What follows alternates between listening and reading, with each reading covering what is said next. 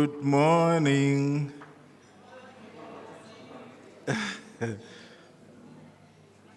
Good morning.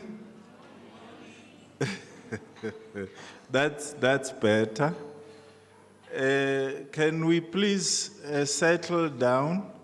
You can bring your cup of coffee to your table because according to the program we are supposed to start.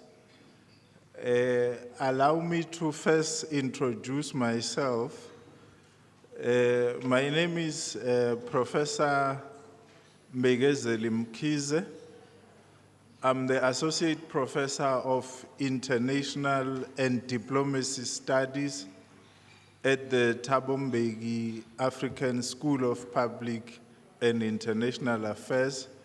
It is indeed a great honor and privilege for me to stand in front of you today, given the importance of the subject that we are going to talk about, knowledge creation. It's a very important subject. Maybe I should also remind you that, as you can see on the program, I'm standing in for Professor Lebakeng. Apparently he has other challenges, so he couldn't be with us at this time. So let me take this opportunity also to apologize on his behalf, to say his absence is well taken care of. So please sit down, relax, you are in good hands. Like I was saying, today's theme is Unisa's catalytic niche areas, powering change. Hey, the sound. So basically, what Unisa is trying to do is to ensure that the research we do as academics, emerging and established academic, does make a meaningful impact in society. Because just imagine you publish a thesis, a doctoral study, or you publish a book. 5 years down the line, you are going to check how many people have cited that book. It's only yourself. So you've been citing yourself. Then you must ask yourself, has this product made a meaningful impact in society? So on the program, I have a distinguished professor who's going to take us through the ethical use of AI, the risks of using AI in research. Because as academics, we also don't want a situation where you enroll for PhD or you enroll for master's degree. Within a week, you produce a research proposal. Is it possible? Of course not. It's practically impossible. So in other words, the keynote speaker today will take us through how to use AI and what AI means in research. Because a lot has changed. Research has evolved. Technology has evolved. So as a school, we must also evolve. As researchers, we must also evolve. We shouldn't be like companies that used to be powerful before technology, and then they became obsolete, and their skills became obsolete. So today we are trying to make sure that we're going to capacitate each and everyone in the room to make sure that we understand the importance of AI, especially in research. And of course, how to conduct research. Because some of us, even professors, you submit an article to a journal, then it gets rejected. Not necessarily because your paper is poor. Sometimes it's not poor. In most cases, you didn't read the guidelines, the author guidelines, how you were required to put your paper together. So these are some of the issues that I hope we are going to touch briefly on today, so that we familiarize ourselves with the publish or perish debate. That if you don't publish, you perish in academia. But because of the fear to perish, we end up taking shortcuts. We end up using AI so that I want to publish 6 papers in 1 month so that I don't perish. So I think we need to consider the ethical use of AI and take it very seriously, because we are not advocating for a complete rejection, a complete disregard of AI, but we are saying where possible, try to make sure that it's a tool, but it has to be used ethically. Without further ado, allow me to welcome on stage our Dean, Professor Paswane. She's going to give us the welcoming remarks and also welcome everybody at the University of Land, which is the University of South Africa. We are all privileged actually to be here, because this university gave birth to all the universities we have in the country. So we should clap hands for ourselves before we even clap for the Dean. Madam Dean, the floor is yours. Let's give a round of applause.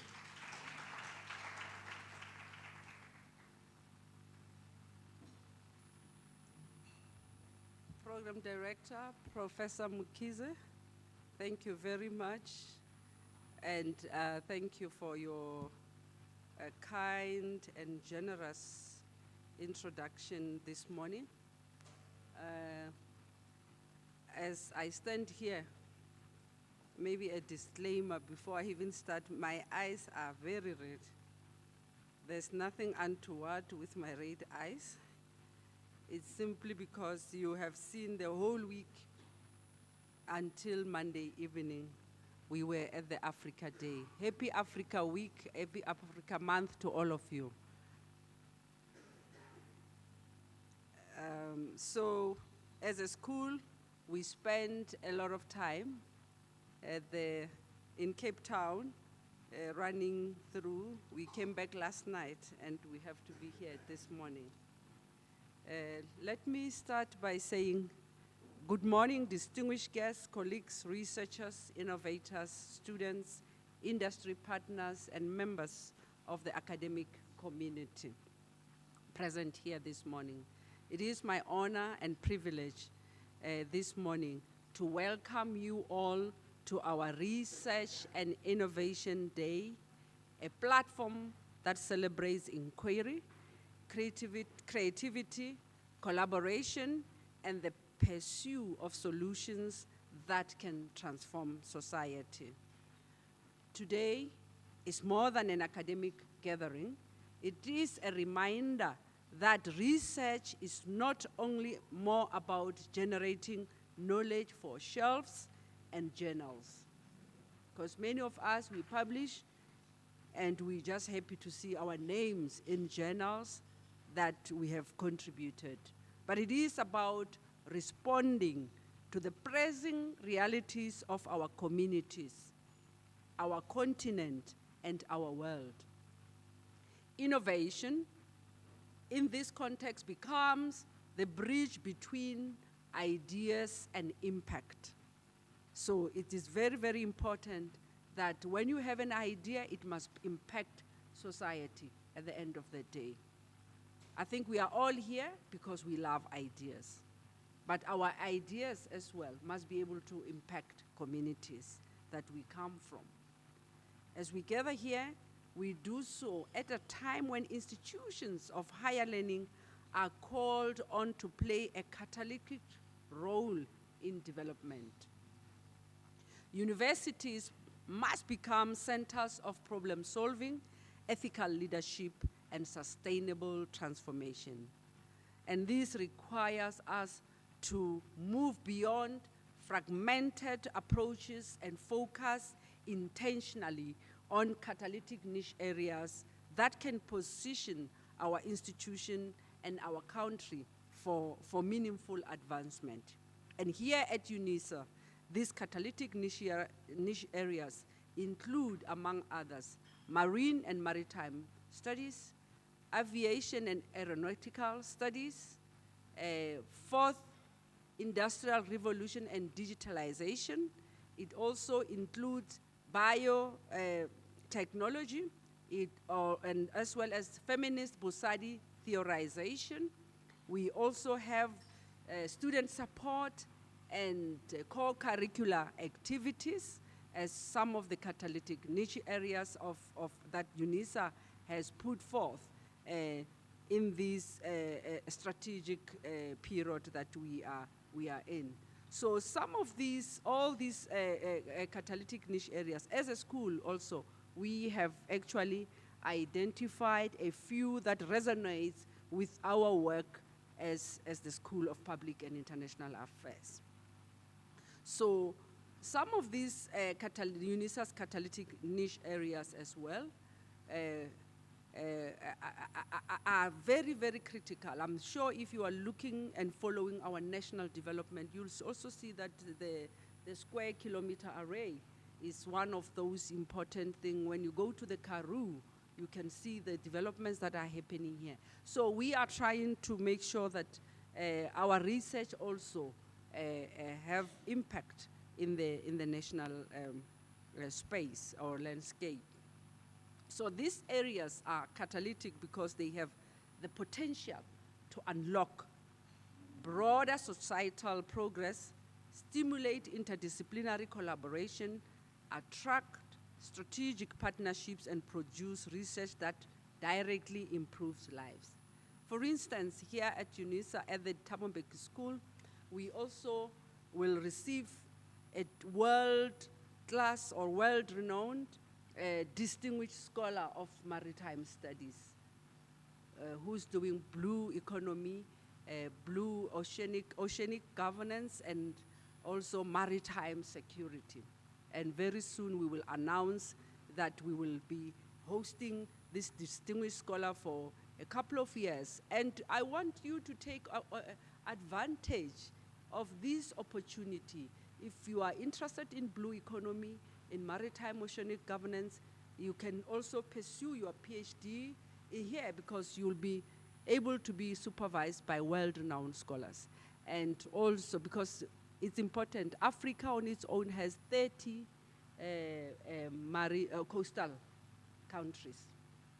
So you can imagine our ocean, we need security around our oceans. We need to know what is happening around our oceans as well. So that's why we want to assist in developing a policy for blue economy at the continental level. And so you could be some of our up-and-coming scholars of maritime and marine studies here at Unisa. And that's why I'm also inviting you. Today, we also have Professor Kristen, who's going to also be taking us, because at the school as well, we have fourth industrial revolution and digitalization and as one of our catalytic niche areas. And these scholars are experts in their own right, and they are able to supervise and attract postdoctoral studies students to the school so that we can develop this here locally in our own country and lead in these areas as the Thabo Mbeki School. So these are new exciting things that are happening at our school, and I invite you that as you come here today for this specific research and innovation day that is dedicated to the Thabo Mbeki School, you must be able to know what is on the pot for us. Feminists, humanist Busadi, we are also attracting a distinguished scholar to come, and we will host them here at the school.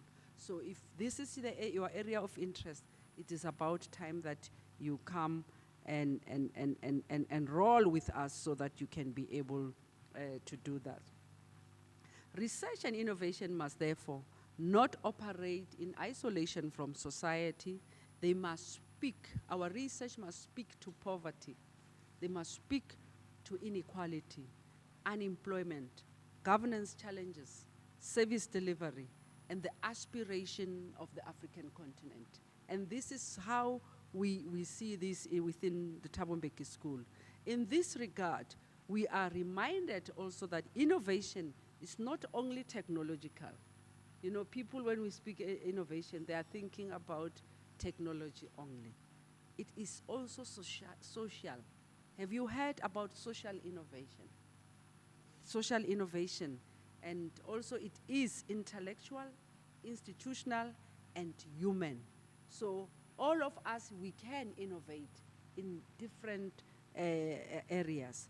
And today provides an opportunity for us to showcase groundbreaking work, exchange ideas, build networks, and inspire the next generation of scholars and innovators. So let us use this platform today to encourage bold thinking, ethical scholarship, and solutions-oriented research that leaves no community behind. And to all the presenters, the exhibitors, organizers, sponsors, and participants, thank you for your dedication and contribution in making this day possible.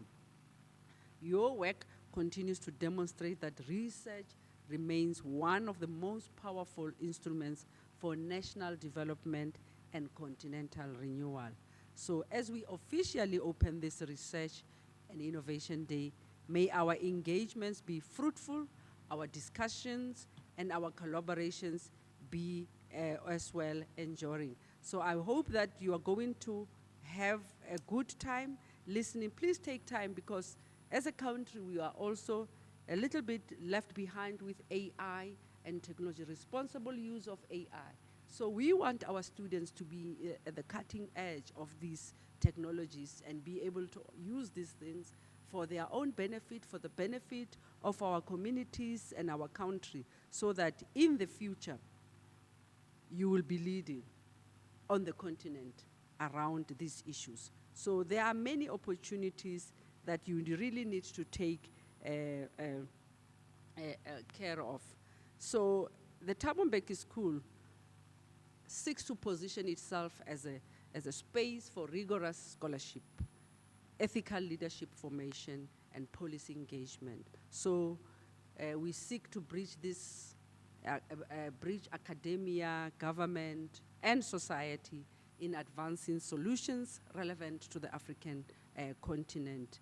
So at a time that is marked by geopolitical tensions, democratic pressures, as well as economic inequalities and shifting global power relations, the African continent is increasingly challenged to rethink also sovereignty, solidarity, and the renewal of institutions. And therefore, as we gather today here, we have to do this so that we can be able. This school, for many of us and for many of you, is a school that is an important intellectual expression of the African Renaissance vision.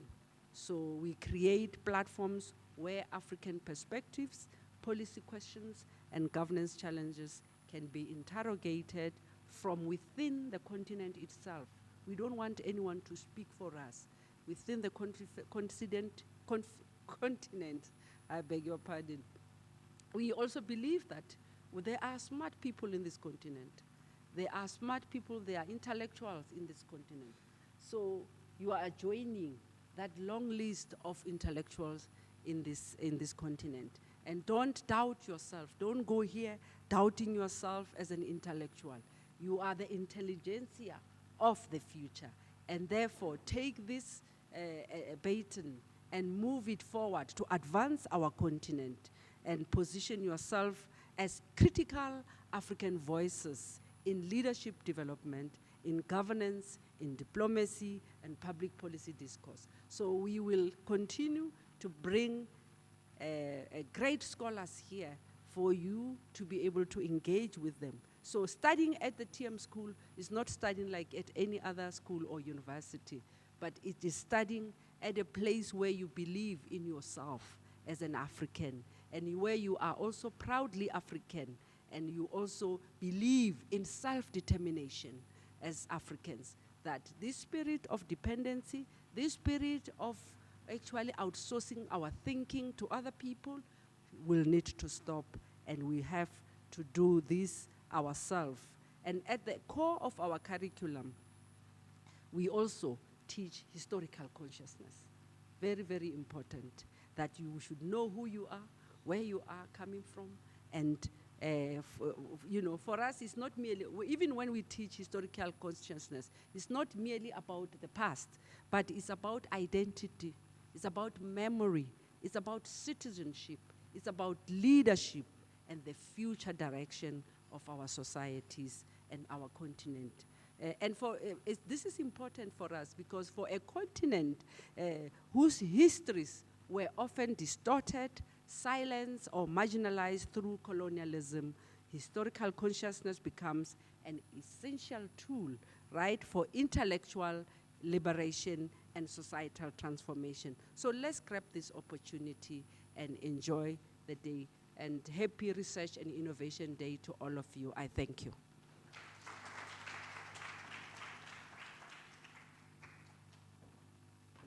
Let's give Madam Dean another round of applause. I'm saying this because, Dean, thank you so much for being a loyal and dependable and trusted soldier to the school, because she participated actively last week in the Africa Day lecture. So you can imagine she's been there the whole week participating, and she's asked to come and welcome all of us here.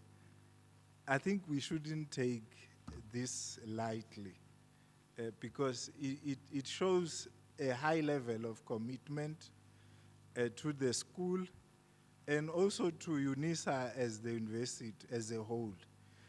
But I think what we should also underscore is that what the Dean was also trying to remind us is that we must make sure that the research that we do, actually let me use the correct word, that we conduct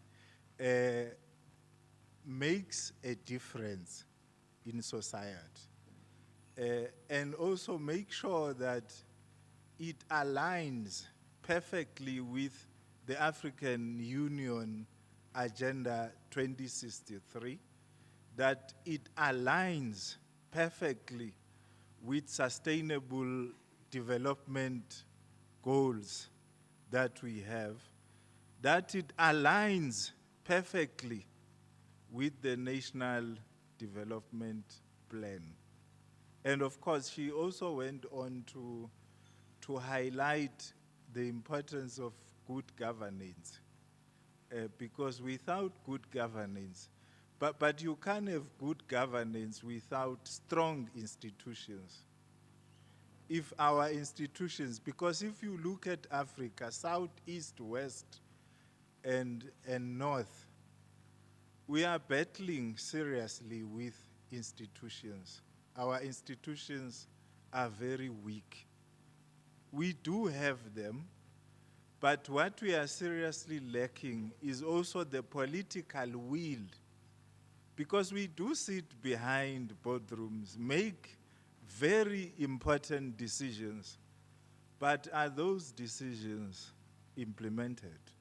Because it's one thing making a decision, but to implement it, it's also another.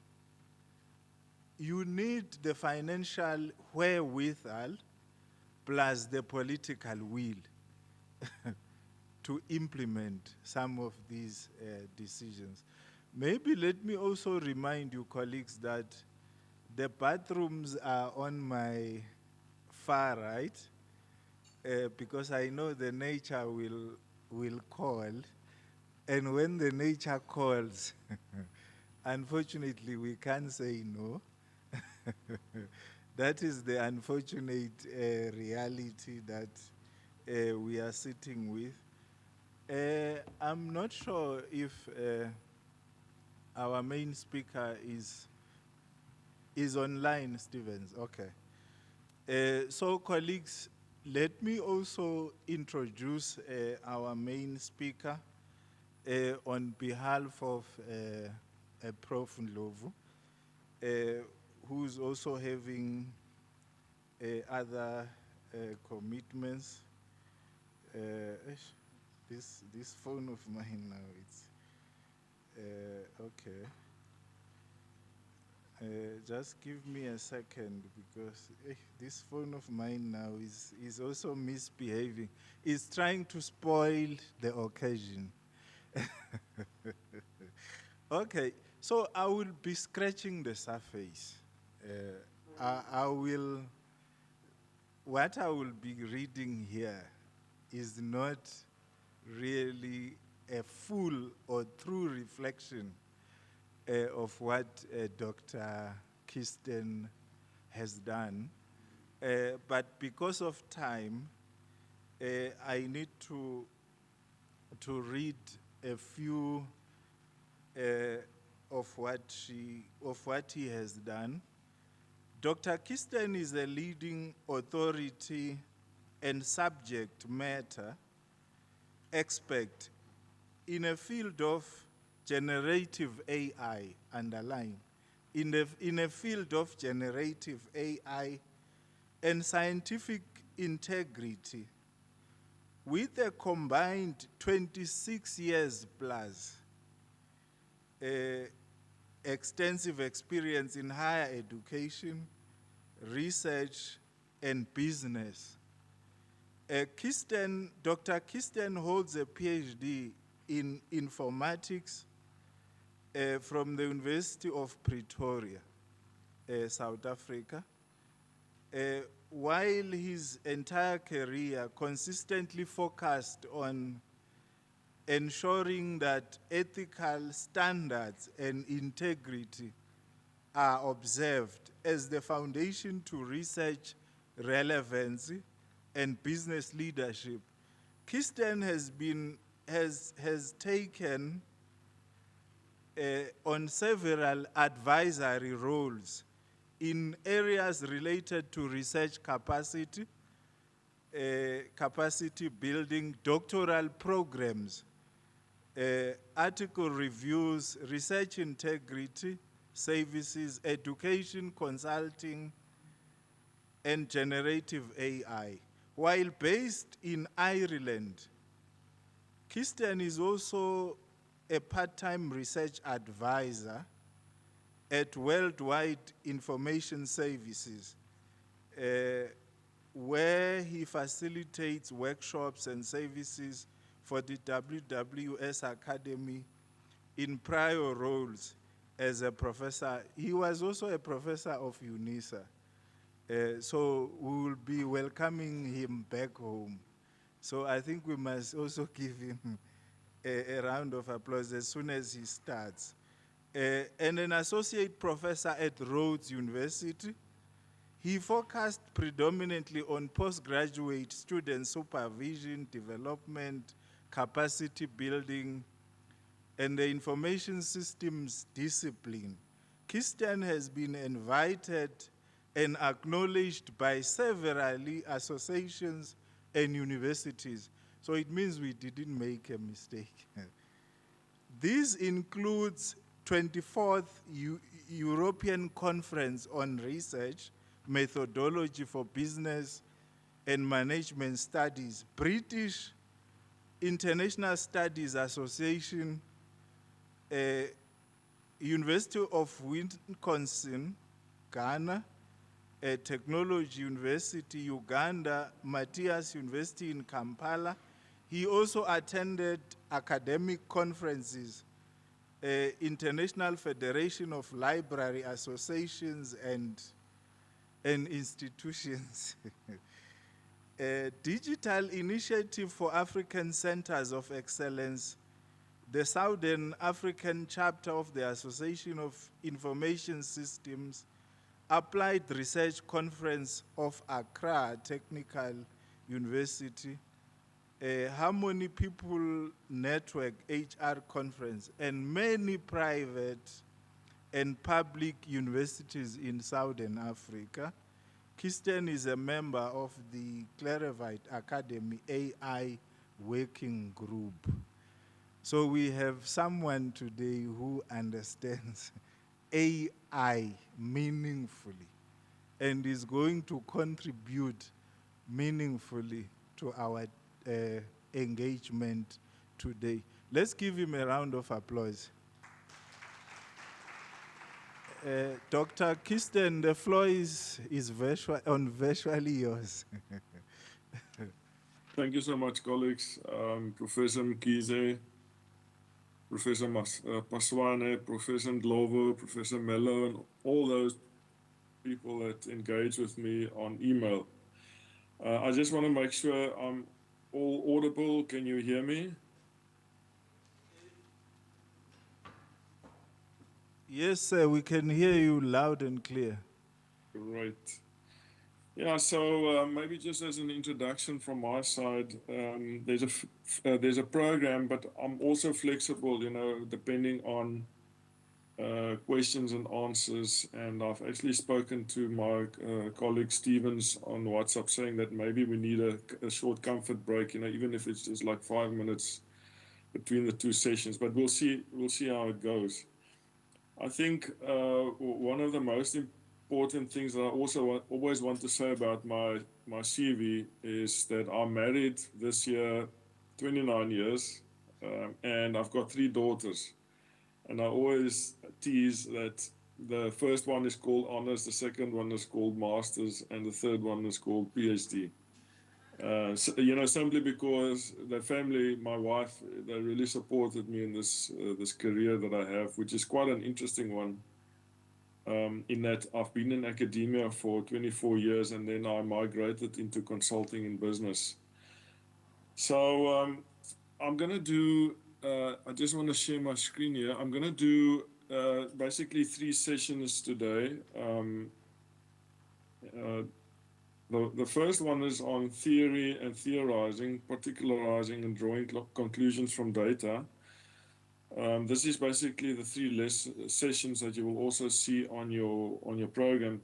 But what is interesting about how all of this started and why I think it's important to talk about theory as a core principle is that when ChatGPT came out, and Professor Mkhize, you mentioned that you can write a proposal in a week.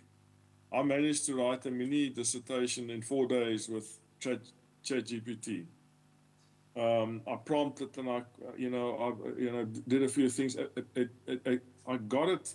I got the mini dissertation. I got it examined, and it passed examination because at that stage there were no detection tools or any of that. But the examiner, who's also a retired professor from Unisa, said a few interesting things. He said, the English is good, the writing is good. It's a little bit bursty, but he said very few people would pick up that it's AI. So I thought about it. I said, you know, what is it that we teach our students if it's so easy to just generate a mini dissertation? And I started digging deeper, and I found that 2 of the most important issues is the fact that firstly the references are in that specific case were almost all of them were fake references. So the references really was a problem. But secondly, when it came to theory, you know, the theoretical elaboration that we do as a core principle of science was completely lacking. I did further experimentations after that, and you know, trying to do, you know, use a theory to do data analysis using AI to sort of outsource that side of things to AI without doing it myself. And I really struggled, you know, because a solid scientific argument is about presenting scientific claims, presenting the correct and right evidence. It's not dumping all the evidence in a document, it's selecting the best evidence. And then it becomes actually more complex because you need to make links between theory and data. And then you need to elaborate, you know, you need to select the best quotes. And at that point, I find, and consistently, I found that AI does not help. It does not work. I remember about 2.5 years ago, I was doing a presentation. I think it was the first presentation after I generated my mini dissertation. And the first question that came from the floor was, why do we, you know, do we still have a reason for existence as academia? I said, absolutely. You know, we need to maintain the core of science. You know, philosophy and theory has been keeping science intact for the last 200, 300, 400 years, even since Aristotle. Philosophy has been helping us. The PhD has a PH in it for a reason, because it's all about philosophy. It's about the theory of knowledge.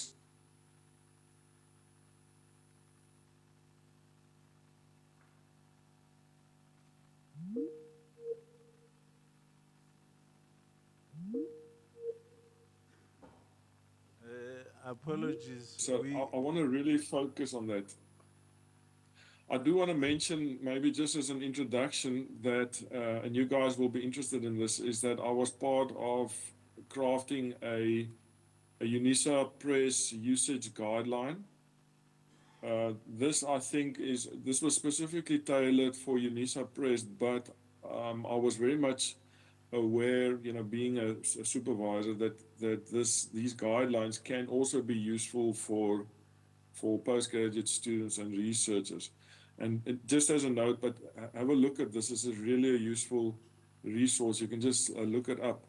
It explains what is academic integrity.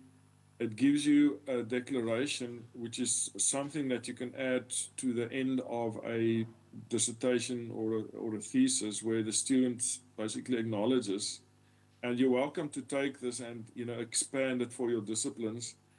It's also got a checklist where a student or a researcher can go through each of these different AI uses, and basically it covers everything except a few that I picked up recently with engineering. You've got AI generated modeling and those sorts of things.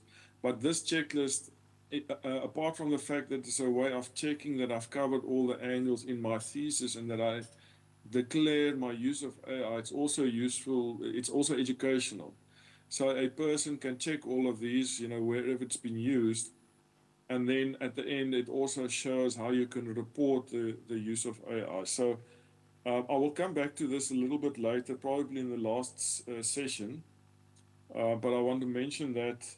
And then also last year I had the privilege to examine a thesis from Unisa on ethics, and was quite an interesting one. And I must say, I mean, Professor Paswane said, you know, we need to raise the bar, and it's very important to have those conversations. But on the other side, I must also say that, you know, the views from people outside Unisa is that Unisa is still a strong brand. I know, you know, I've got lots of engagement in Ghana, and those students consider a Unisa PhD a very highly recognized qualification. So don't be too hard on yourself. When I was at the School of Computing, I was there for 5 years, chair of the High Degrees Committee. I had a student from America, and I said to him, his name was Daniel Jennings. I said, Daniel, why did you come to Unisa? He said, well, his boss did a PhD at Unisa, and he said it was a good quality PhD. And so he wants to come to Unisa because his view was it's the best combination of quality and price. So South Africa is still a academic hub of Africa, and it's important. And I think if we start looking at the good stuff as well, it's going to help us, grow our identity. So thank you for all those introductions. I want to start, as I said, my first session will be on theory, and it's simply because I've seen that it is the core of science. I didn't understand this until very late in my own PhD, which I've finished in 2013. But if we understand what theory is, it's going to help us be aware and discern when to use AI or any tool and when not to use it. It's really about awareness and discernment. And so there's three core definitions, let's say very well-known definitions of theory. The first is it's a statement of relations between concepts within a set of boundary assumptions. And you'll see over the course of the day, I'll bring everything together, referring back to this, but I need to start with the heavy stuff. Let's have a good breakfast. So it's a statement of relations amongst concepts within a set of boundary assumptions and constraints. So it's a set of concepts, and my style, you'll pick it up, is to show examples. And so this would also be how I, present this to students. In this instance, the theory that this specific paper used is a set of concepts and relationships. So you've got all these concepts, and then you've got relationships between concepts stated in the form of hypotheses. So, for example, service quality affects perceived usefulness. And so what this device here is, or this visualization, is basically a linguistic device to organize a complex empirical world. And it basically that says that sometimes the world out there that we try to research is so complex that we don't have the language for it. And therefore, we as researchers, we have the responsibility to develop those linguistic devices to organize the complexity of the world out there.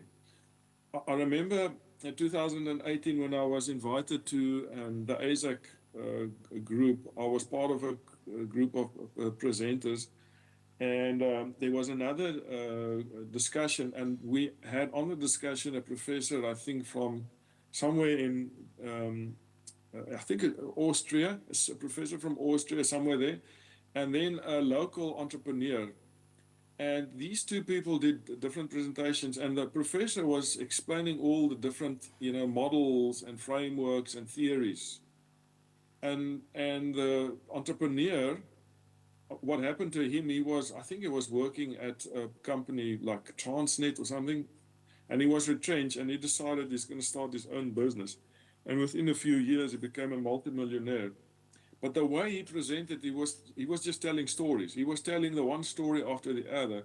The academic was giving the one analytical example after the other. And I thought to myself, because it was about, the topic was 4IR.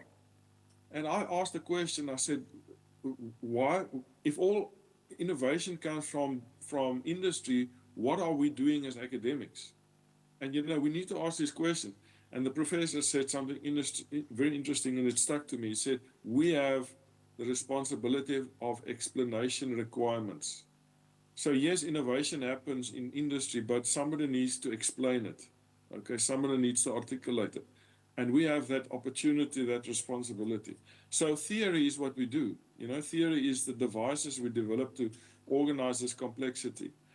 Great researchers like us invent explanations. So it basically means that there are things that we observe, like in this case, we're confronted with phenomena or data that we cannot explain. And it is really the case that often you see and observe things that you cannot explain, and now you need to invent explanations. And just this very definition says that we can't use AI to help us explain new or unfamiliar phenomena and data, especially contextually sensitive phenomena and data. And this is what we are interested in as researchers in Africa. I mean, I'm based in Ireland, but I come from an African context, and I studied the critical ethnography in a deep rural community in KZN. So when I went there, I was confronted with data and phenomena, and there was no words to explain what I observed. So I had to invent explanations. And then just this definition says we can't use AI to explain it for us because AI has no data to explain it. We need to invent it. Okay, and that's important to know. And if we know this, we will know when, firstly, we will know how important theory is, but then we will also know when to use AI and when to rather stay away from AI, not to use it.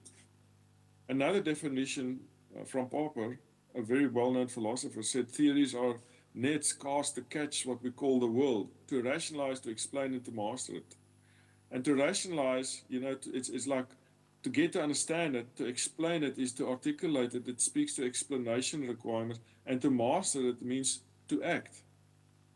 It really says that we need to work with industry to help them with explanation requirements, but they need to help us with the phenomenon data, giving us access and understanding of that. And together we can develop new theories, And theoretical contributions are very critical for PhDs especially. And this is something I didn't understand when I started out. I thought I'm going to become an expert on my topic.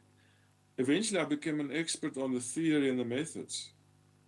On the topic area, within 3 months, I discovered a textbook that was doing exactly that I was doing, just using different words in a different context.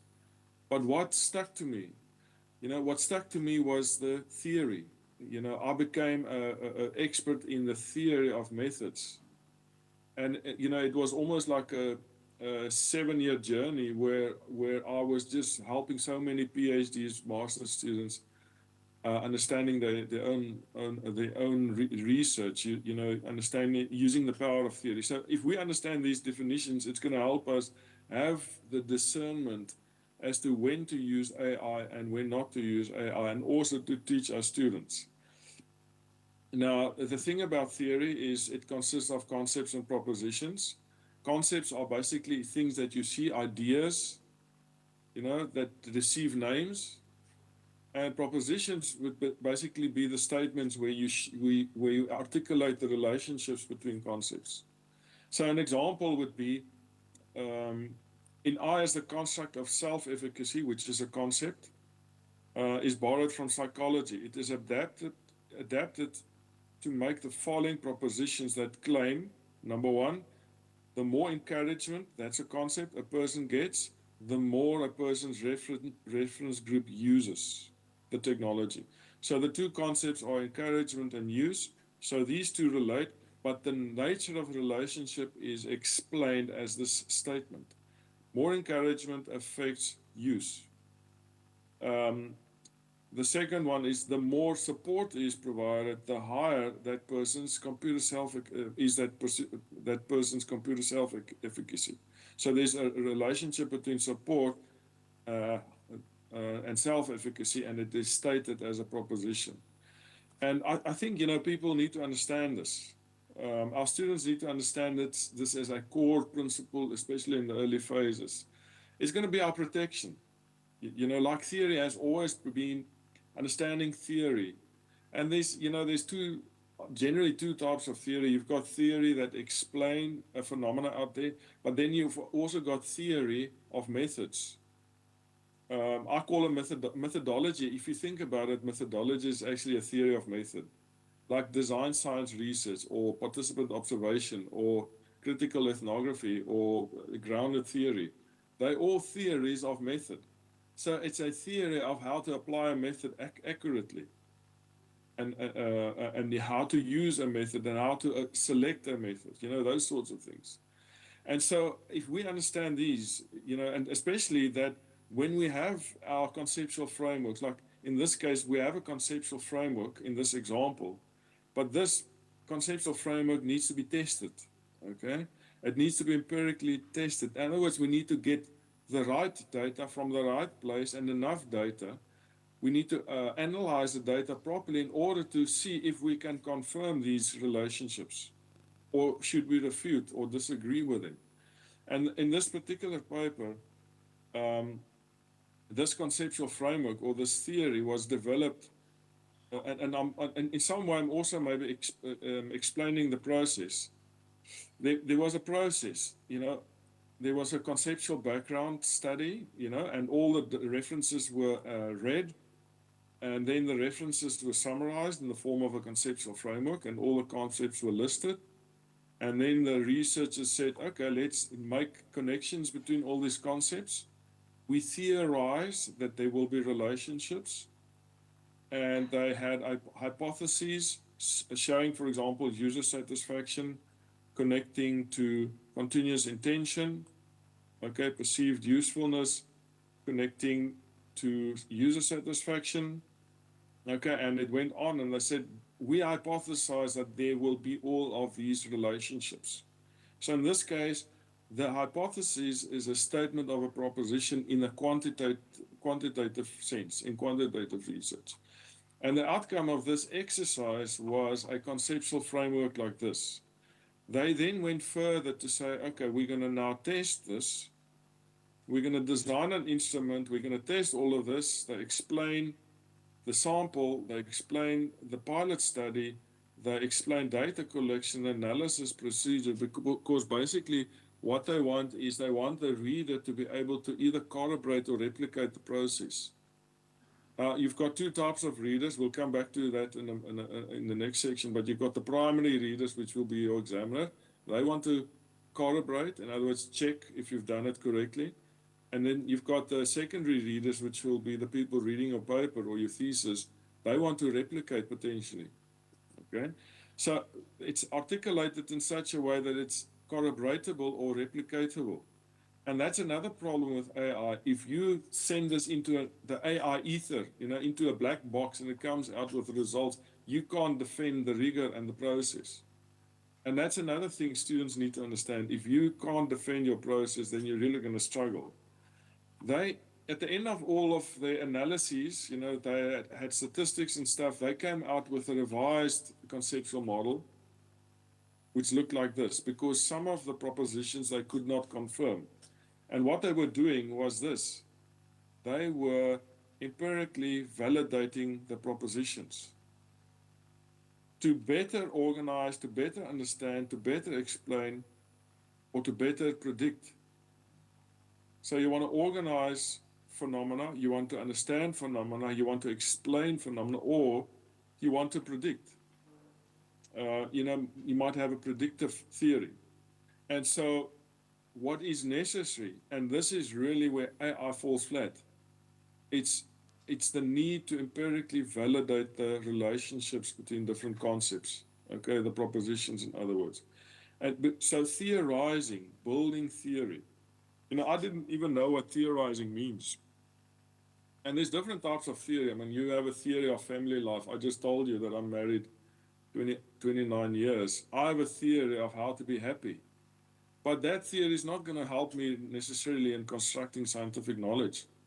I've got a theory about exercise or eating healthy, but that theory is not going to help me with my, with my research. So we need scientific theories. I didn't know what theorizing means, and I sometimes feel that we use words that are so complex that we self don't understand it. So what we need is, at the end of the day, when we have these claims, it should be tested empirically, so that we can complete the link between theory and its empirical content. And so basically what it means is this, and I try to use these examples to illustrate, and to make things simple. I mean, if you can't understand can't explain your study to your grandmother, then you don't know how to explain it. If you have to use big words all the time, you don't know. You need to be able to simplify your study, to explain it in such a way, and the thing is, I think in my case, I struggle a lot, and it's because, some limitations. Like my first language is not English, so I had to always fight in somebody else's clothes. Like King David, he had to fight in King Saul's clothes, and he said, no, I can't do this, but I have to fight in somebody else's clothes. I have to fight in somebody else's language. So I had to think a lot about how to explain this for myself, because you've got these different layers. But it helped me to explain better, But what basically means, it means that you've got the theory on the left-hand side here, and then you've got the data, and these arrows say how you try and make these connections. So the green arrows, the ones in the middle, show that sometimes you get concepts in literature which you can confirm in the data. Sometimes things emerge from the data that you don't find in the literature. And that's also important because it could speak to the context. It could be that the theory comes from a Northern European Western environment, and the concepts in that theory don't connect to the local realities. And then the data will give you certain things that don't fit with the theory. Or it could be that there are certain things in the theory that you don't get in the data. That could also be context related. And so, what I'm illustrating here is actually what I call theorizing, okay? And it's not just me. I mean, if you go and read the literature, this is theorizing. It's where data and literature tries to find each other. So you find stuff in literature that you don't get in the data, or you find stuff in the data that you don't get in the literature. That could potentially be new contributions. What you don't want, and this is the risk if we do weak research, is that we have these disconnects because you haven't read all the literature or you haven't collected the right data. You don't want that to happen because that speaks to a lack of rigor. But if your rigor is in place, you can argue for a contribution. And so in this case, this little table at the bottom is basically just to illustrate how the research questions align with the literature themes, align with the interview questions. So I know that by the time I've got interview questions, it aligns with all the literature themes and the research questions. I don't have interview questions which doesn't have literature, or I don't have literature without interview questions, or I don't have a research question with no literature or no interview questions. So this, I call this the research consistency matrix. It's a tool to help me interrogate theorizing. And this type of alignment is something that I, as an author, a researcher, need to be involved in. And I can't outsource this. I've tried many times. I can't outsource this completely. And I'll show you some examples. AI cannot make these connections, especially if you work with research that's contextually sensitive, like what you are doing. The research is contextually sensitive. I need to personally, using my creative, critical mind, make these connections. And the same with this research consistency matrix. But what this one basically did is just, what I did is I reverse engineered this paper, showing how each of these hypotheses, which you see on the left-hand side, links to an independent and dependent variable.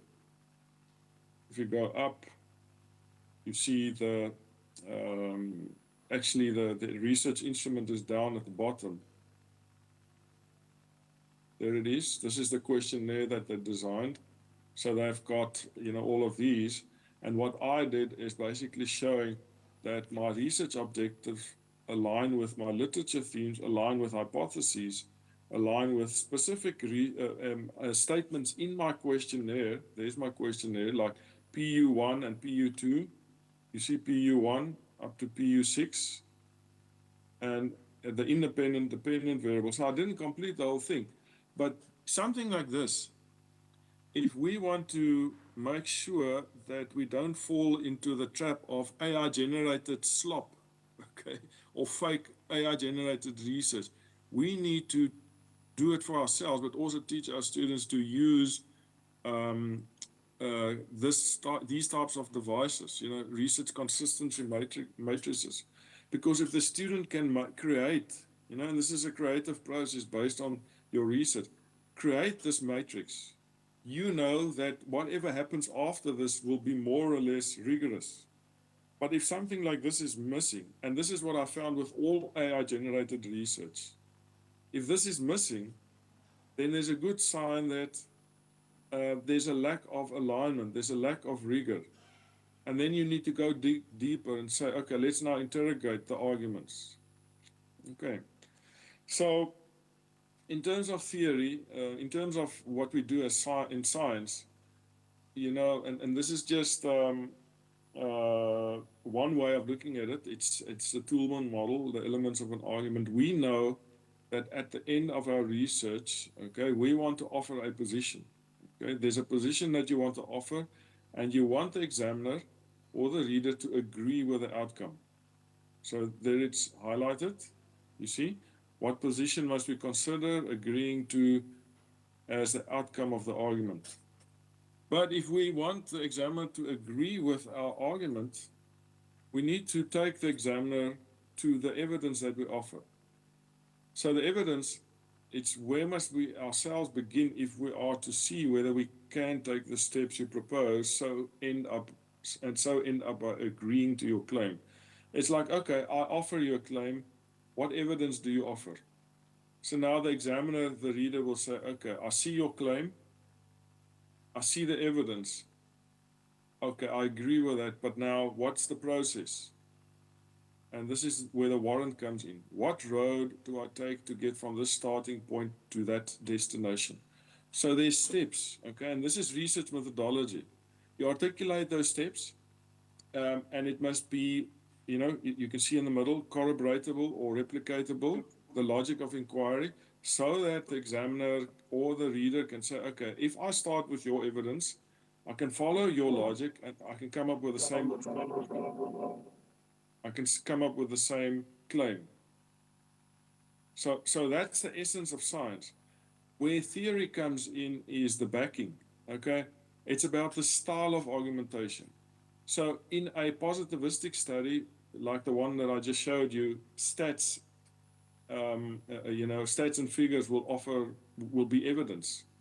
But in a more interpretivist study or qualitative research, you don't look at frequencies and things like that. You look at meaning and perceptions. And so what counts as evidence depend on the backing, the authorized argument. So authorized argument says, who says I can use this warrant? Who says I can make these connections? You know, and if we understand, you know, this dynamic of where theory comes in, you know, theory fits into here. It's a style of argumentation showing us what evidence should look like, what claims should look like, how the warrants look like, and who says it's appropriate. So, for example, does this route, you know, from this evidence to that claim, does this route take us to the required destination securely and reliably? And what other general information do you have to back up your trust in this particular warrant? Okay, in some cases, theory only applies to certain contexts, or there will be counter theories, rebuttals, or there will be boundary conditions. This theory only applies to certain contexts. Or you know, the application of these claims is only contextually relevant, or there's only disciplinary relevance. And you know, this framework we need to understand, because then we will understand the limits of AI, for example, but we will also be able to defend the rigor of scientific argumentation. Just an example of what I'm illustrating, you know, looking at claims, it's a position that in this case I'm offering to a reader, and the position I'm offering, the claim, looks like this. Let's take the second one. The results of the concepts grouped under this theme confirm that designers rely on introspective abilities during the design process. That is a claim, okay? It shows that these introspective processes often operate subconsciously or unintentionally. That's a claim, because I'm offering a position. So now the question is, if this is the claim, and by the way, you can see that I connected the claim to evidence from chapter 2, which is my lit review chapter. But in this case, if this is a claim, what evidence can I provide? I provide evidence from my data. Now this here is a qualitative study. There were like 9 or whatever participants. How many is this? Yeah, 9 participants. I did extensive interviews with them. And from these interviews, there were a whole bunch of concepts, and each of those concepts were grouped under a thing called using intuition, introspection, experience.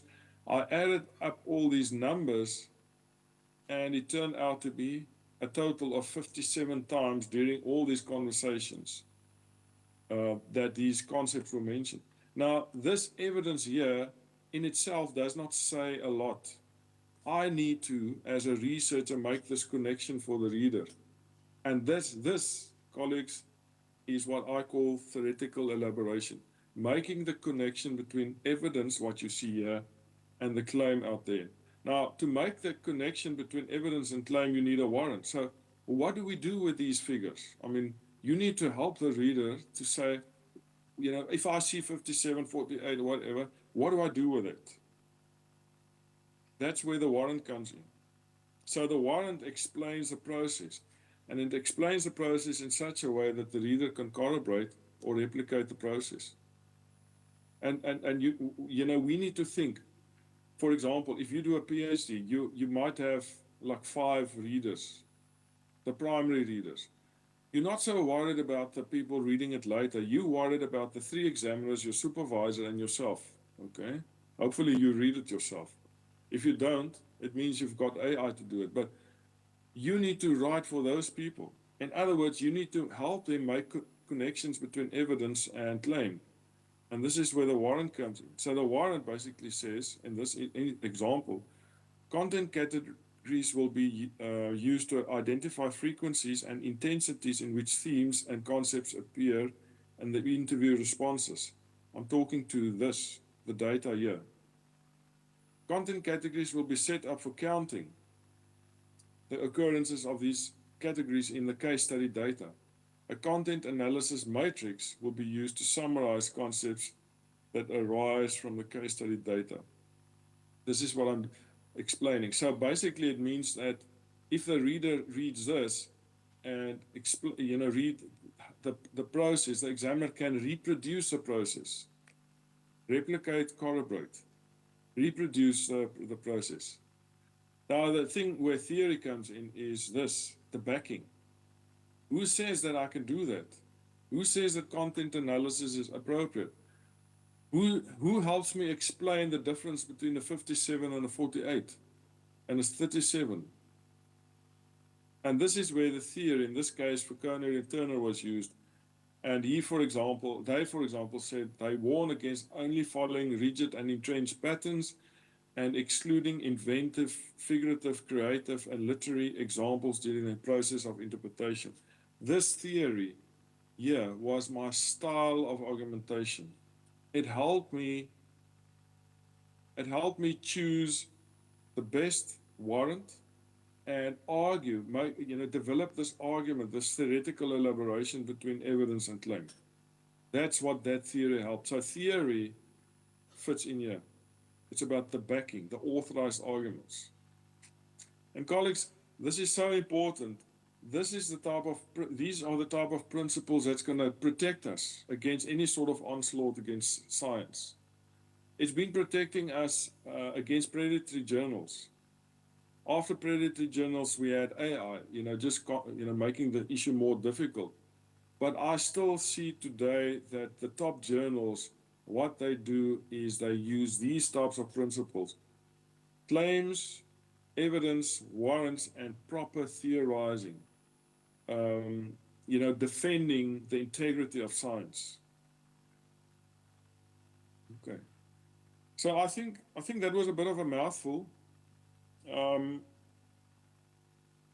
There's some other stuff I also want to show. So maybe just show this example that so let me step back a bit. There are different claims that you need to make. Okay. Now, Ujalanki and Gwenyama came up with a set of 10 claims. And by the way, claim 10 has changed significantly with AI. So this one needs to be expanded. There's an expanded version, but that's a whole different workshop on its own. But there are 10 overarching claims that most researchers have to defend in their research. For example, the question proposed by the researcher is relevant and persisting in the field of study.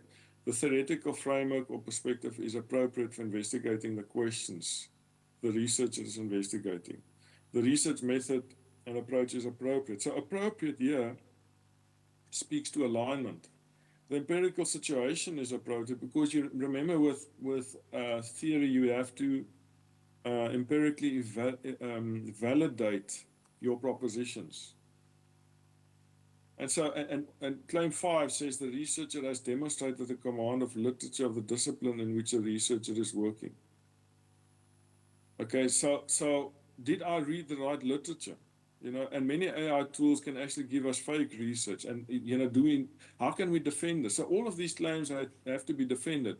The two that is mostly related to theory is the theoretical framework or perspective is appropriate. It speaks to the backing. And you've mastered the literature. The researcher has demonstrated the command of the literature, the backing of the theoretical foundations upon which the research is based. It's your style of argumentation. And basically it says, if I'm doing interpretivist research, I'm not going to do surveys and statistical analysis because that method does not fit with my backing. It doesn't fit my theory. I'm going to do in-depth interviews, for example, or participant observation. I'm going to collect qualitative data. It fits better with interpretivism. Okay, so, you know, I've shown you claims, evidence, backing, but also if you look at the first scientific claim, the question proposed by the researcher is relevant and persisting. Just the way you write introductions also follows this principle: claims, evidence, warrant, and backing. So in this case, there's a claim here: for decades, the information systems discipline has held that weak or absent top management support is a barrier to successful ICE implementation and change projects. There's actually two claims. The one speaks to the problem, and the second claim is for decades.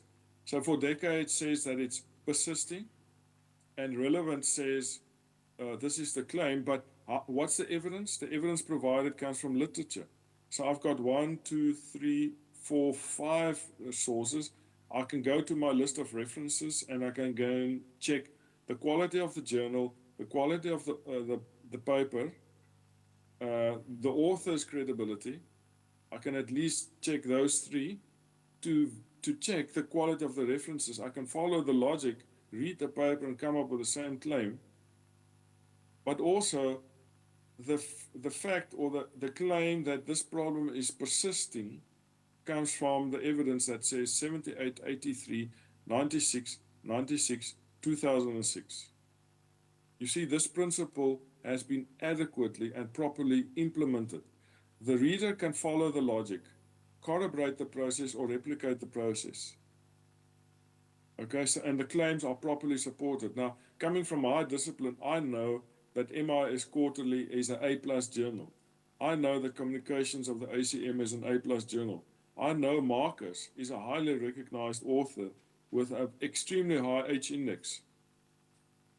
Now, I want to show you an example, of a platform that literally helps you generate a thesis. Now, this is hair-raising. This platform, and it just goes crazy. I mean, one prompt, it generates an 80-page academic document from AI. So you need a moment for this. Now, one can get concerned unless you start looking at the quality of the argument. Now, the one example that I've always been looking at is business. So business, this particular platform, there's a prompt, okay? There's a prompt, and it literally, the prompt generated this document. There it is. So I can, if I start looking at this, my first impressions is always good. You know, that's AI. Always a good first impression. The English looks good. It mimics academic writing. But if I start using the principles of scientific argumentation and theorizing, I start seeing problems. For example, here I see claims. For example, this model is primarily enabled by digital platforms that mediate exchanges between resource owners and users, facilitating the efficient efficient utilization of underused assets, and reducing costs associated with sharing activity. That's a mouthful, but they only give me one reference. Okay, there's a claim, give me proper evidence. So in the first line, I see a problem. Okay. The second thing is you won't see it now. I mean, I need to scroll through the 66 pages here, but there are no research consistency matrices. There's none of this type of thing. None of this, okay? There are no advanced organizers. There's no explanation of how the research questions align with literature. There's none of that. So it's missing. Typical AI-generated writing have this. Okay, there's a lack of a golden thread. If I go deeper, I just start reading. I see most of the time you have this single reference writing. So which means every claim only has one source of evidence. And also, I don't know if this evidence is the best evidence to support the claim. Now, your dean spoke about this history. Note this, and this is where the whole thing falls flat. Historical development. I mean, if you want to do historical development, at least you want to go back into history. But all the references come from the latest. So clearly, you see all the references. It's just the most recent references. I mean, I even don't know if this actual reference says what this claim says. It could not. If I go and trace the reference and I read this, it might be that this reference doesn't even support this claim. But now there's a discussion on history, but no historical literature. So instantly I can see there's a problem. I don't have to do any AI detection. I just applied scientific argumentation principles. I saw the problems. It took me a few seconds. And you can now say, okay, let's do an AI detection. And yes, I did that. It's 100% AI. But you can do AI detection and you can go the disciplinary route, or you can say, you know what, let's follow the educational route.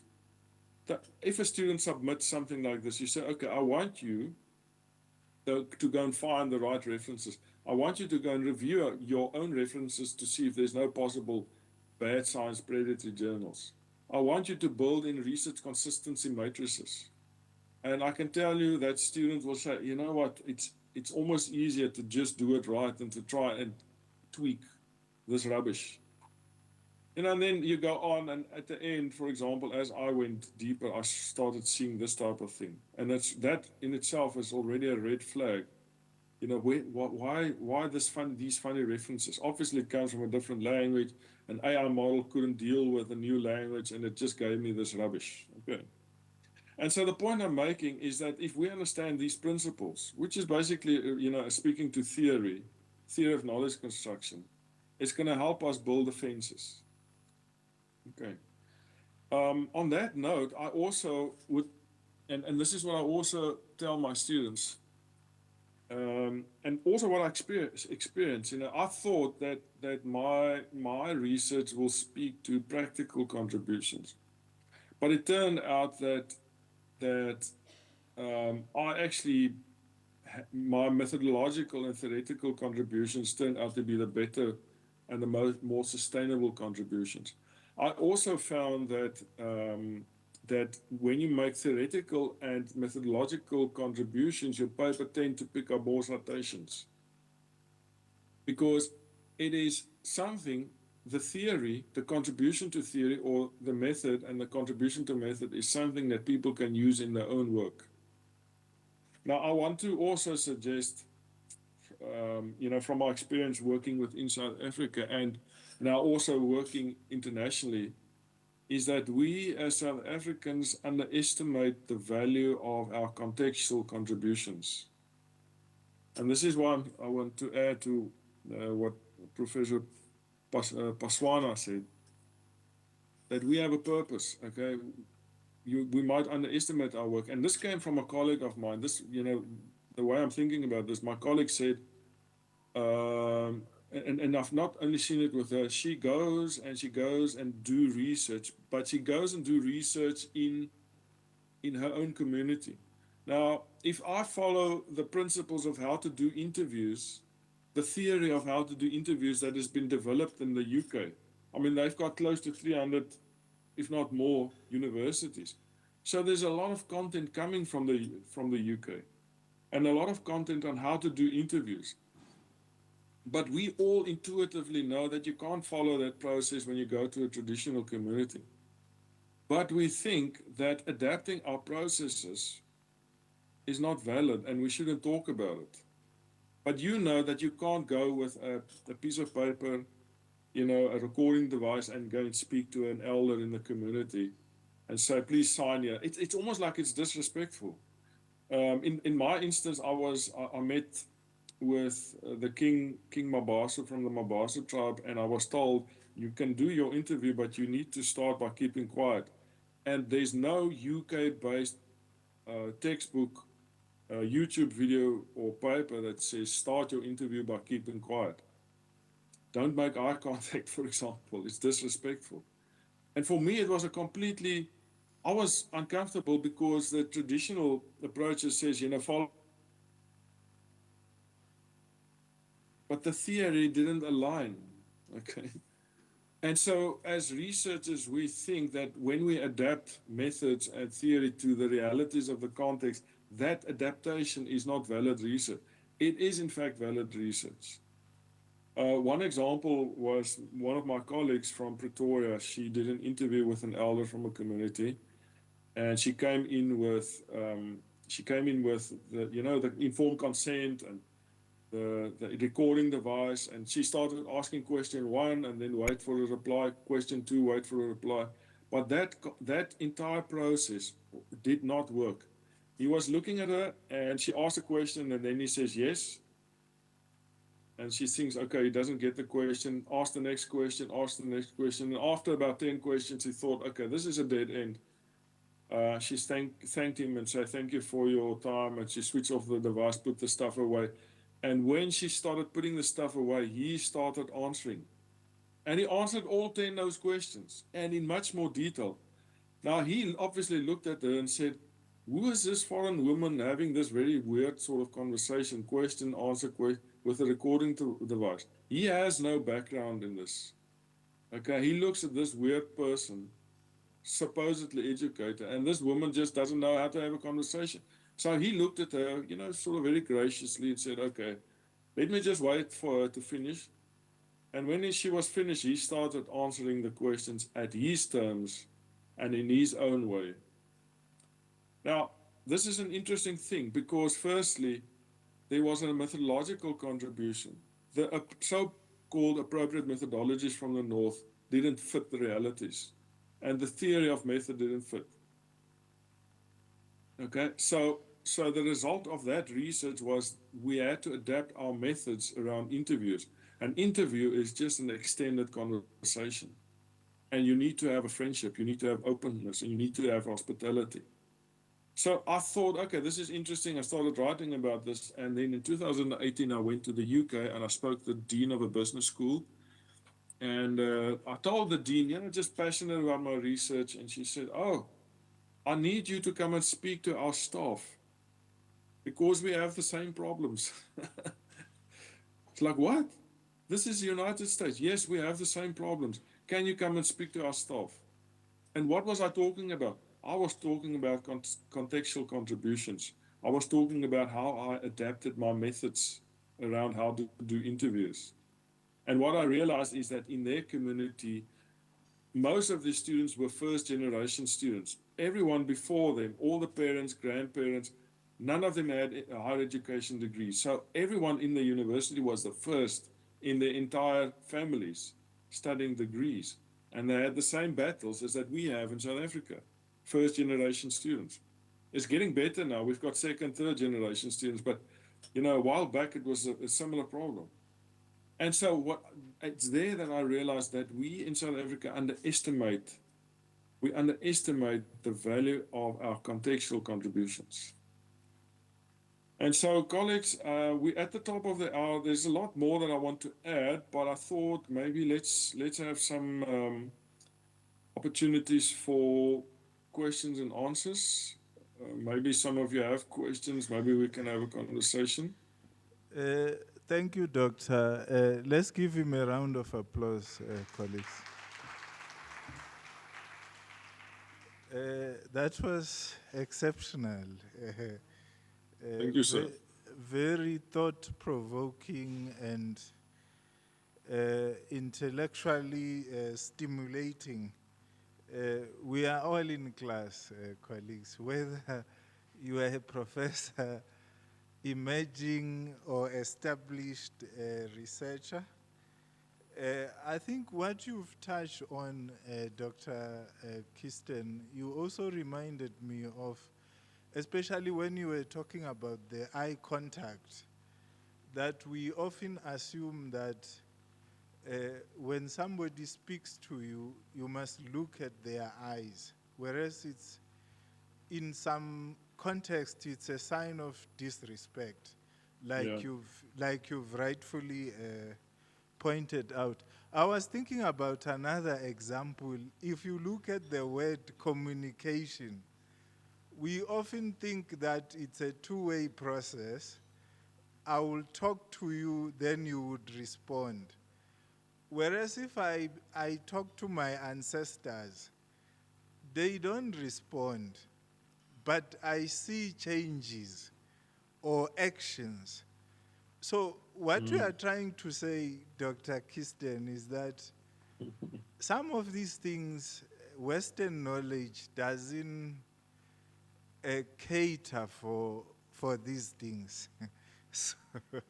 So that's where there is a need for what we call researcher ingenuity, creativity. That the researcher must be able to know what the literature says, must be able to know what the theory says, and what the data that has been gathered says. So what Dr. Kirsten taught us today is that the research process it's a carefully planned process. It's a process that is informed by logic to be able to achieve or adhere to basic academic principles. He spoke about scientific argumentation principles. So, but where it starts in his conversation is when your research questions are poorly formulated. I'm sure you saw in the screen that he kept emphasizing the relationship between the research questions, the literature, the themes that would emerge from the data. So thank you for that teaching, Dr. Kirsten, and how you knit, because research is also about knitting. I'm sure some of us have done knitting at some point, where you knit the literature, the data, so that there are stitches, if it's not properly referenced, properly stitched, the scientific rigor that he spoke about, you would be found wanting as a researcher. So, some of the reviewers who are very, very polite, like Mkhize, they would say, I see the potential in the paper. Maybe go back and redo. You see, redo, but he's saying, I see the potential. Because he's polite. He's not trying to demoralize, discourage young and up-and-coming scholars, because we need them. So, colleagues, I would give you an opportunity to engage, ask a few questions, and make comments. But before you do that, I would like you to introduce yourself briefly, not give a thesis. What Professor Falola often tells us, he says when you are asked to introduce yourself, the address must not be longer than the letter.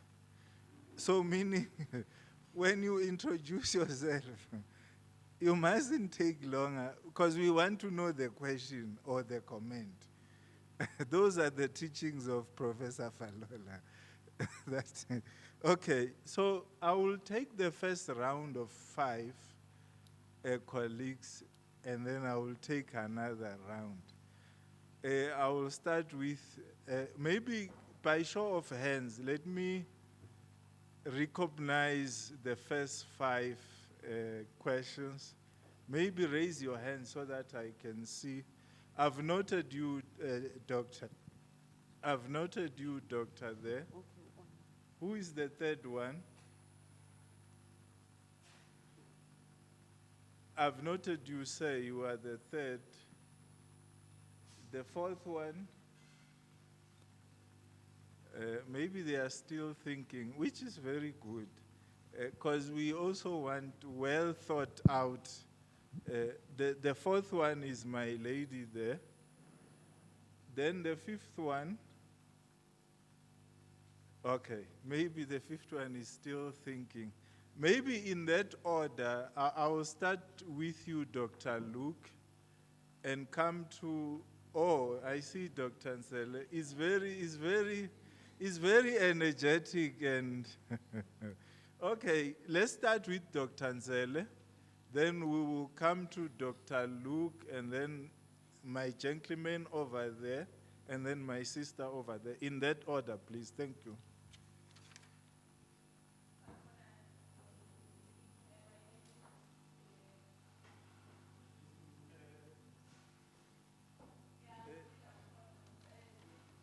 Make sure that Dr. Kirsten can hear you. Dr. Kirsten, can you hear the question?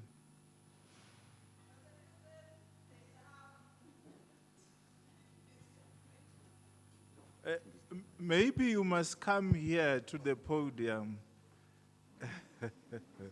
Come and bless the podium. Thank you.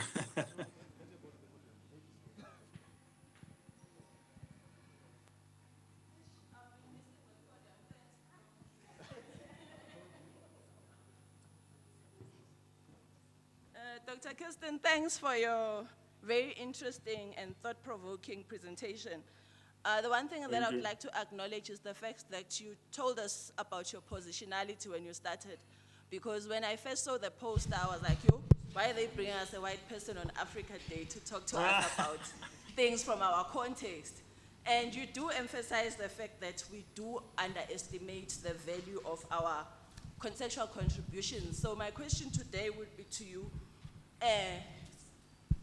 when you speak about scientific contribution and our African context, it's usually, there's a myth that we are not rigorous enough when we contextualize our methodologies in terms of African methodology.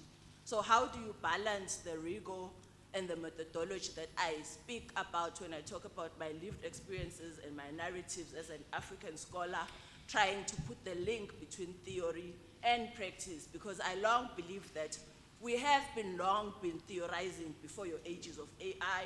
Our forefathers and our forebears have been doing theory in ways that we are starting to dismantle now. So how does our generation now start putting scientific rigor in terms that brings us back to the same issue that you were speaking about talking to the ordinary grandmother on the ground? I thank you.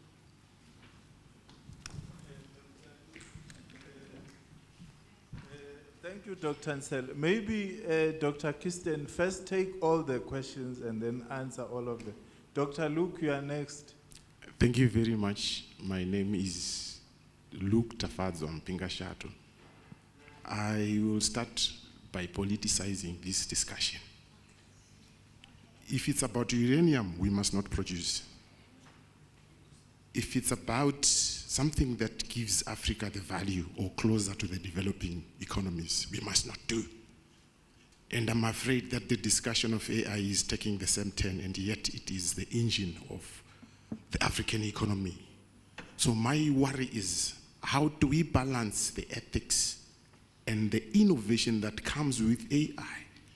Are we not now focusing on stopping it rather than getting it as part of the system because it's not going anywhere for the record.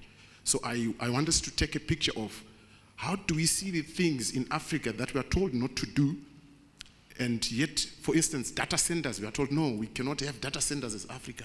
We cannot do our own energy using our uranium that we have. Right at this point, we are being told, no, AI is this bad, this bad. My fear is we're now putting debts to those things that actually should be driving our economies. So how do we balance the ethical approach of it without stopping it and pushing it away? That's my question. Thank you very much.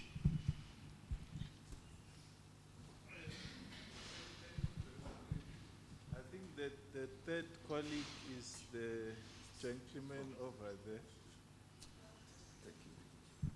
Oh, thanks, Chair. I'm coming to her. Yeah, Steve, I think a major in this subject, some other online institution. Yeah,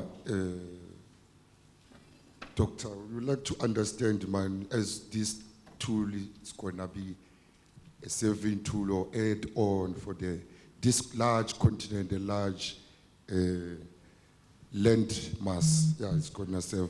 So is it like, how we could understand if maybe it's guided by the Sustainable Development Goals for it to serve as we participate, yeah, for sustainable consumption? And also, Dr. Mann, this other question was to measure, they call it, I think it's going to be new terms like co-piloting, yeah, co-piloting for the context analysis, yeah, to identify frequencies and yeah, co-piloting. For now, like instead, I would like to balance if maybe I co-pilot with Copilot and Google Gemini before ChatGPT was famous. Yeah, I hope you understand. Thanks.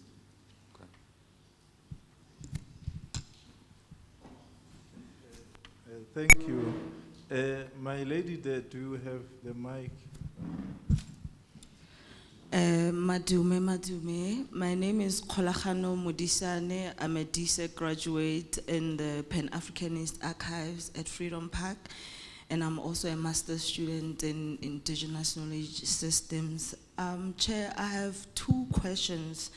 First questions will be the one aligning with Pan-Africanist Archives. I would like to ask Dr. Christian that how can researchers in archives and heritage institutions effectively integrate AI-driven tools into our work without compromising the authenticity and integrity of our historical records?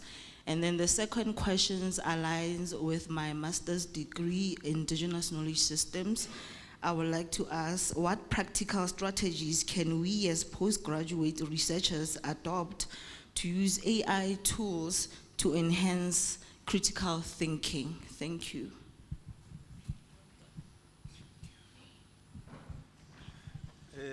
Thank you, colleagues, and the questions are quite interesting. And Dr. Kirsten, I hope you did get the questions. The floor is yours. Thank you. Okay, there was a lot of questions. The first one is about defending rigor.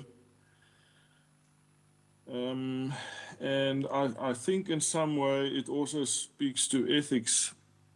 One of the concerns that I have with scientific rigor is it is often contextualized, meaning that you can have the rigor imposed onto your research and it's somebody else's rigor, but if you apply that rigor in your context, it might be perceived as rigorous, but it might be disconnected to the reality, which then begs question on whether the research is ethical in the first place.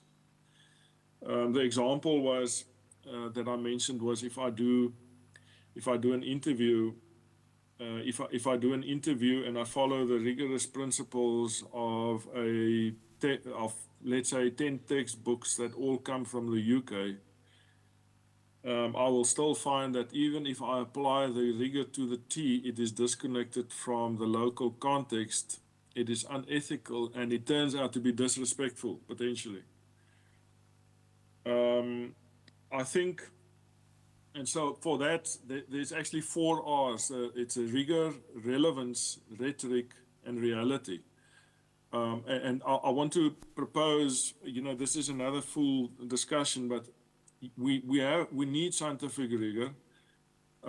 We need to steer away of just talking to the flavor of the day.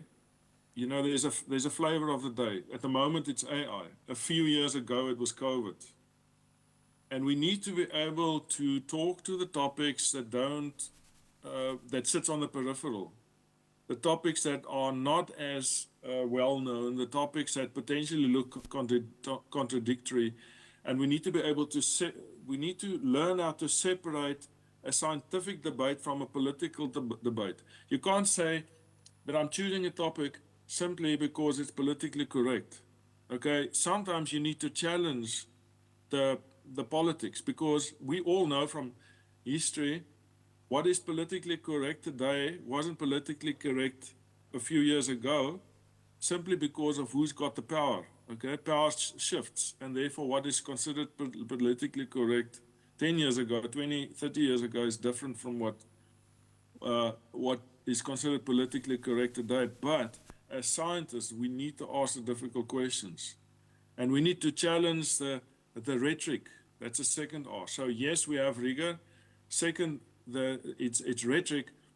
Third, it's reality. Reality speaks to the context, and so you can have scientific rigor. You can speak to a topic that is not necessarily the flavor of the day, but it's something that sits on the peripheral. It's not well known, but if it's disconnected to reality, you potentially also sit with something that is not relevant. And if you don't have the 4 R's in place, you potentially sit with research that is irrelevant, and then one can argue that it's unethical because you produce knowledge that is not relevant. And so my experience, and maybe I can tell a story to illustrate this. When I did my critical ethnography, I went to, maybe some of you will know the area, but in Singa, I spent several weeks there over a three-year period, in and out. I did computer training projects and computer literacy projects. And I was trying to study, I was studying worldview collisions, my own worldview colliding with the local traditional worldview, plus the worldview that technology brings into the mix. Now, technology has got a Western logic in it.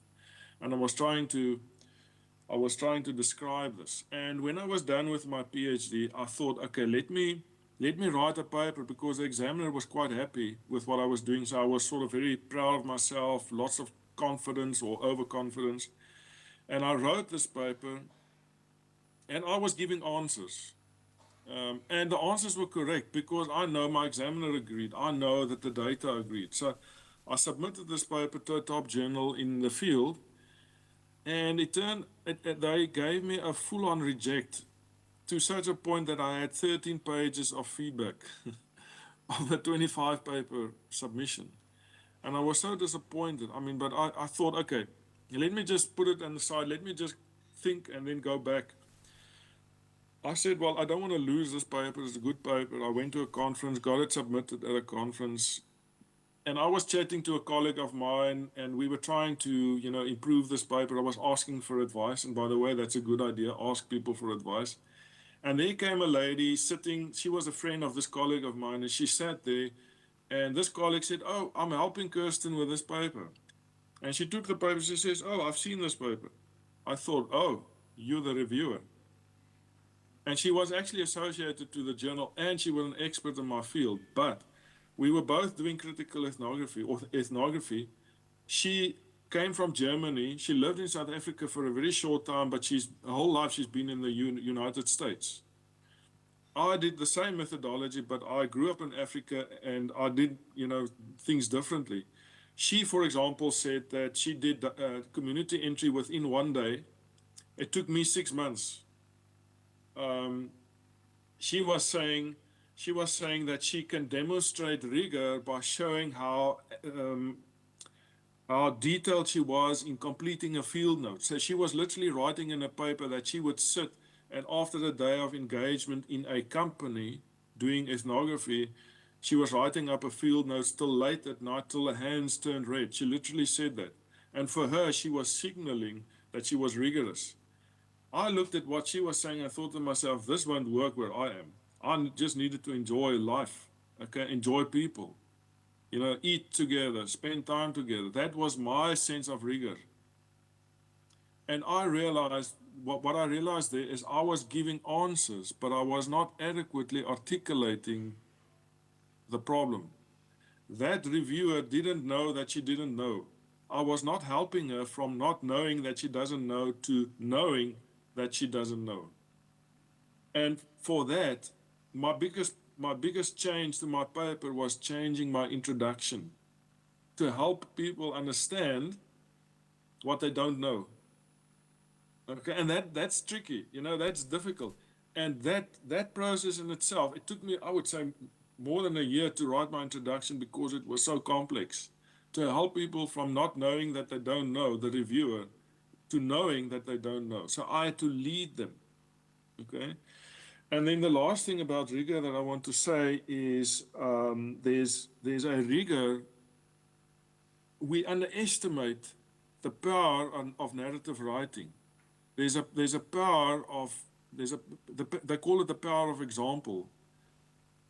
Examples are extremely powerful. And if you go and look at theorists like Aristotle actually spoke to the concept of phronesis. Phronesis completely fell away. Okay, phronesis is, in essence, knowing when to do the right thing for the right reasons. Okay, and there's a meaning around ethics. I mean, ethics depends on the values that you accept. So what's ethical for me, ethical in Ireland, will be not ethical maybe in South Africa or in Ghana. And so ethics depends on the values that you accept. And phronesis basically says that you need to master the context, but master it in such a way that you intuitively master it. Okay, the way you represent this, and this is why I'm saying contextual contribution. How do you present contextual contributions? A lot of the time it's through narrative writing. But we need to be able to connect what we do to what people out there don't know. And we need to develop rigor in the way we present our narratives. And maybe narratives is not the mainstream, but that's, you know, maybe the comment I can make to the first question. So I hope that makes sense. And how to balance ethics. There's actually later on in the later presentations I'll be doing today, I'll go deeper into this. Long before AI, you know, part of my training was I had to do a teaching portfolio, a very comprehensive teaching portfolio. And in the teaching portfolio, a lot of what we learned about is about the critiques and limitations of education, is that there's too much emphasis on just remembering, that many students try to figure out how the lecturer thinks instead of trying to acquire new knowledge or a new skill. And there were, you know, some problems in education, and students, instead of learning a new skill, they will actually learn how to play the social system. AI just sort of put a turbo on top of all of this. So it sort of flagged an issue that was there for a very long time. But if you go and read the papers, there's a lot of papers that say AI can, they call it cognitive offload. You know, AI can make things difficult. You produce students that, you know, don't really develop any skill. But there's just as many papers that speak to AI can actually enhance critical thinking skills. And again, you know, like we defend science by nurturing theory and philosophy, we need to defend education by nurturing pedagogies and theories of education. There's actually a massive amount of opportunities with AI. And our emphasis, and this is also something I will talk about a little bit later, but our emphasis should change from producing knowledge in higher education to teaching knowledge evaluation skills in higher education. Because you can go to an AI tool, it can produce knowledge. But we need to learn how to assess the knowledge for relevance, for context, for accuracy, all of that. And so our skill should, our teaching of skills and our research should focus on knowledge evaluation. And it's always been like that, but it's much more vivid now. So I don't think AI is a problem in itself. It's a system level technology, just like the internet. The internet is a system level technology. Now, when the internet came out 20, 30 years ago, people started making policies for the internet. But now it's so part of what we do. We don't have policies for the internet. We have academic integrity. We've got cybersecurity. We've got ethics. We've got all kinds of other things. Those need to be adapted. And AI is a system level technology. There's massive opportunities. And I can give you one example. This friend in Ireland, this friend of mine, he came over, and his son is 25 years old, busy. Well, that's it. Last year he was completing his master's degree, and he was spending time with us. And he had a deadline on that day, and I said to him, well, don't you need to work on your deadline? He says, no, it's fine. I only need an hour. I will ask ChatGPT. And I thought, what? You're going to ask ChatGPT how to complete one of your master submissions, deadlines? And really, it was like that. By 11 o'clock, he said, okay, just give me a few minutes. He went there and he started prompting, and he was sort of a part of the conversation. He finished his submission, and a few minutes later, he was back with us. And I thought, okay, the scientific outcome of that master's won't be worth much.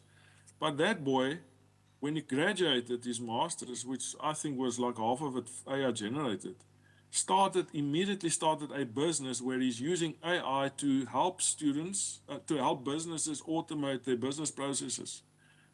So it's a question, This guy saw the opportunity. He got the social capital, the paper. He's starting his own business. He learned how to use AI. So, can we... I don't know. I don't have answers for this. I'm just stating the example. Okay.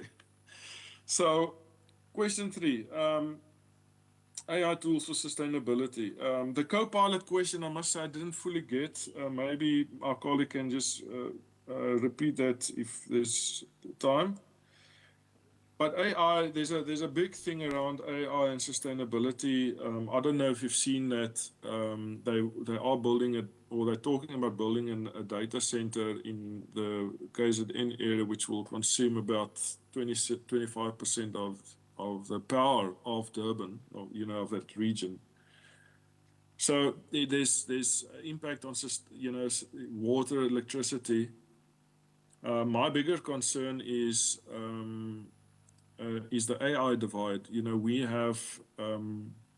We've had the digital divide, which is sort of known, but what about the AI divide? More than 80% of the people in our world don't have access to AI, or don't even use AI, and I can quickly show you a diagram.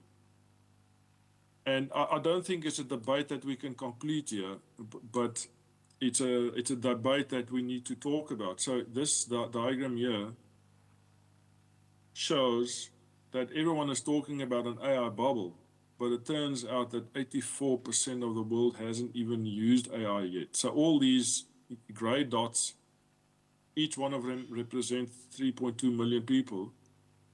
And the green ones are those that use the free chatbots, free ChatGPT, free Claude. The orange ones here are those that pay for ChatGPT or Claude, and the red ones are using it for coding. So I mean, just look at the impact. Even today, a big part of the world, I don't know the figures, don't even have running water and electricity. We cannot talk about an AI bubble. And my concern, yes, we have sustainability questions, but my concern is also the AI divide. It's a new type of digital divide. So I think my response to that would be, I think you flagged a very important research topic. We don't have the answers for that. And then the last question, how can research and integrate, how can you integrate AI? Because I understand that the last lady, you said you're master's student, you're looking at archiving and indigenous knowledge. How can AI be useful? Another research topic.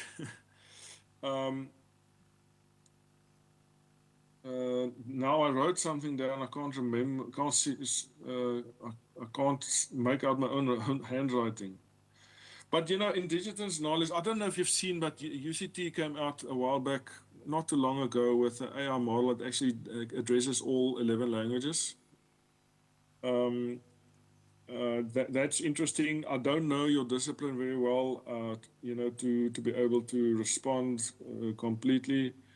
I do think, and in fact, it's also there's also some examples that I want to give to show that AI is actually completely disconnected from indigenous knowledge, and it will be completely biased, completely misinterpreting, you know, what we do. So the thing around that is, I think we need to understand the limitations of AI when it comes to contextual biases, because it's extremely biased towards Western European knowledge. Most of the training data is Western European.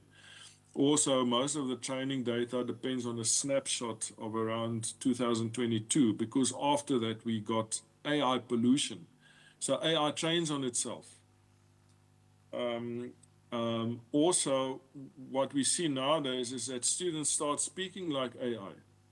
One of the words that popped up was delve into. I don't know if you've heard, you know, people more and more use the word delve into. It's ChatGPT language.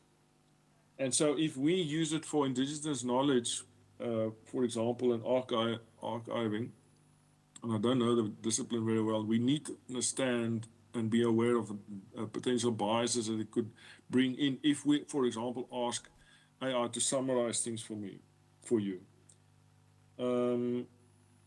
And then I can't remember the last part of the question, sorry. It's okay, Doctor, because especially for question 3, I couldn't get it either.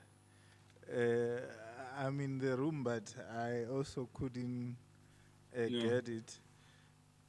But seeing that time it's almost 11:30, I will give you the opportunity to take us through using AI-driven tools to support writing and editing. Maybe colleagues, those who ask questions that we couldn't capture properly, maybe in the next round of questions, try to maybe think about better ways.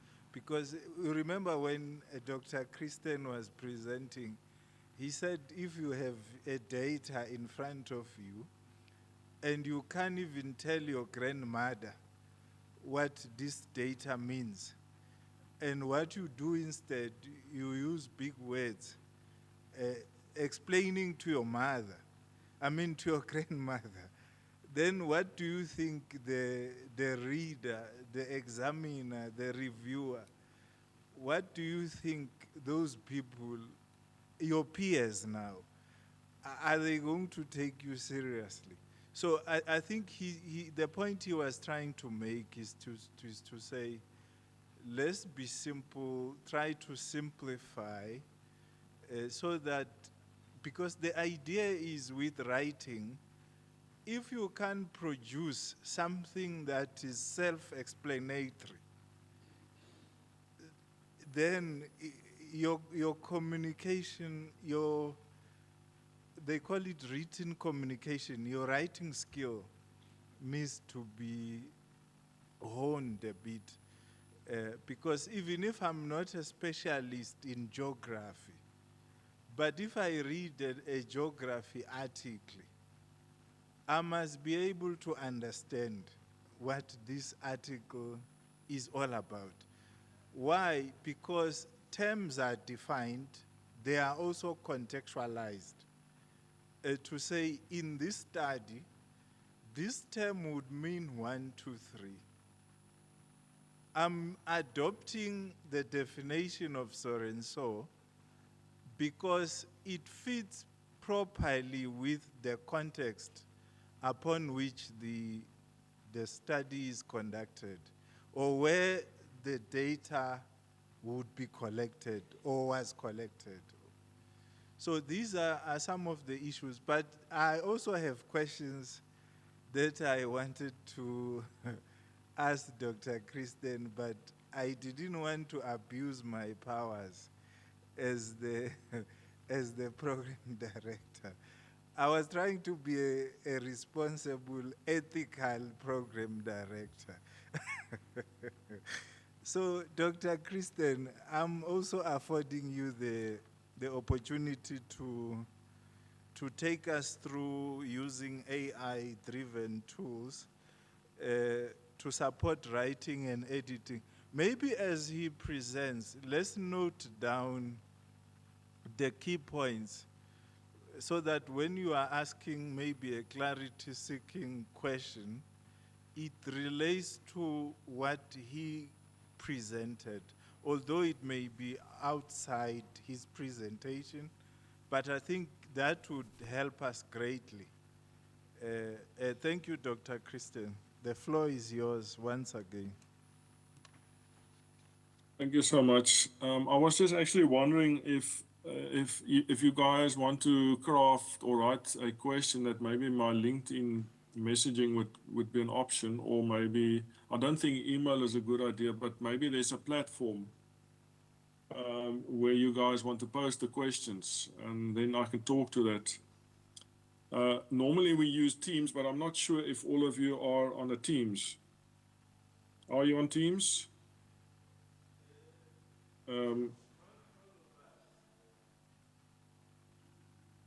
Any suggestions on using a platform? We do have Mr. Stevens online.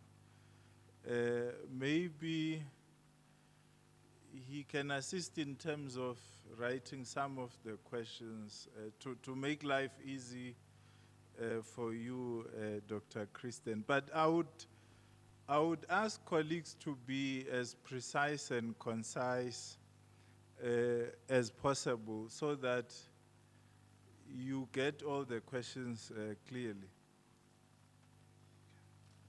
You know what I suggest maybe is that I just created a WhatsApp group, and that we use that group. Maybe you guys want to just join the group. I'm going to share the code. Sorry, Dr. Kristen. Yes, sir? I have my colleagues here, Mr.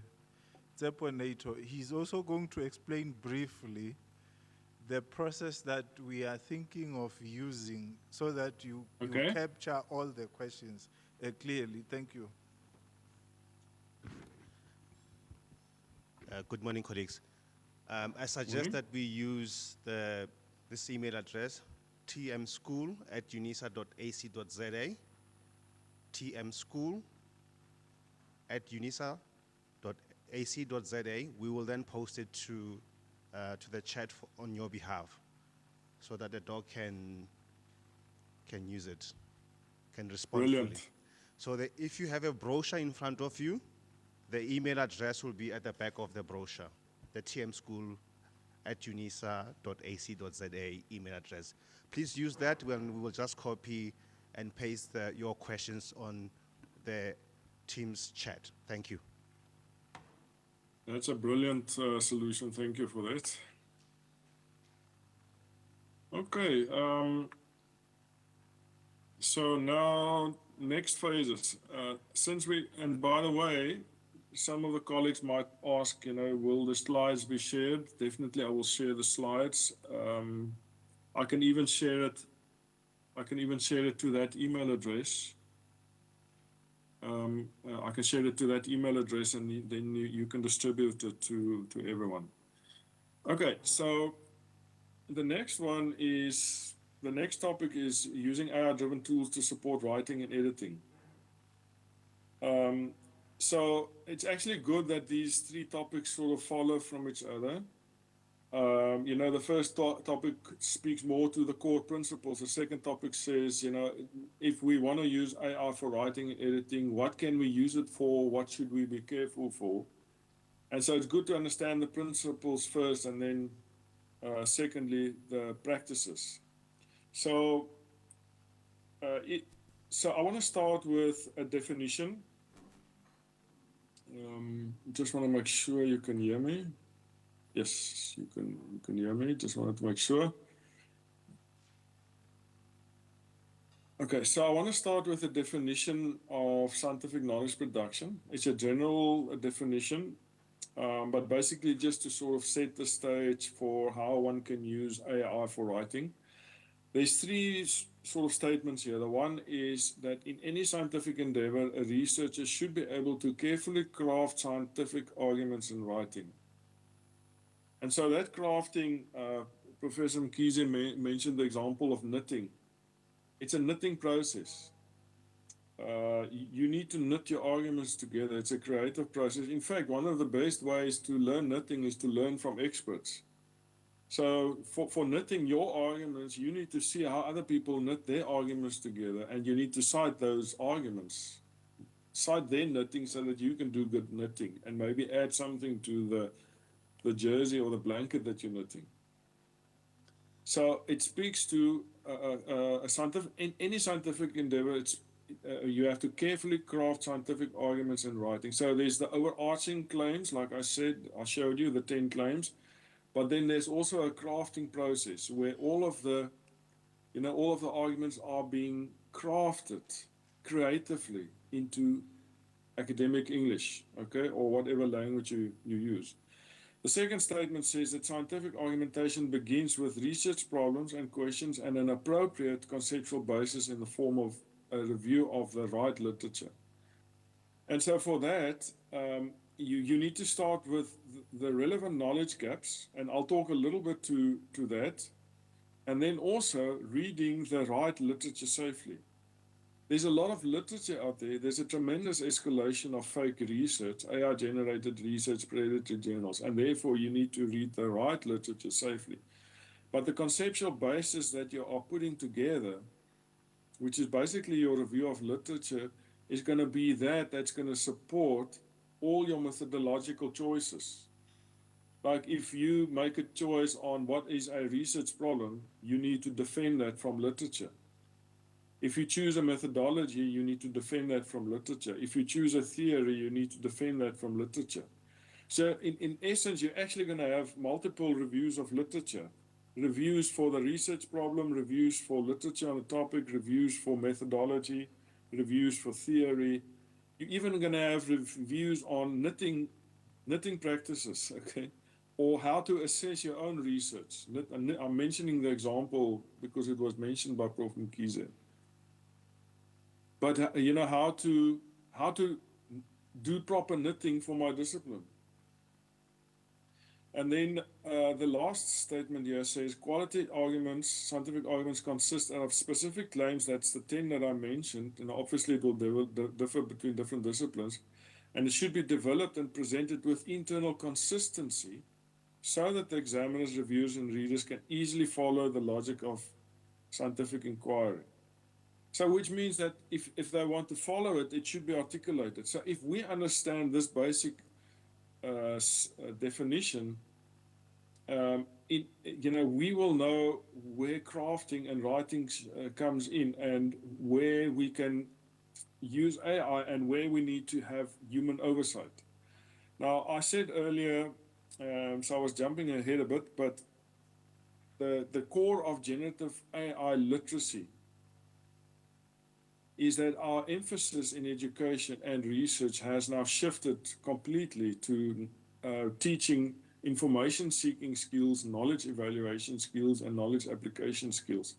We can produce the knowledge easily, but can we find knowledge and discern whether it's accurate or not? Can we evaluate? And can we apply? And it speaks to also what I responded to one of the questions. What is ethical reason? Is to know how to do the right thing for the right reasons. Ethics depends on the values that you accept. And sometimes, if you want people to evaluate your knowledge, you first need to create the value system for them. And that's why your first argument, your knowledge, your research problem articulation is so critical, like I said. You need to first be able to create their value systems in order for them to evaluate the knowledge. And so that's really, really critical. We can't have education that just simply looks at knowledge production. AI can do that for us, although not accurately. So like I said, that we've got the two primary readers, so I'll leave this in the slide. But what I really believe, and I mentioned a little bit about this in the previous presentation, but what I really believe is that if we're going to do science properly, and let me just quickly make a quick correction here. I don't like these types of mistakes. In science, we have two processes that run in parallel. Whether it's articulated or not, you have these two processes. There's a knowledge discovery process. This is the process where you're going to do things. You're going to review literature. You're going to choose an orientation to knowledge. You're going to choose a methodological approach. You're going to choose and apply a theory. You're going to select a type of data. You're going to engage with sources of data. It could be people, it could be other sources. You're going to have a view on ethics. But in parallel to that, you're going to have a legitimization process. Okay? And the legitimization process is a process that is used, that presents criteria for evaluating the findings or evaluating this process. So these two processes run in parallel. What is often neglected in science is this legitimization process. And I, in fact, showed you this example from, this thesis AI, this that I downloaded from thesis AI, the AI generated thesis, this has zero legitimization process. Now compare that, for example, to an article, to a thesis. This was a Unisa PhD. In this case, what the student did was,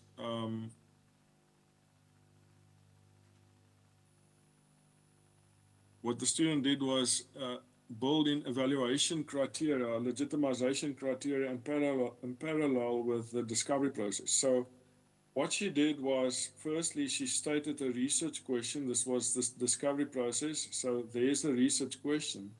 But then she said, to assess the research question, there's 5 types of criteria. Okay? And to assess a question, it needs to state an objective, it needs to point to a phenomena, it needs to point to a type of contribution, it needs to point to an empirical situation and boundaries, and criteria, implicit criteria for evaluating the result.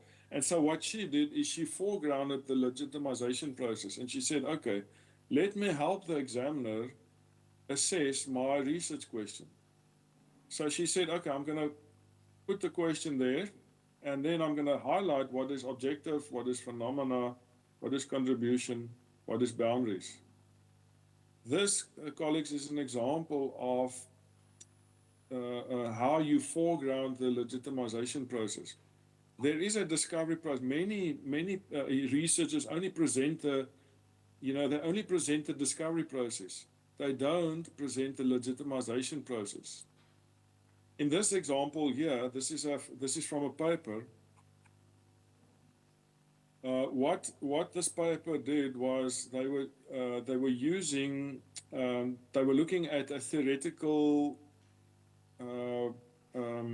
contribution. They wanted to build a theory of change agency. So they had to start with a theory, an organization influence theory. So the first part of this section, the first paragraph, is legitimization process. Okay, it's criteria for evaluating the findings, evaluating the process. So note how this was done.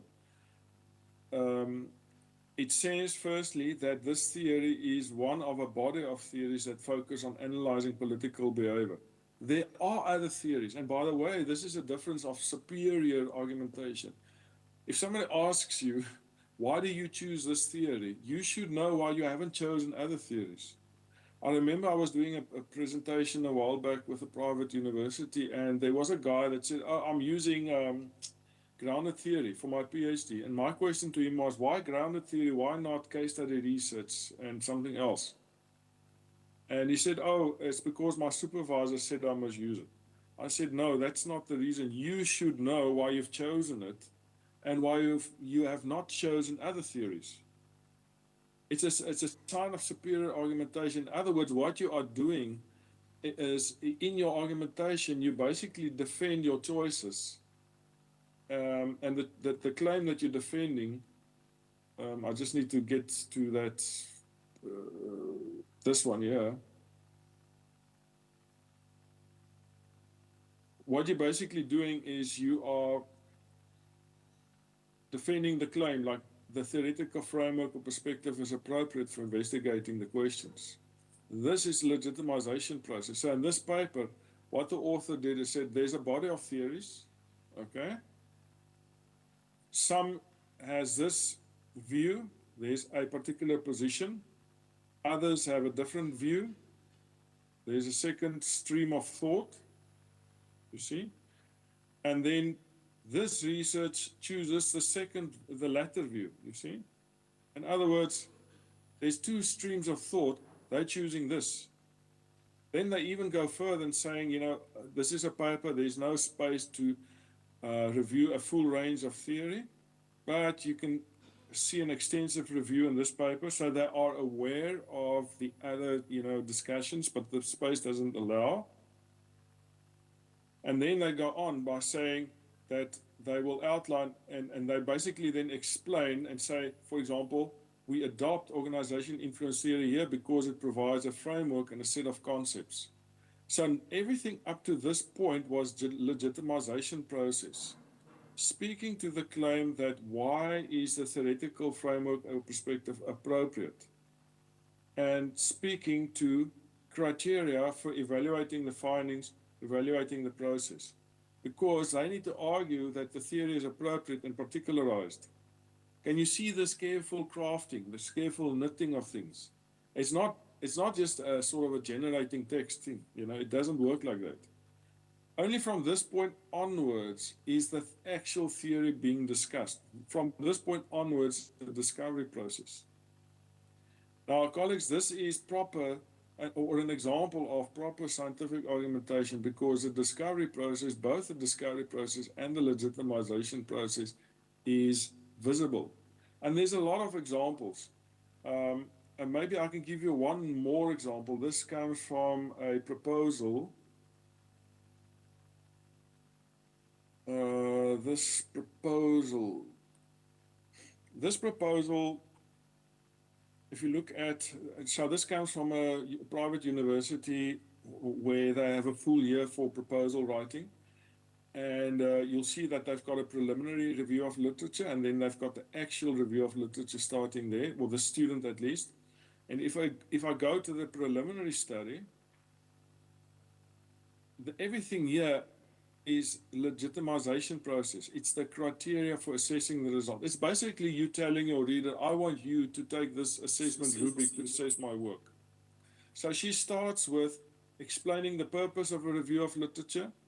She explains the databases that you used. She explains all the keywords, okay? And the reason is you want the examiner to, or the reader to corroborate or replicate the process. And then she had other things. She, for example, said, this is how she organized the literature. She had hundreds of papers that she read. So she was organizing her literature. In other words, she could find it easily. And at the same time, she was using an Excel, Microsoft Excel, to, you know, write reflections about her literature. So she had tabs like merger and change, mergers, phenomenography, interpretivism, proposal writing. And here, what she was doing is she was taking the literature and then she was writing her reflections, and then, how things fit together. So basically what she was also demonstrating here is that she engaged with the literature. She didn't outsource her reading. Okay? Then from this point onwards, she presented her research consistency matrix, where she showed how the literature linked to a topic, linked to a problem, main findings, and then eventually a question and a sub-question. And only from this point onwards, over here, she started engaging with the discovery process. Many of the things that I read only starts with the discovery process. The legitimization process is missing, and now a reader can say, or examiner can say, oh, I don't see the criteria that you are offering to present to assess your methodological choices. I'm going to thumb suck my own stuff, and I'm going to use my criteria to assess your stuff. And then you get this misalignment, potentially. But if you tell the examiner, I want you to assess my work in this way, and it's not just for those 3 or 4 examples, it's literally everything. Even if you choose a theory, you say, this is the reason. If you choose a methodology, this is the criteria for assessing the methodology. And I mean, this type of thing I can't overemphasize. It's so useful and so critical. In this instance, and this is my own thesis, I started the thesis by saying, the introduction, and this is my methodology chapter. I said there's criteria for assessing qualitative research, and I cited a high quality paper, and I said there are 5 criteria or 5 questions for assessing qualitative research. So right up front, I was presenting my legitimization process. And so this is really critical. It's really part of crafting, knitting this argument. This type of thing cannot be outsourced to AI. No matter how hard you try, you're not going to get it as accurate as when a human being creates this. So in writing, there's 4 phases of writing. And I'll come to how these different phases speak to different things you need to do. The first phase is generative writing. It's not like generative AI, it's generative writing. It's a phase where writing is a form of thinking. And I think one of the colleagues earlier said that you shouldn't outsource your thinking. This phase is absolutely critical because you are writing for yourself. It's informal writing. It's like you writing your own journal, and you literally write as you read. An example of that would be, I've got examples. Let me just show you some examples. An example of that would be this. Okay. In this case, I was reading a textbook, and I was just writing my reflections about what I was reading. And the reason was that I wanted to know what I'm thinking, therefore I was writing it down. Or a different way of saying it is, I don't know what I'm thinking unless I start writing it down. I don't know what I'm thinking until I read it. Okay? Writing is a form of thinking. In fact, there's an interesting quote here by this guy who said that thoughts that can survive being written into words are on average truer than thoughts that never leave the mind. So you can argue verbally, but when you start writing it down, it's really where the crafting comes out. You know how to find a leak in a tire by squirting dish soap on it and then looking for where the bubbles come from. Writing is like squirting dish soap on an idea. It makes the holes obvious. I don't really understand something properly until I've written about it. Okay? This is critical and important. And so therefore, in writing, there's a phase where you are writing for yourself, where writing is a form of thinking. The second phase is where all of these ideas start becoming a scientific argument. So in the early phases, you're not writing arguments, you're basically summarizing and reflecting about what you are reading in the literature.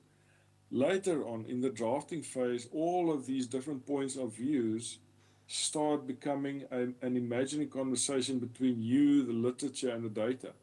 First, it's just an imaginary conversation between all the authors that you are reading. Later, you become involved. by drawing conclusions from the literature. Many people call it synthesis. You synthesize. But basically, you're just presenting an imaginary conversation. And then the third phase is where your writing starts becoming, where your writing, you need to craft and, edit the writing and prepare it for the expectations of the community. Like the way you're going to write a thesis is going to be different from the way you write a paper. And there you look at things like spelling, grammar, vocabulary, layout, that sort of thing. So these are three phases of writing, which sort of happens internally. If you're a student, this is you and the supervisor, basically. But the moment when you submit your thesis for examination, you get scientific peer review. It's where the community out there starts engaging with your ideas, with your emerging arguments, and with your presentation. Okay, or the peer reviewers, they start engaging. Okay, so basically 4 phases of writing, but these 4 phases are also useful to facilitate the supervision process. Okay, now it could be that in the early phases you're still busy generating ideas, but your supervisor thinks you're busy crafting arguments, and the supervisor starts criticizing your work. Or you're busy crafting ideas, but actually the supervisor is looking for language and stuff. I don't know if it happened with you before, but you write your draft proposal, you send it to your supervisor, and the supervisor starts responding to language, layout, and spelling, that sort of thing. And so this can also be a communication device to speak to your student or to speak to your supervisor to say, okay, where are you in the process? Should I evaluate your ideas? Should I evaluate your arguments? Should I evaluate your presentation? So I mentioned this student earlier from the United States.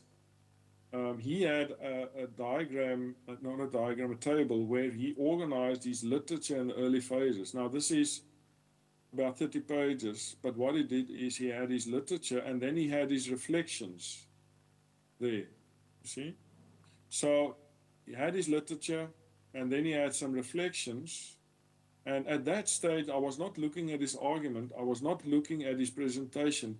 I was just reflecting on his reflections, you see?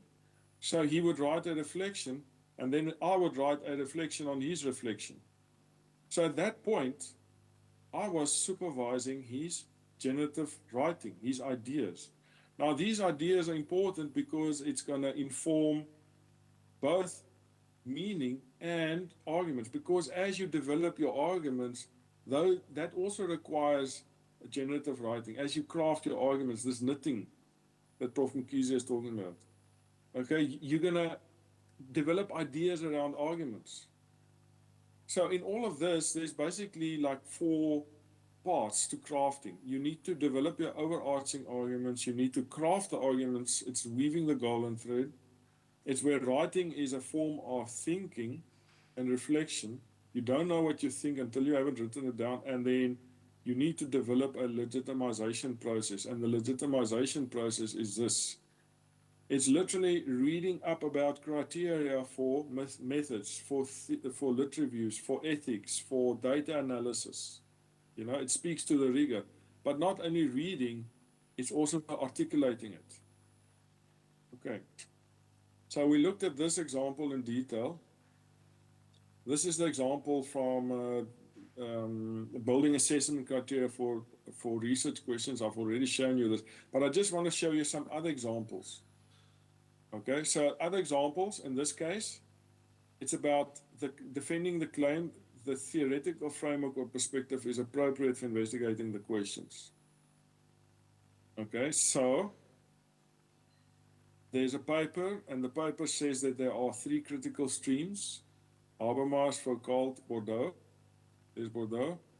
In my case, I read Habermas, I read Foucault, I gave reasons why or why not, and then eventually I said I'm choosing number 3 for these reasons. And what I was doing is I was building a legitimization process for defending the claim that my choice of theory is appropriate, the backing that I'm using is appropriate. So I was saying that I chose his method because his theory, because his methods follows my methods. It's similar, and his problem statement also aligns with my problem statement. Here, what I was showing is that I read all the necessary stuff. I've demonstrated the command of literature on the theoretical foundation. So I was reading his original books. I literally read all these books. And as I was reading, I was making notes, you know, I made copies and I was reading it. And then secondly, I was also reading about how other people use it.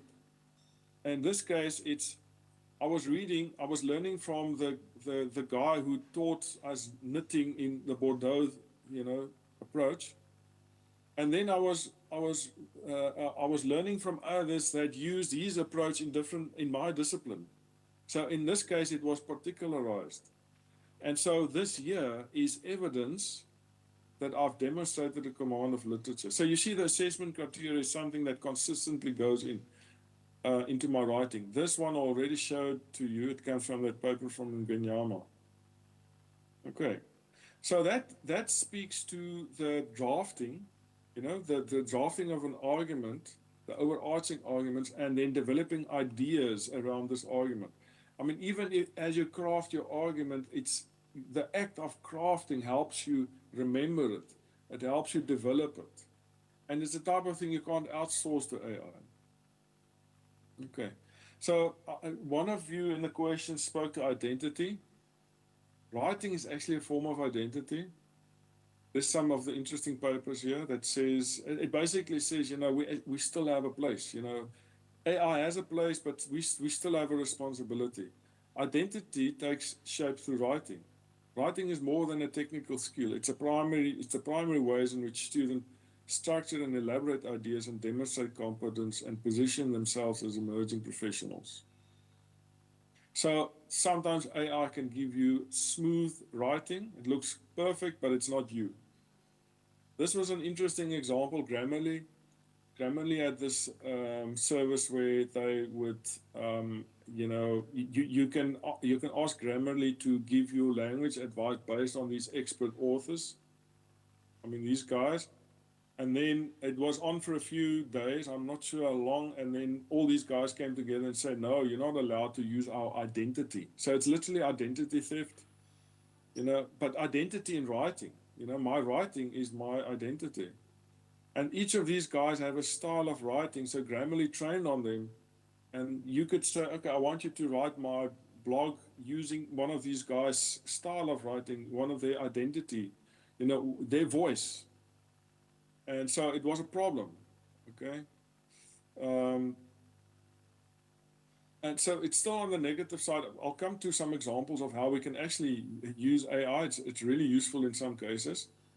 But in this case, it basically says that if we outsource, and it's more like speak first to the negative and then come to the positive. But ChatGPT users had the lowest brain engagement and consistently underperformed at neural, linguistic, and behavioral levels. That's if you outsource it, okay?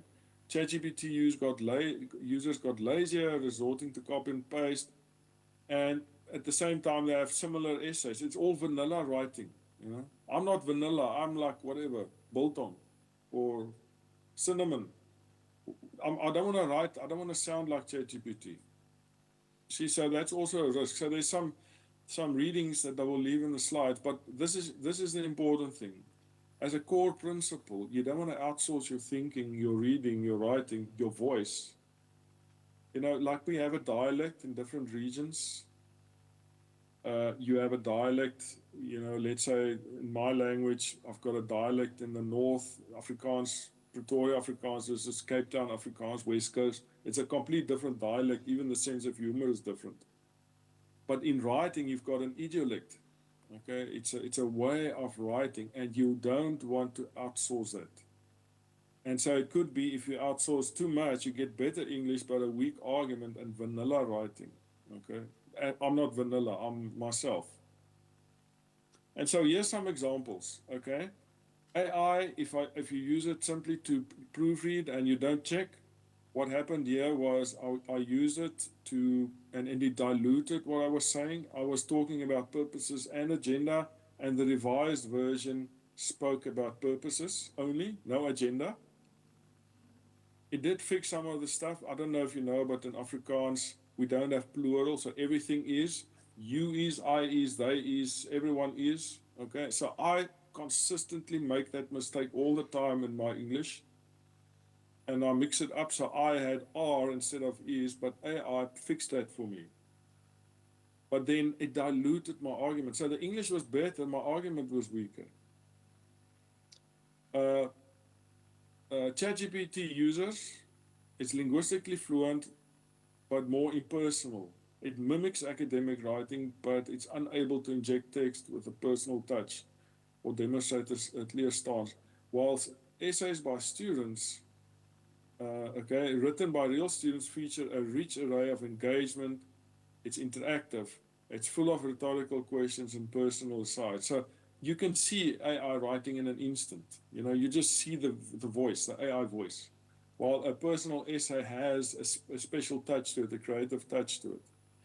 We also sit with the problem that we can't entirely depend on AI detectors.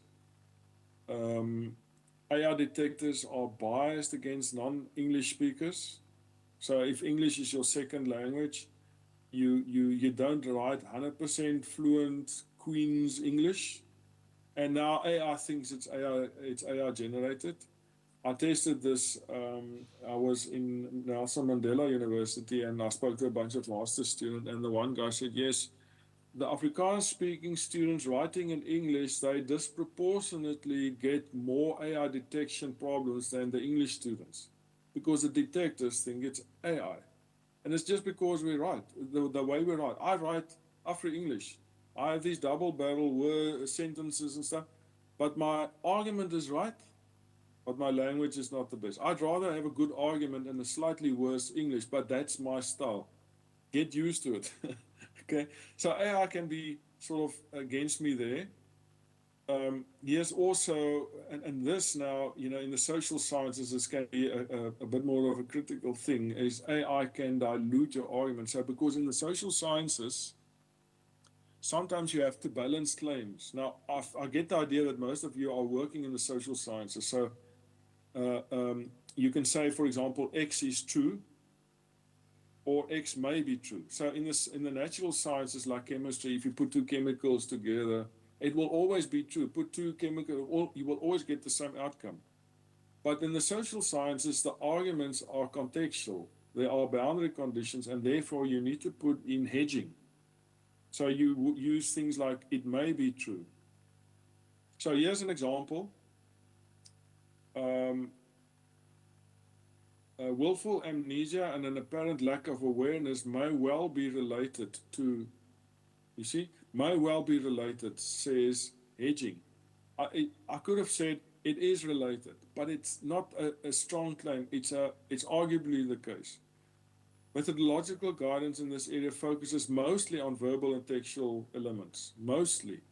So I'm putting hedging around the claim to say it's not strong. It's not a strong claim. And in the social sciences, you do this because you work with different contexts, different theories. And in the social sciences, you have to be especially sensitized to this, that AI can dilute your argument. It's not so the case, not so much the case in the natural sciences. But it's interesting if you go and look at this example here. I used AI to proofread this for me. I said, and I was putting hedging there, and I was saying that data valence on social media websites, the monitoring, control, and exploitation it may represent. So it's not a strong claim. I'm saying it's possibly the case. But in my language editing with AI, it literally made it a strong claim. And so we need to be aware of this. In the social sciences, AI can more dilute your writing more if you depend too much on it. Okay? There are ways to deal with it, which I will show in a bit. But in the natural sciences, it's not so much the case. Okay. Yeah, I'll leave this. We'll get to that. That's more policy. Okay, so what is it that I wanted to say?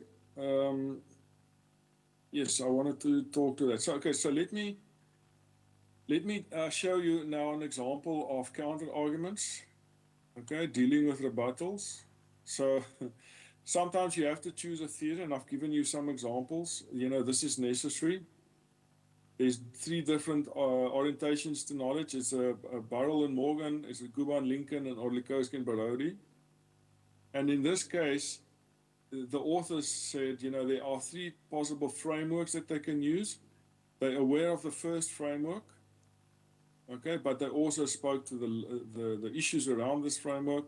They're aware of the second framework, but they also major issues there. And then they said they chose a third one for these reasons. It's similar than choosing choosing a theory, saying, you know, I'm choosing this theory for these reasons, and that one I'm not choosing that one for those reasons. And so this is really critical to be able to do this. Now, AI cannot necessarily do this type of thing. And also, when it comes to, for example, transitional words and phrases, you know, there's different types of transitional words like addition, comparison, contrast, and I'm really just going quickly through this.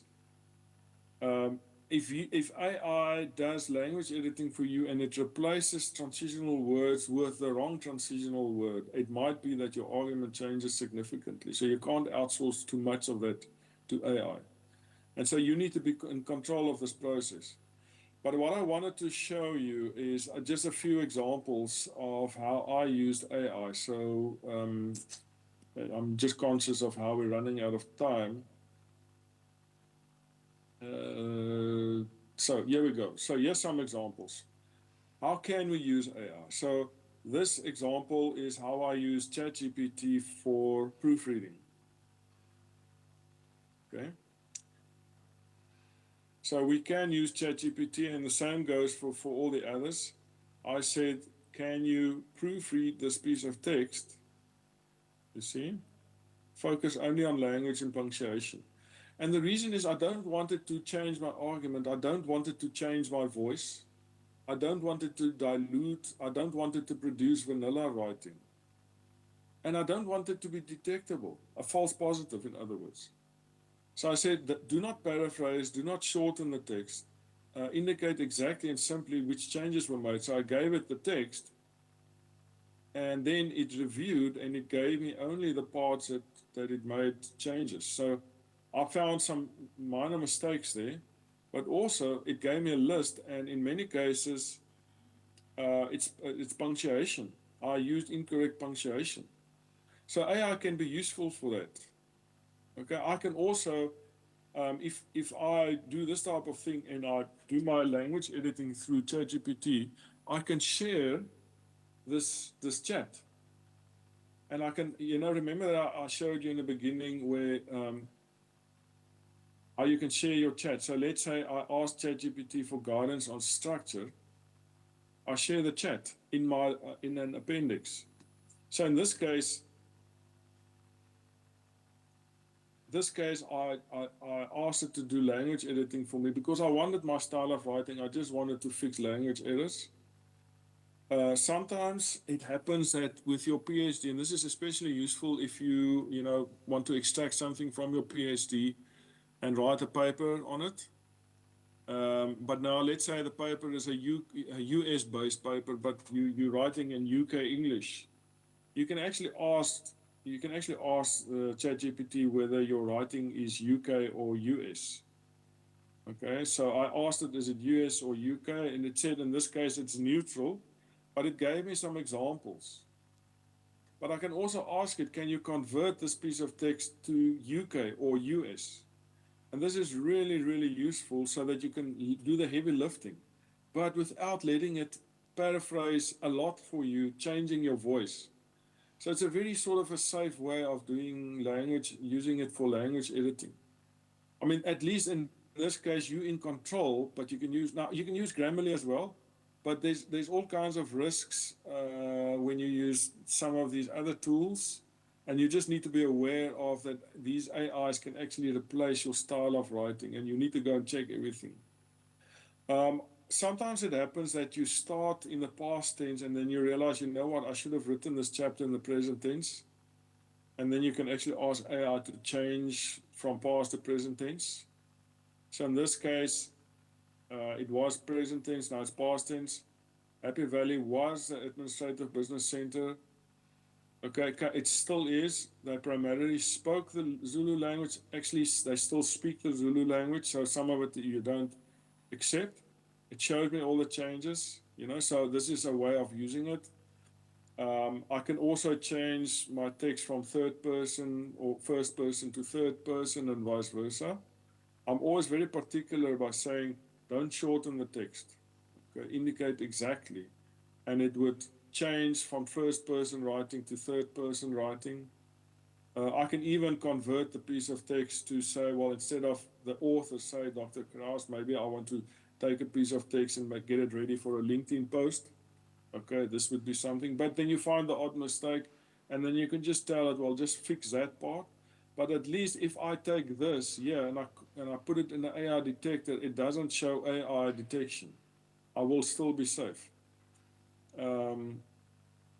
What did I hear? Okay, so you can also ask it, can you give me suggestions on how to change the language? And it would give me some suggestions, but very carefully. Okay, so in this case, AI is useful. There's also, you know, I can, let me just give you some further examples, which, by the way, I think will be good considering your university. I think you guys are using Rightful. I just want to show you some examples of how I use Rightful. The case studies. So, this was a paper here. Okay, this is not going to work. It's got an old style, so let me just open this one. Yeah. Okay, not that. So let me just get the right one. I'm going to select all.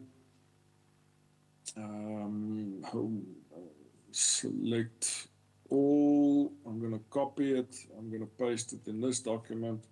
I just want to illustrate Rightful. So Rightful is a tool similar to Grammarly, except that Rightful runs in its own small language model. It's got a very controlled environment.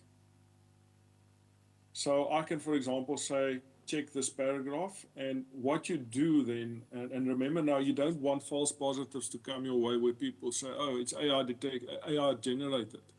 So you're going to keep track changes on. So this is the more the practical side of things. I'm going to put track changes on. I'm going to ask it to, it shows me the suggestions for this paragraph. Okay. And then I can decide I'm going to accept or reject. This one I reject. So it doesn't change everything. It just accepts the parts that I pick up, language issues. I can do more of that. I can even say, well, let's highlight the whole thing there. And I say, well, go and check that paragraph for me. And the thing about this is, let's say you've got your thesis, you've written all your arguments, now you want to do AI, you want to do language editing, but you want to do it in a safe way. But at the same time, you don't want any false positives coming your way. Okay, that's a real risk. And many universities switch AI detectors off because they're scared of false positives. Actually, what they should do is keep the AI detectors and use it for teaching writing. You know, it's a brilliant tool. You know, if it's too high, just go and check. Maybe you allowed AI to replace your voice. But in this case, you know, I can accept some of the changes, I can reject, accept. And then at the end of the day, what I do when I submit my thesis, I also submit a PDF of this. Okay, I can say print PDF, and it will literally keep all my changes so I can show the examiner. Let me just take an example here. So just test. I can literally create a PDF which I submit together with my final version, so that if any examiner or supervisor comes back to you and say, oh, this is AI generated, you can say, no, there's the original text. You can see this is the PDF. It literally shows you all the changes you've made. And if you work closely with your supervisor, you'll be safe. Okay, only these parts were changed. Okay, so that's some examples. Let me, this is interesting. You know, AI is really good with giving guidance on structure. So I can, for example, say, let me just take this example. I can, for example, say, I have an introduction and research objectives. See attached. I would like you to give me guidance on how to write a methodological section based on interpretive research and qualitative interviews with thematic analysis by Braun and Clark as a data analysis approach. So I basically give an overview and I ask it to give me guidance on structure. Now, the reason why AI is so useful for giving guidance on structure is because of the nature of the model, the training data. There's a tremendous amount of training data on guidance on, for example, methodology chapters, and it can give you guidance. This here, by the way, is like developing a legitimization criteria. And I mean, if I just look at this, where is this now? This, no, it's not this. Oh, here it is. If I just look at that, here's an example. I can use ChatGPT on giving guidance on structure, but it doesn't mean AI replaces my writing. It doesn't mean that at all. It means that it gives me a framework that I can use to populate with my own ideas, my own content. This is how we should use AI. So, and this is the power of AI. So in this case, it gave me guidance saying that we should have a paradigm, strategic data collection, data analysis, sampling. A clean structure would look like this, which is perfectly fine. It gives me guidance, it gives me suggested wording, so I get an idea, but I'm not asking it to write it for me, you see? At the end, typically it would say, yeah, well, in this case it didn't, but sometimes it actually asks you, can I write this? Could you do both a journal-ready prose for a SACJ, South African Computer Journal, and map the interview questions? So I asked it for guidance. So this is the type of thing that AI can be useful. I can also, and now let me show you this. This is now the examples. I know it's just before lunch, so I'm going to make it interesting. This paper, hopefully, this paper talks about different types of knowledge gaps. Now, this was 2017. It's long before AI, and this is typically how we would, go about reading about doing things in research. Talks about different knowledge gaps, and this, by the way, is also available for free. You can download it from the internet.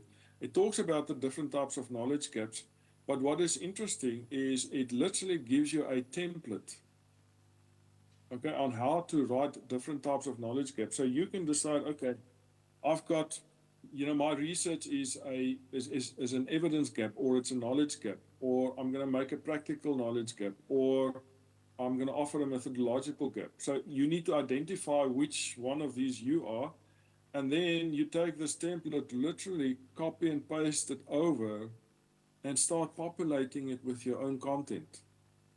This was normal practice for many years, but I can also in the same vein go to ChatGPT and I can say, let me start.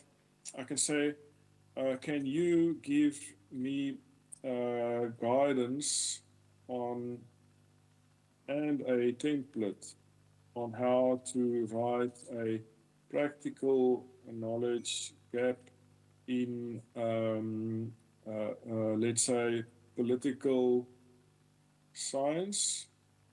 My focus is in the I don't know how to spell this now. Knowledge. Okay, sorry, spelling is not my best trait.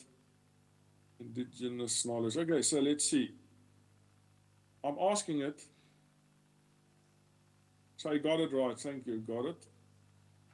What should a practical knowledge gap look like? And what is the structure like? Here's a template. Brilliant stuff. I mean, it's completely acceptable. It gives you guidance on how to write. I mean, everything we do, like even what I'm doing now, is giving guidance on how to write. So it gives me some examples.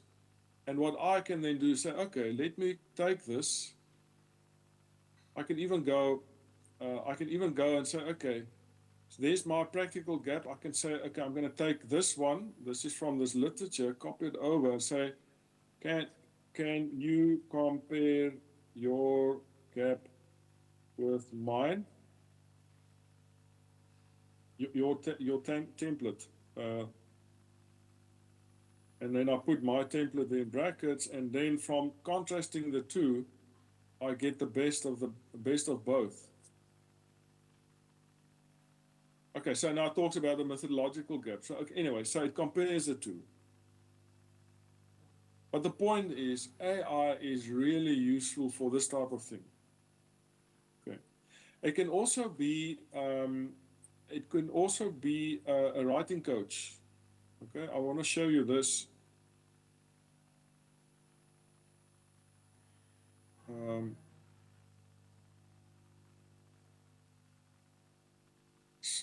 So there's a doctoral thesis that was attached, and I asked, can you create a scholarly, can you give me guidance on how to restructure the thesis content for a scholarly book? I need suggestions on how to revisit and structure the content for the book. And then it gave me guidance on structure. For example, because a scholarly book is going to be different from a thesis. It doesn't mean that I'm using this exactly as it is.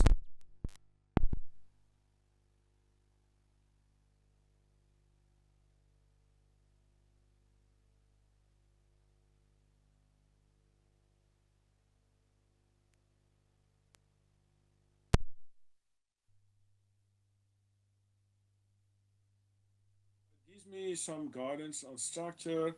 I asked it for an outline. There's some, ideas for outline. I went further and I said, can you give me an alternative structure? You will know that ChatGPT has this tendency, give me sample text. I never want sample text because I don't trust the content. That's hallucination. But I do trust the structure. Okay, not that this is the perfect structure. It is ideas to work with. There's an alternative structure. I asked it there.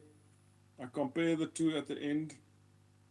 Okay, I asked for an outline for the second version, and then I compared the two, and then it gave me this table, and in this table I could see the differences between the two, and then say, okay, maybe this is some ideas to get me thinking.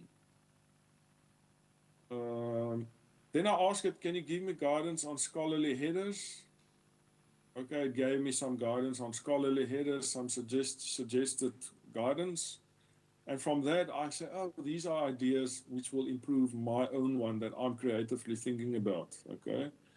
So there's a lot, there's a lot that you can use, and I'm really conscious of time, but I want to show you the last example before I hand over to the chair, and this is, I wouldn't use it for peer review, okay? This is the one place where you need to really be involved, because this is where this is the vetting process. You can maybe use it afterwards, and we can maybe look at that a bit later. But when it comes to converting references, for example, I found AI to be quite on point, although you still have to check.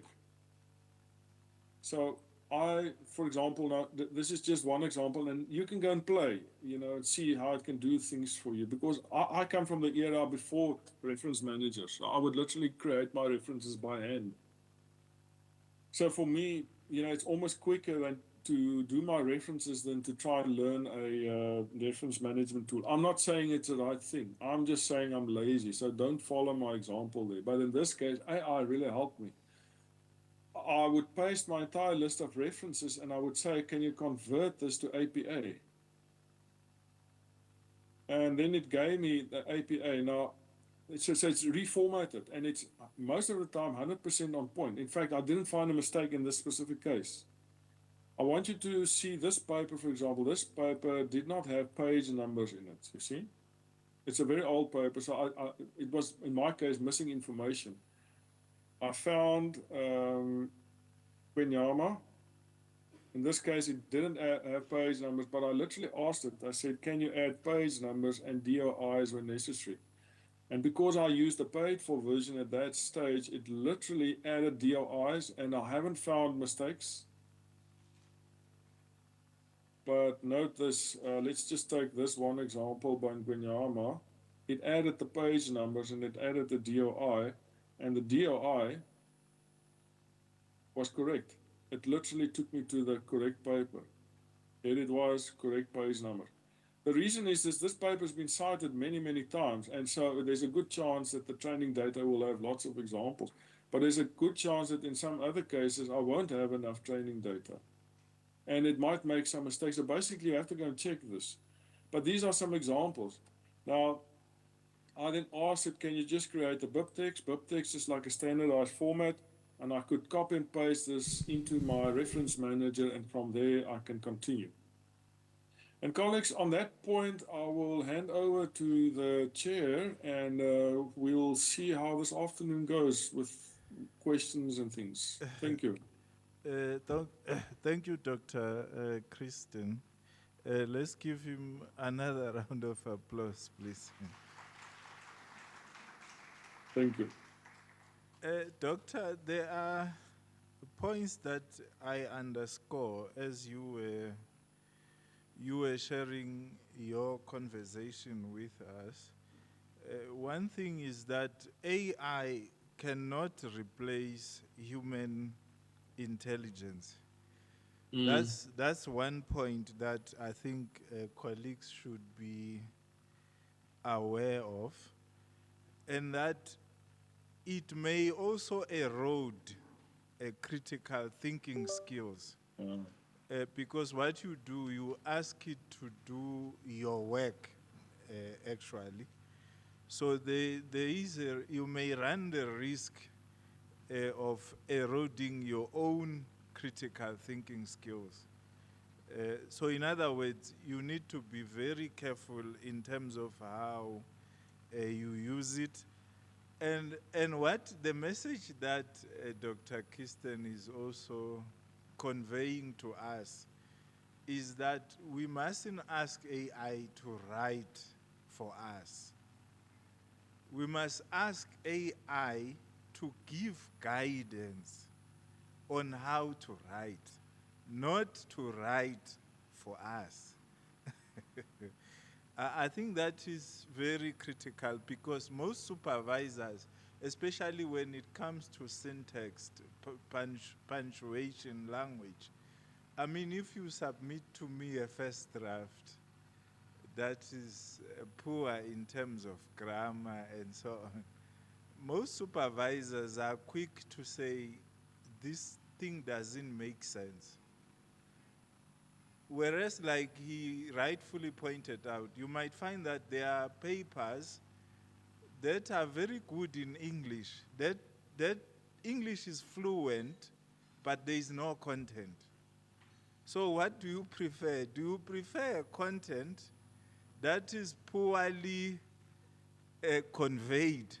The message that is poorly conveyed, but the bottom line, the message is there. Or a well-written paper, but substantively very weak. So I think the message that, and Dr. Kristen, the other thing before I let colleagues chip in, you said that the academic writing, the logic of inquiry, has to start with the problem, the research problem, the question, the hypothesis. And then you should also build in discovery and legitimization process so that you allow the reader, the examiner in this case, or the reviewer, to be able to replicate, corroborate. I'm stealing your words now. Because without having the discovery and the legitimization process, he or she wouldn't know the research process that was followed. you would not be able to judge whether it's quality or it's poor quality. Colleagues, without wasting most of your time, let me also take another round of questions before we break for lunch. Maybe by show of hands, I would then recognize you. This side.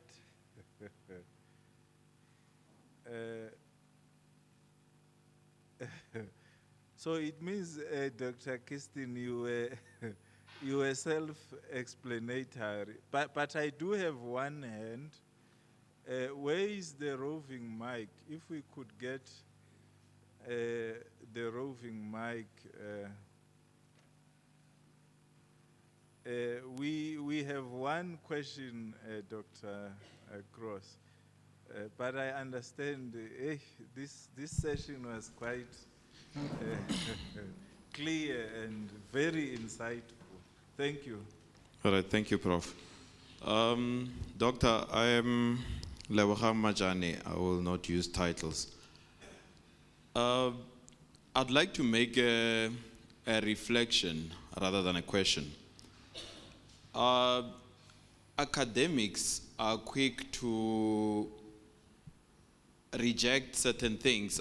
For instance, in previous times, as you started in session 1, you alluded to predatory journals, and now we are moving into AI. In my view, those two are almost similar, and I would like to make a reflection on when I did my master's research. Writing off predatory journals is a risky approach because the traditional authoritative journals are more Eurocentric, and in Africa you find that the phenomenon that you are experiencing doesn't relate to what has been published or has been researched on in Europe, in the West, and all that. An example was when I had to define urban sprawl. Urban sprawl, by definition in the Western sense, has been led by economic growth rather than a situation whereby desperation drives the urban sprawl. However, when you take it from an Iranian academic perspective, they then get to show you that lack of access to land led to growth of certain urban areas. So those journals, as well as AI, give you an advantage of accessing unpublished data or unacceptable data by your common standards. And sometimes I also do some research in military topics. Now, in military topics, you know, there's a lot of secrecy that comes with it, and it's seldom published. So you find that whatever that's limited published data is sometimes filtered. So with AI, for instance, you use the Ukrainian-Russian war. When you want to do research on the proliferation of drones, you will not find that in the published media, but AI weaves what is on social media, what is on your traditional media, and even on the dark web, to show you that these are the tactics that has been used, and you can then recommend for your own country. So I like that on this session you were showing how one can positively use AI, but an advice would be that extract, the result that AI has given you, like ChatGPT, one needs to own it by reading it and preferably paraphrase it, because sometimes it gives you something that is totally illogical. And when you are pressed for time, you might take it as correct, but it's sometimes not the case. So I think paraphrasing the output of AI is the best approach in terms of the academic writing. Thank you.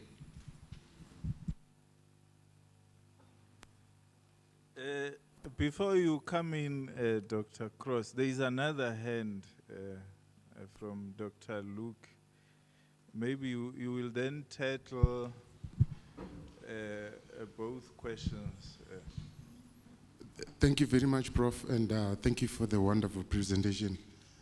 I understand that you indicated that you were part of the team that developed the usage of AI in research within the university. I wanted to find out in that policy or the policies around it, if you are aware of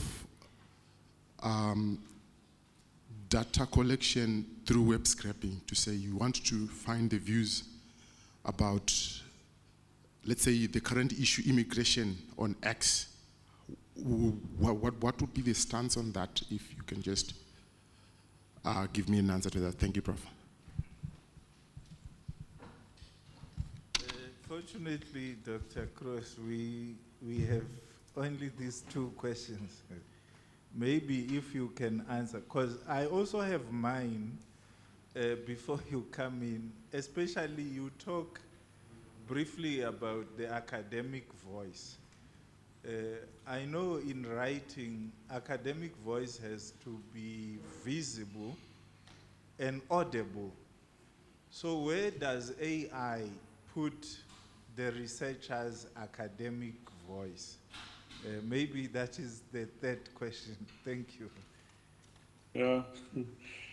So let me say, academic voice, and so you want your own voice there, but you also don't want AI to steal your voice. You know, that also happen. That can also happen. So I can maybe just mention something about that. Okay. So first question is about predatory journals. The first question. I think what that question emphasized is really how important it has become to have knowledge evaluation skills. Long before AI, you know, even with the development of these so-called predatory journals lists, you know, Jeffrey Beall basically flagged the issue. He said, I mean, one of the reasons why he withdrew his list is because of pushback, where people said, but you know, some of these lists are actually politically motivated, and you are flagging the issue with the question. What is important, and it's a similar thing with plagiarism. When you run a report or a thesis through Turnitin and it gets a high similarity score, that score doesn't mean it's plagiarism. It just means it's a high score. You still need human oversight. So there's a lot of things that we can do. We can have, for example, checking for predatory journals. You check your list of references. You can scan for AI detection. You can do all kinds of things, which is what I call the quantitative measures. It's like heavy lifting. You know, doing the heavy lifting to sort of just check what percentage of this is AI or what percentage of this is citing predatory journals. And you actually mentioned a couple of very interesting scenarios. I mean, I can't imagine that they will put the drones in the Ukraine, you know, research on that on the internet. You know, I just heard a few days ago that the Ukrainian drones are now getting up to Moscow. So they're very concerned in Moscow. But you know, you're not going to publish that. So the point is that there are different measures that we can put in. You know, AI detection, predatory journals, plagiarism. We can then put more qualitative measures as looking at the quality of the argument, quality scientific argumentation, all of those things. These all could be little red flags. If there's a lot of red flags, you do deeper investigation. If there's no red flags, you leave it, okay? It really happens in many cases that you get good papers in bad journals and you get bad papers in good journals. And I want to show you one example. Actually, two examples. This one was Elsevier. Now, Elsevier is perceived as a top journal. Okay, but this paper went through several processes. The author didn't delete the prompt. the reviewer didn't notice, the editor didn't notice, and the journal was published proudly to the scientific community, but yet in the introduction, there's a prompt or text from AI. It's literally text saying that this introduction was generated by AI. Certainly here is a possible introduction for your topic. And so the question is, if the reviewers miss this, what else did they miss which is more critical? Another example is this one. This is from a medical journal. They produced an AI diagram. Now this is fine. I mean, in my discipline, for example, which is information systems, it's completely fine to use AI to generate a diagram, because a diagram basically just summarizes, maybe elements of my topic. So it's, it's not a serious issue, but in this particular case, the AI generated this. Don't ask me to pronounce all of this, saying that we have this flamer, fluid flamer in our ear. But it's a nonsensical figure. The scary thing is that this journal impact factor has a 6.8, and the APC is $2,000 US, author processing charges. The acceptance rate is 10%. And so the question is, what else did they miss? And what type of stuff do they reject? So this is a qualitative example. So yes, you have predatory journals lists, you've got scanning, all kinds of things, but that's just a first layer, okay? And what we need to learn is to really apply our scientific principles to this. I want to show you this one more example, just to speak to that specific issue. If I can find that example. But it basically speaks to the urgency of, okay, I don't have that now, I'll look it up in a bit. But it basically speaks, so let's say you cite five references to support a claim. And it does happen that one of them is questionable, one of them is predatory, but you've got 4 additional references. That one bad one does not affect the quality of your argument. The principle there is just to have proper citation behavior. If you make a claim, have proper references to support that. Okay, that's sort of defenses. What I can maybe as a last point to that question is that there's a website called Academ AI, and these are examples. Maybe you guys can have a look at it. Academ AI. What this website does is it collates papers. It's got well over 1,000, but it collates papers with potential AI text in it. So you can see this paper, for example, says certainly here are 15 references related to. It's clearly AI generated. So there are references. How do we know that these are the best ones? So we can see in an instant, but with this, there's a signal that the scientific argument, the rigor, the relevance, all of that needs to be investigated, because there are signals of bad science. The problem with predatory journal lists also is it only collates lists of journals that we know are potentially fraudulent. But what about the ones that are fraudulent and we don't know of yet? Okay, so it's a whole discipline to look at that. And you actually mentioned very interesting case studies. So I really appreciate that. And then in terms of the data scraping, that policy, I just want to go back to that policy to just quickly show you. Just sharing my screen again. The policy obviously has some, it's always open for, it's not a policy, by the way, it's a AI usage guide.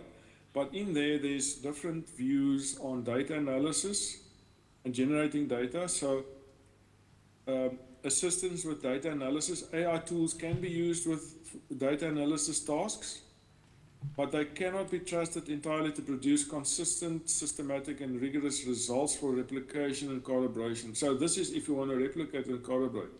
So bottom line still is the researcher remains responsible. Okay? AI tools can be used in a supportive manner, When using an advanced AI tool as a primary analysis, the results should be verified using non-statistical techniques with human oversight. And the guiding principle should be that the analysis approach and method should be applied systematically and documented sufficiently to allow for replication and corroboration. So whatever you do, depending on your discipline, replication, corroboration by researchers should be possible. In some cases, it's okay. You know, like you mentioned, data scraping. There's also other, you can generate data for simulation studies. In my discipline, this would not be allowed because of the nature of the discipline, because of the nature of the sample, but maybe in computer science, it's appropriate. You could work with synthetic data, which is also fine, but it depends on your research, your study objectives, the discipline. AI tools cannot be used to fabricate and falsify data, as these are serious form of misconduct. But if you want to use the data to illustrate something and it's fictitious data or AI generated data, then it's fine. So at the end of the day, it all depends on the scientific argument that you want to make. And then the last point, Professor Mkhize, you mentioned something about academic voice. AI can steal your voice, I said. And yeah, I mean, I can only speak to examples. I know that, you know, if you become a reviewer and you start getting to know the people in your discipline, over time you start knowing and seeing, you know, type of papers that certain authors produce.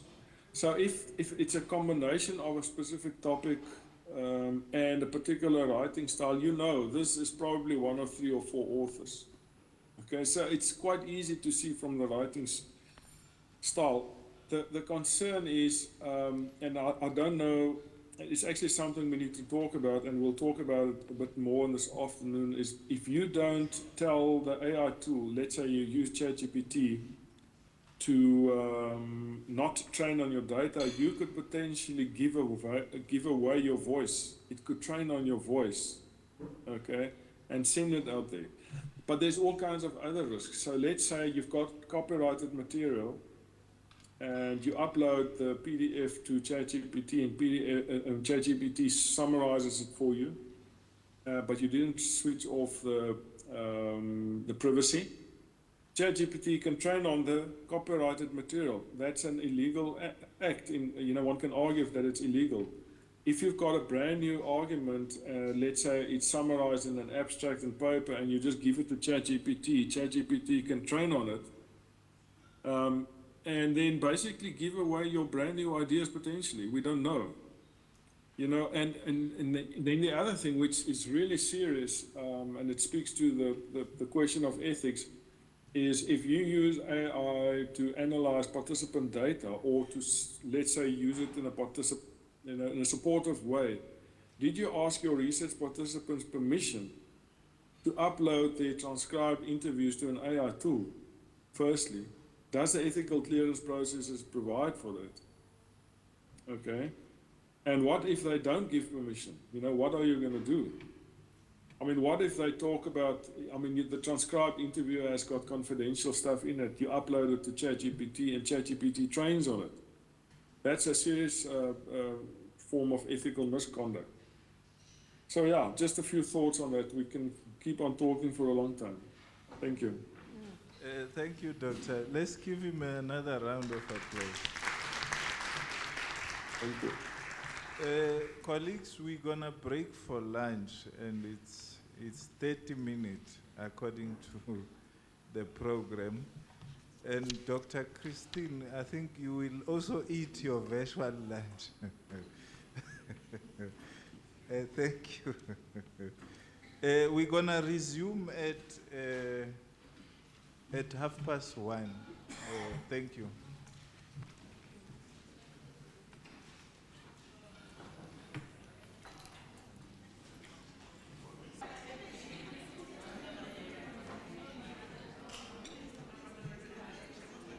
Muckleneuk.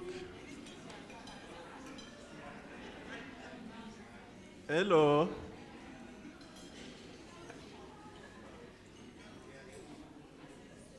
Hello, can we settle down?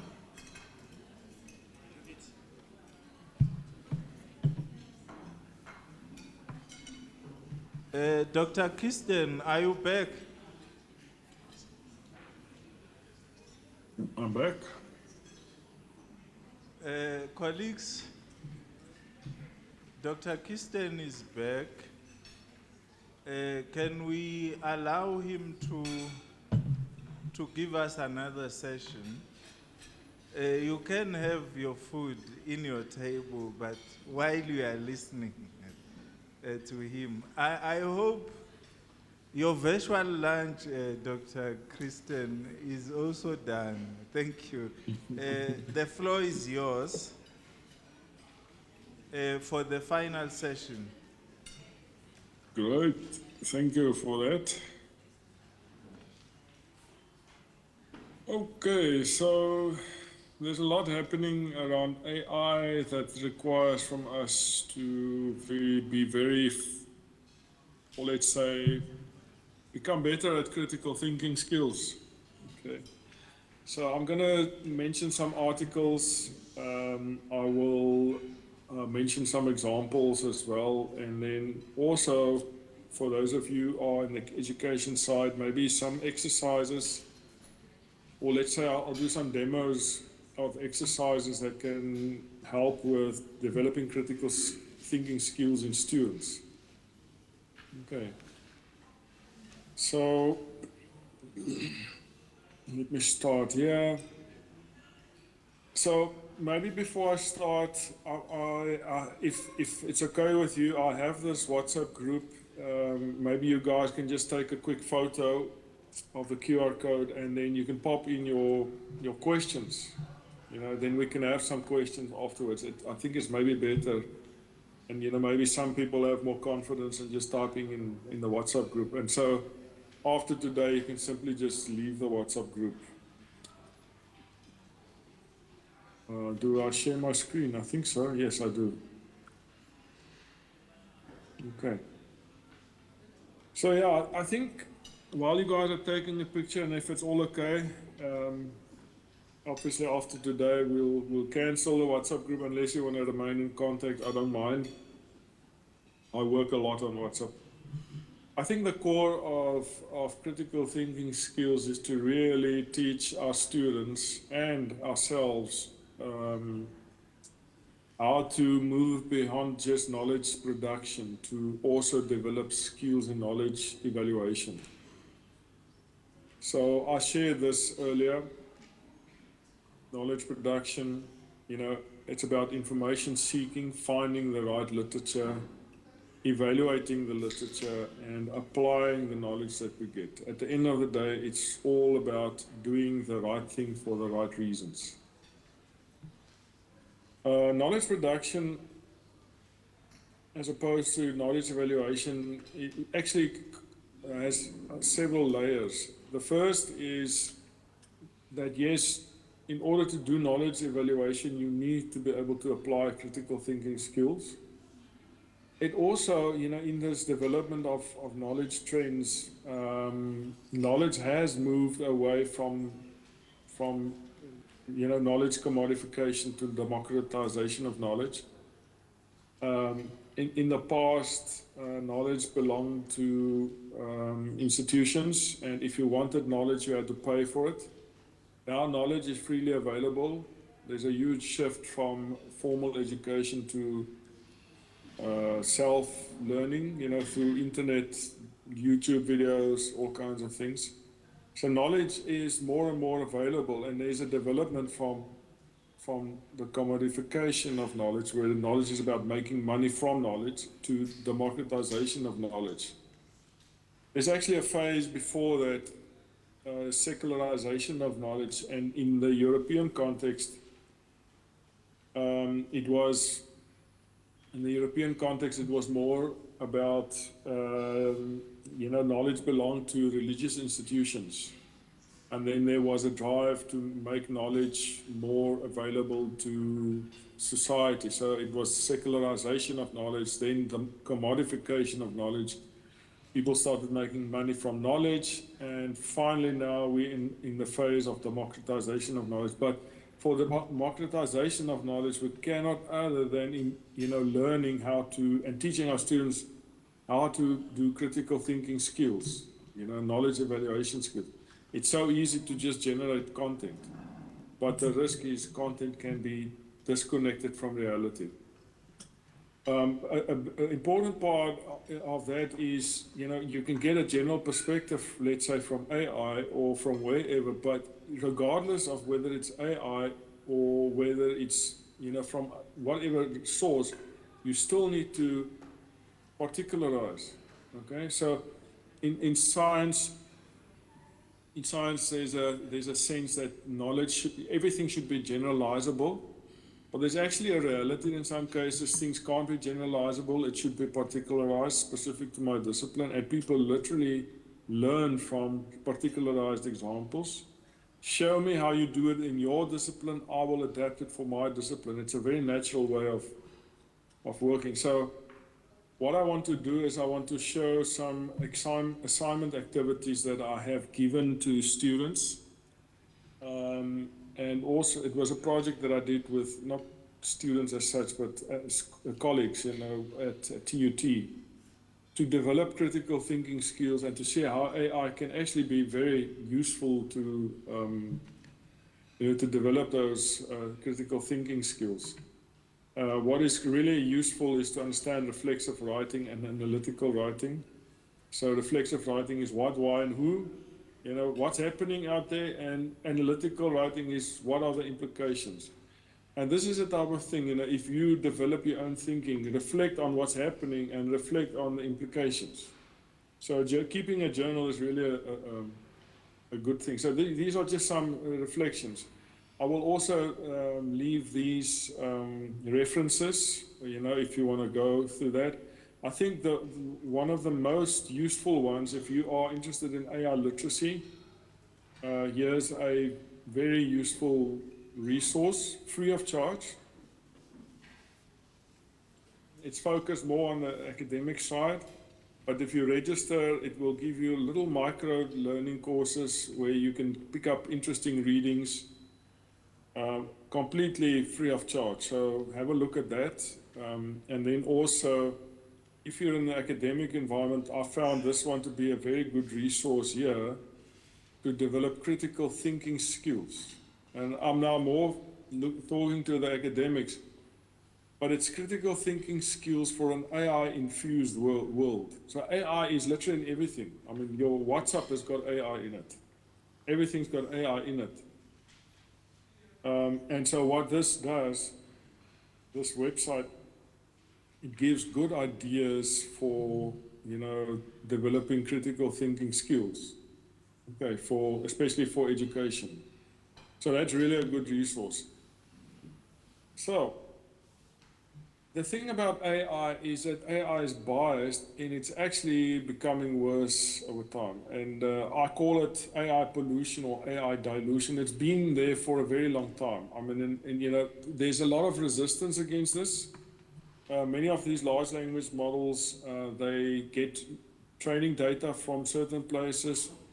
I know a while back, and it's still ongoing, these large language models literally had deals with large publishers. And I speak under correction, but I think Taylor and Francis was one of them, where they literally bought over the access to the original human-generated data. And the point is, because of AI pollution, the large language models start training on itself. And as a result, creativity becomes less. And it's less and less, in some instances, less relevant to unique contexts, okay? And there were some debates on whether the world will run out of data for AI and whether it needs more trusted original source data. I think the big thing for us is that we need to understand, what this means for us when we do reviews of literature. And maybe on that point, I'm going to just jump away from this set of slides. I just want to quickly do a few things on AI for lit reviews. You know, AI can help us with reviews of literature. So there's a lot of AI tools. These are just a few of them. So, you know, there's a process to identify literature, to organize, summarize, and reflect.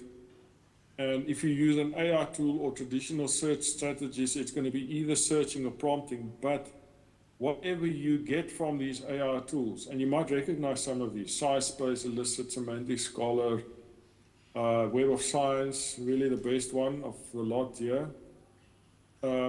When you engage, the tools will give you stuff, okay? It also, most of these also give you bad science, okay? AI generated stuff. I mean, there's a fake disease. I don't know if you've seen this, and I just want to briefly show you this. There's this disease, okay? That I don't even know how to pronounce it, Biksonimania, okay? And if I go today and I go to a tool like Elicit, this is an AI tool that is supposed to help us find literature, and I say, I want to do a search on that disease. It's a fake disease. I can say, you see, there's a search.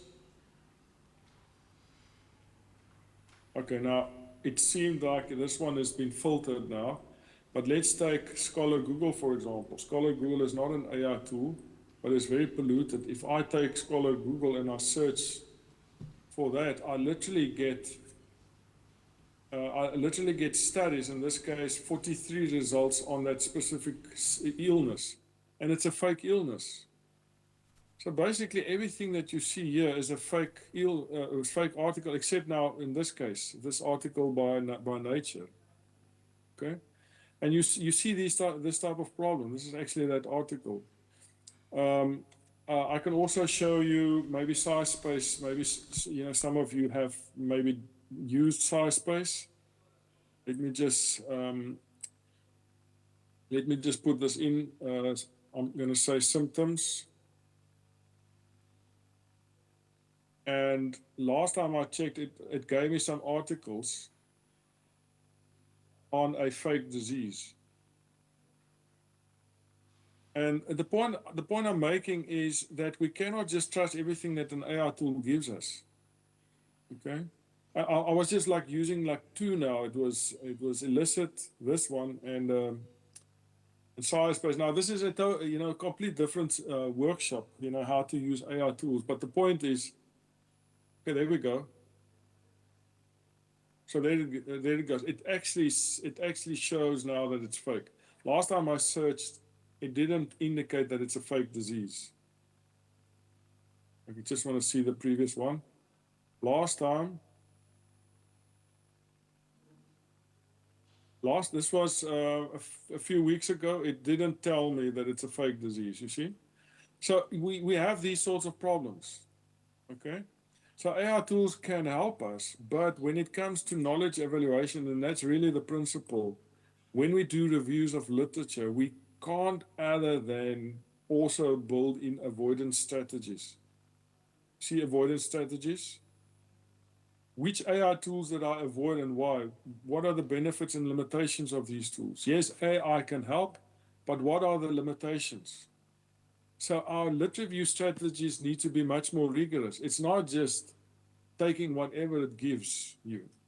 And another thing, which actually takes some further discussion, is that there's the tendency towards the first page results syndrome.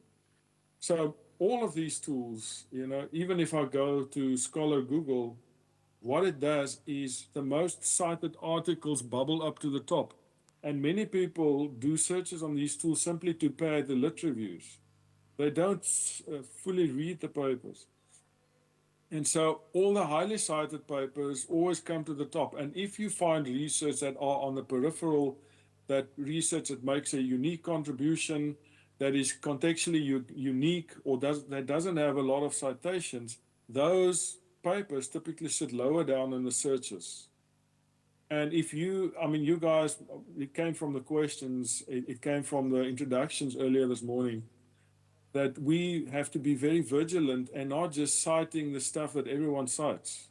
Okay, most of these AI tools do not give you access to the best. It gives you access to the most cited, and so you get like citation incest. Okay, you just cite what everyone cites, and everyone just agrees with everything, you know, and that's high risk stuff. The problem with many of these AI tools, and there's a few of them that are listed here, is that you know, you sit with third-party training data, which is the large language models. The large language models has a bias in it, and I'll show you some examples. But the third-party training data, where it gets its literature from, is also polluted. Like, for example, let's just take SciSpace. SciSpace uses OpenAlex, Semantic Scholar, and Scholar Google. Trinka uses OpenAlex. Okay. Answer This uses Semantic Scholar, ARXIV, and PubMed. PubMed has like 300 predatory journals in it. And so we can't just trust anything it gives you. And we need to be vigilant. And then on top of that, we see articles like this that says that more than half of the internet is already, articles on the internet is created by AI. Now, this is not research, this is just normal articles, but you can see it sort of started around, well, not, it started around 23, 22, but here you see there's more AI generated articles than human articles. And then, so there's a lot of activities happening. We see that there's 6 million papers published per year, which is about 11 papers per minute. Every 26 seconds, a paper comes from China, and this is just the English papers. And then Retraction Watch has got 60,000 retractions. So we don't even know what the Chinese, you know, language papers look like. You know, it's much more. And then there's all kinds of questionable activities. Some of the interesting ones is sneaked citations. Sneak citations mean that people go through a review process, and just before they submit the final version, you know, it's already been accepted. They slip in a few references at the end of their own references, and they inflate their own citations. That's sneaked citations. We also get this problem where you have snatched journals. It's a legitimate journal, and then it gets bought over by some big business, and they turn it into a predator, and this predator simply just makes you know, money from the thing. So they build on the reputation of someone else. Then on top of that, you get paper mills. It's really exploding over the past few years. So the point is this: there's a lot of fake science happening. Okay, and fake science, we can't other than, you know, putting in deliberate activities to avoid fake science. And all of this says knowledge evaluation principles. This example here is a legitimate journal, Wiley, good journal. I was editor for a while with this journal, but I found this article in the Global Media Journal by Shimon Altman. And Shimon Altman was used to determine a concept in a measuring instrument, and it informed 3 questions. But this was this was fake science.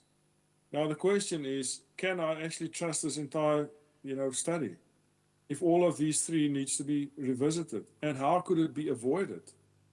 A good way to avoid would be to have multiple references here at the end. You know, if you have like 3, 4, 5 references supporting the claim, then you've got good evidence supporting the claim that these 3 questions are in fact valid and it aligns with social tie strength.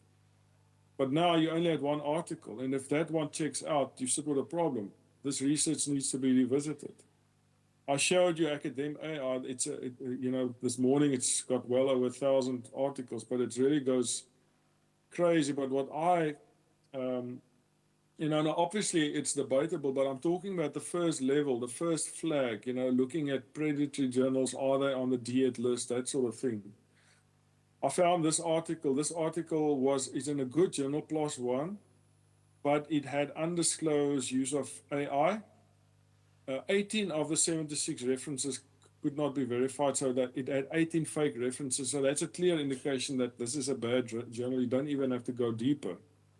But I found at that stage of the 8 citations that I found on Scholar Google, in February it was 39 of this retracted paper. This paper was retracted. I found that of the 8 two-way analyses, so I excluded that, the other 6 education studies was the only one that was like a legitimate journal. The other were all unlisted journals. We don't know where they come from. Nobody has vetted them. There's no impact factor, nothing. And then you sit with this Software X, which is a good journal, which cites that journal. So this is a grandchild with an illegitimate grandfather. You see, so the citation pollution in this case is invisible.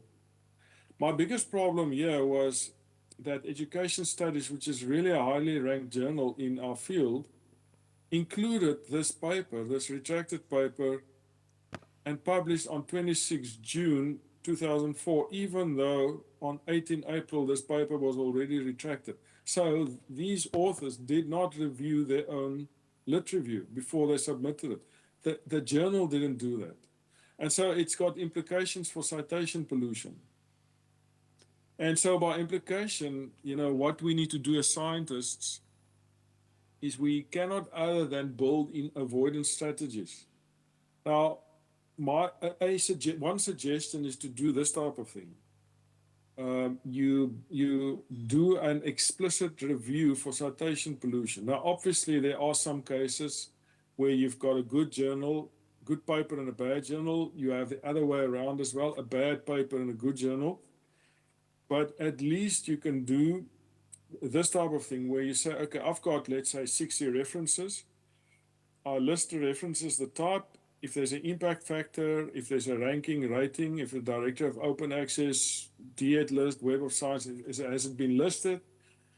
How many journals, how many papers, how many book chapters, how many other references. And by doing this, at least you do the heavy lifting in terms of making sure that you just don't just cite anything. You at least check, okay? And obviously in some cases you make exceptions because, like we know, we get good papers and bad journals and vice versa.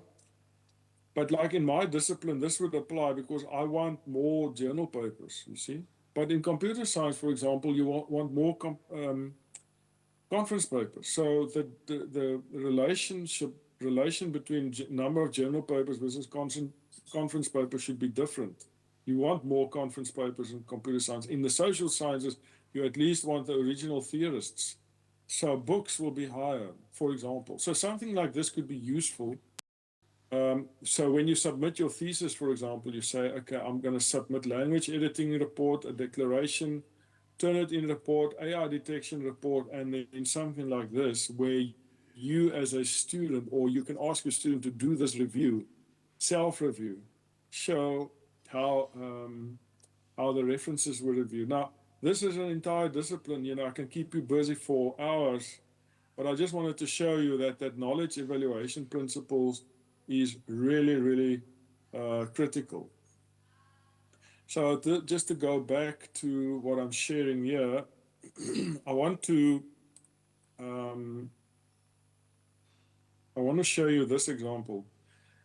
I asked, and you guys will really appreciate this type of problem. I asked ChatGPT, can you develop a scientific argument about Pierre Bourdieu's concept of symbolic violence with claims and proper evidence drawn from the transcribed interview? So I gave it a transcribed interview. The interview was done in 2010 or 2009, I think. And it was between me and 4 Zulu teachers, okay? And we were all speaking English. So ChatGPT said this, okay? Now, this is just an extreme example of the type of biases that we could deal with and that we have to be aware of. And I mean, some of you already mentioned this, you know, in the way you asked your questions. In the interview, this is what ChatGPT says, the participants repeatedly emphasize the importance of gaining endorsement and approval of the local chief. This illustrates a form of symbolic violence where traditional leaders wield significant influence and their approval is crucial for the success of projects. Now, we know that if you get approval, recognition from the leadership, it's actually liberating. It's like if you come to my house and you want to get something in my fridge, just acknowledge me. I wouldn't say no, but at least just acknowledge me because it's my house, you see. But ChatGPT had a Western lens on top of the local data. So I mean, this is serious. A year later, I asked the same thing. I said, "Can you analyze the interview looking at Pierre Bourdieu's concept of symbolic violence?" And it said the same thing a year later.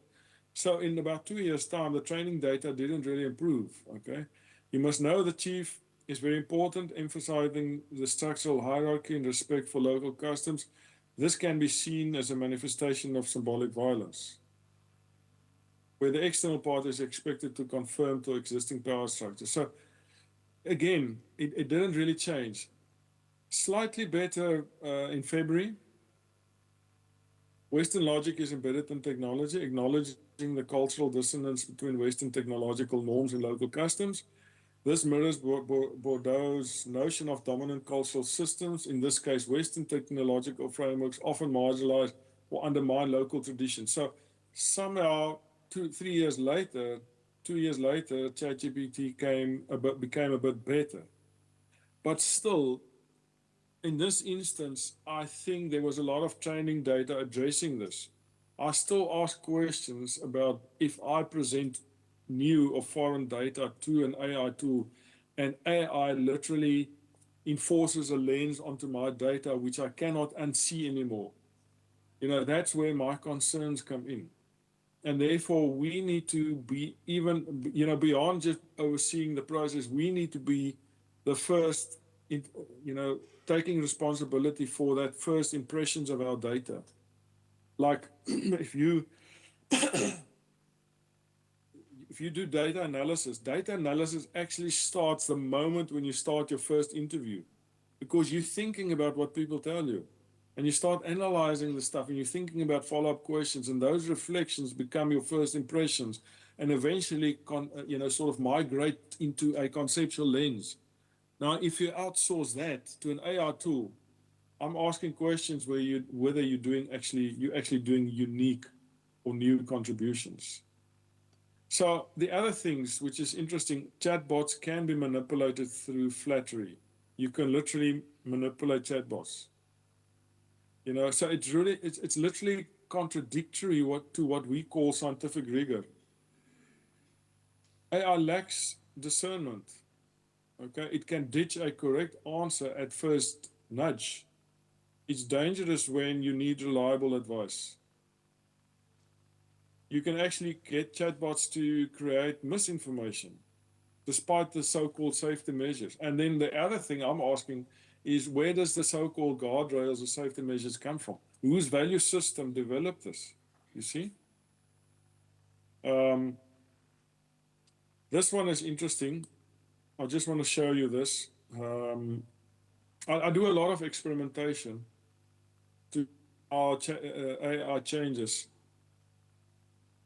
So again, I was analyzing this interview, and I asked it, can you see what I get from the conversation? So it gave me some summaries,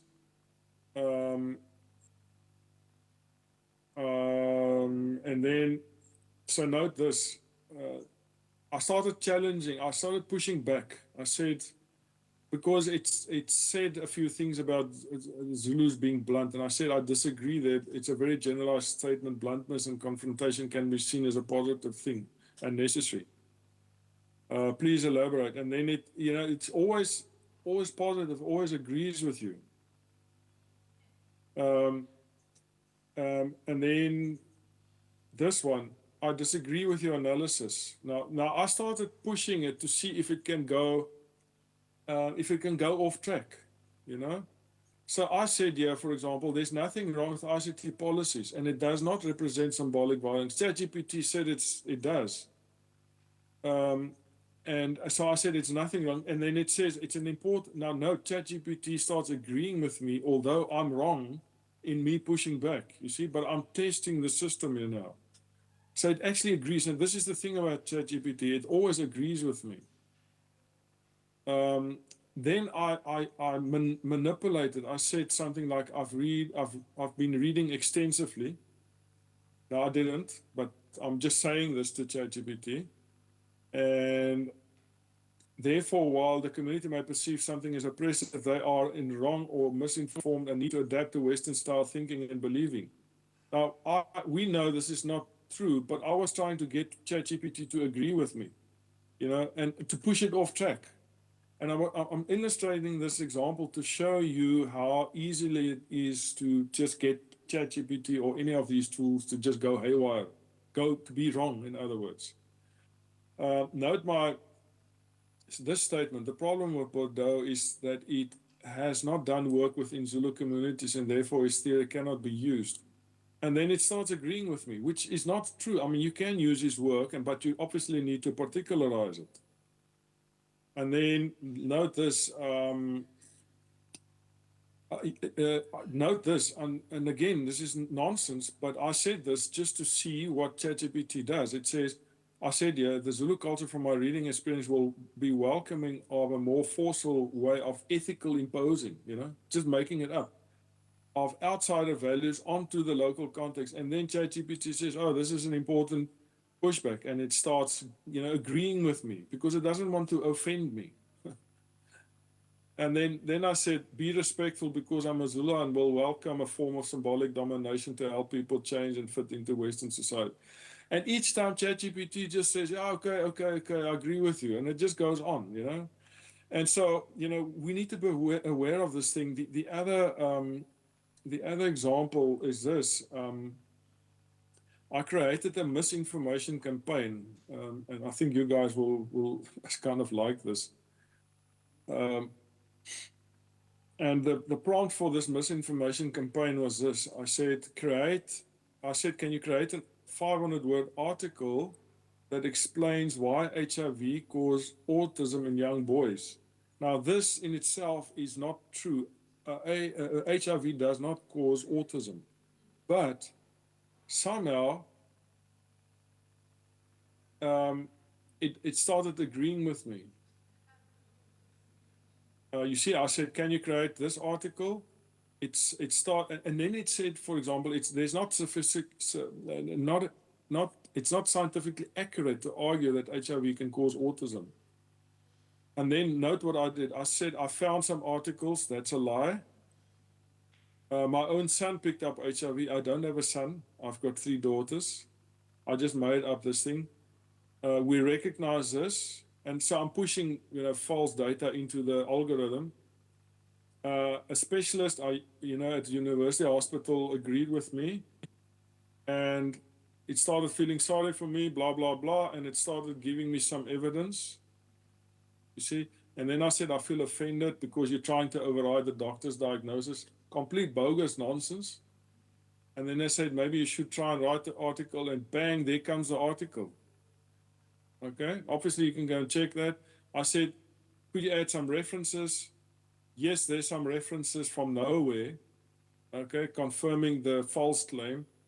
I said, can you incorporate these references into the article? And it literally wrote the article with the references built into it, you see.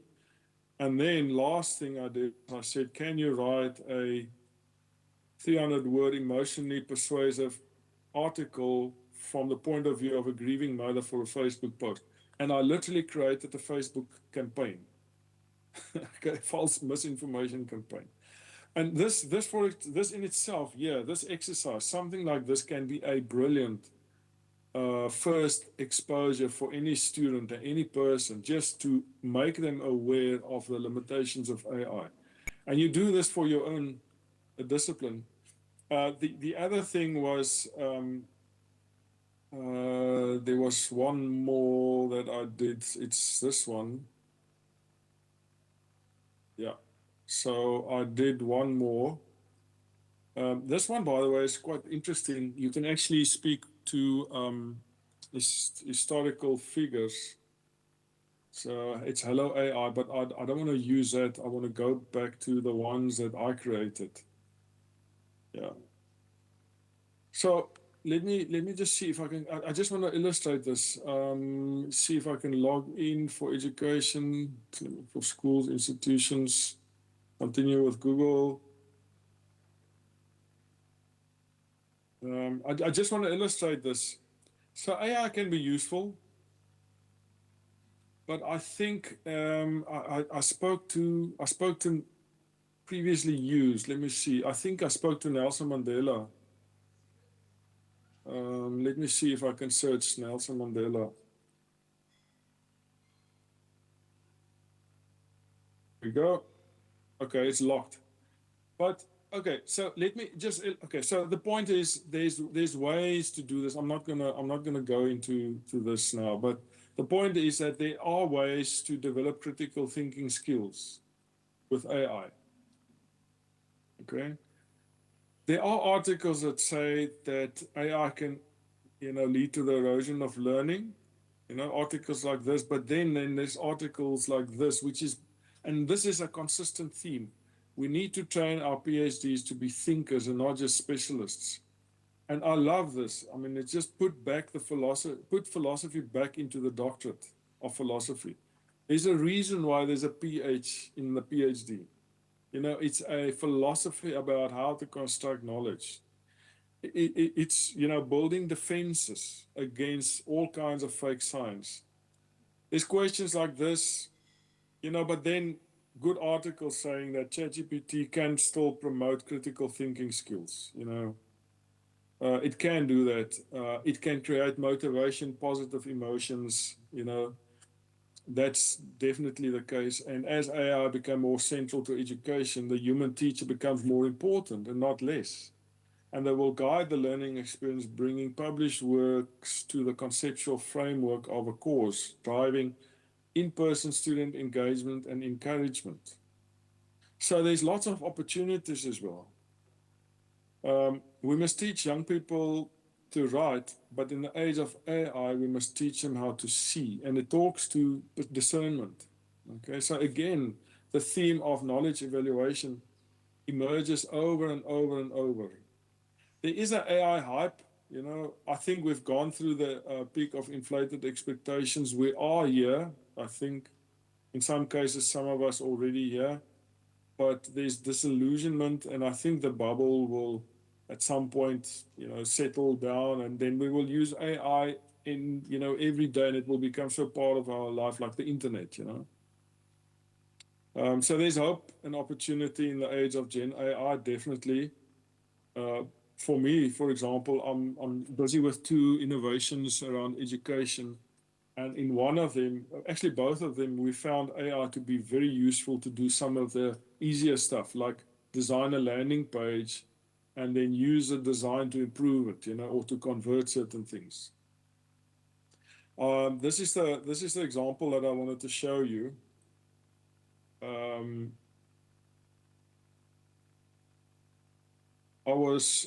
this is also interesting. I said, and this is how you can use AI. I said, I want to talk to a famous public figure, specifically Nelson Mandela. I want you to role play as Nelson Mandela. I will ask you questions. You can respond to my questions in a personal conversational style. Assume that I'm an 18-year-old student. And so you can do this type of thing, And then AI said yes. And then he said, hello, my young friend, I'm Nelson Mandela. And it's like, AI speaking to me. And then I would ask things, please tell me about the day when for the first time you held your baby when Winnie Mandela came to visit you in jail. Now, I watched a documentary. Apparently, at that time, Winnie Mandela didn't know that Nelson held the baby because he said for political reasons it's best that she doesn't know. So I know that I saw that in a documentary, but despite that it's a fact, this AI didn't have the facts. And it didn't speak to this fact specifically. Maybe one of you could correct me, but the point is just AI is not always factually correct. Okay. So there's ways to talk with to develop these critical thinking skills. I think, you know, one of the main things that I would strongly advise is that you make sure, and I did mention it earlier, is that you make sure that you opt out of not letting the large language model train on your data.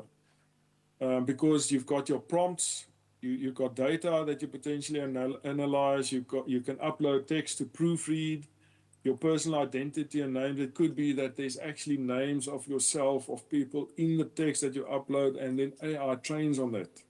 Or it could be copyrighted materials. And basically what it just means, and if I just take ChatGPT as an example, if I go to my settings there, and I go to my data controls, I say, don't improve the model for everyone. This is off. If I put it on, everything that I feed it will be used. Even if I use my daughter's name, my wife's name, my own name, it will train on it. But I've switched it off, so it doesn't train on my data. And many people don't know this, okay? And, you know, the scale paper, you've worked for months, okay? Now you upload the text to proofread, and you didn't switch it off. Bang, there goes your paper into AI, and AI could potentially know your stuff before you published it. You don't want that to happen.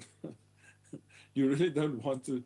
So this is really, it talks to privacy issues, you know? And then, so here's just an example, you know, just a case study to show how AI can be a bit off track and sometimes a lot. What I did is I uploaded my interviews. I said transcribe it, and because the accents were not, you know, sort of mainstream accents, there was a lot of mistakes in the transcription. So I had mistakes like Obama, which was not, you know, Predator, which was completely not part of the conversation, but the way the accent, you know, the AI tool thought it's this. So it took some time for me to fix. But I thought to myself afterwards, you know, it's almost easier to just transcribe this myself than to try and auto-transcribe and then try and fix it. It takes longer than to transcribe than to fix it afterwards. But anyway, I uploaded the transcript. I afterwards realized, you know what, I never asked my participants for permission.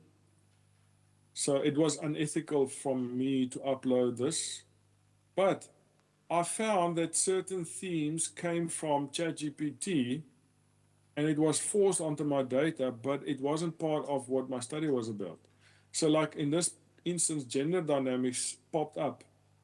But there was so much training data at that point on gender dynamics that it thinks that whatever I say has to do with gender. It doesn't. Not in my study. My research objectives has sort of guided me in a different direction.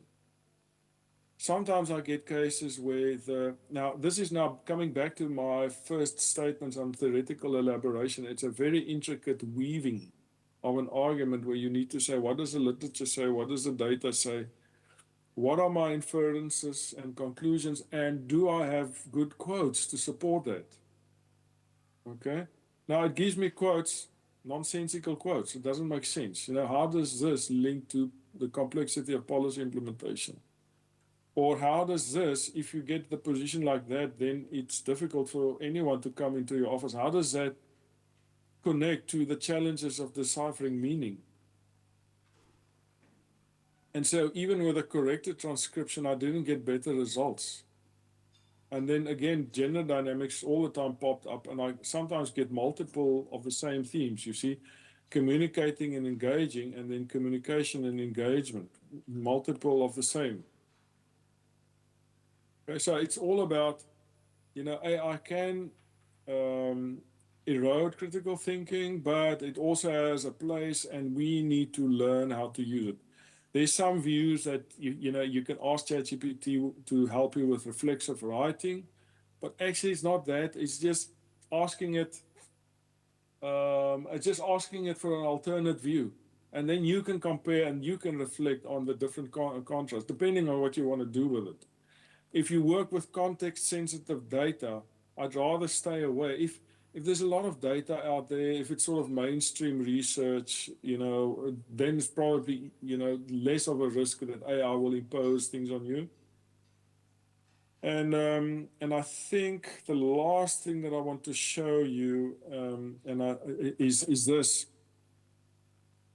that there's a lot of, there's a lot going on AI policy. We know that the draft AI policy of South Africa, it turned out to be AI generated. It was quite a buzz actually, because the first issue that was picked up was something like 8 fake references.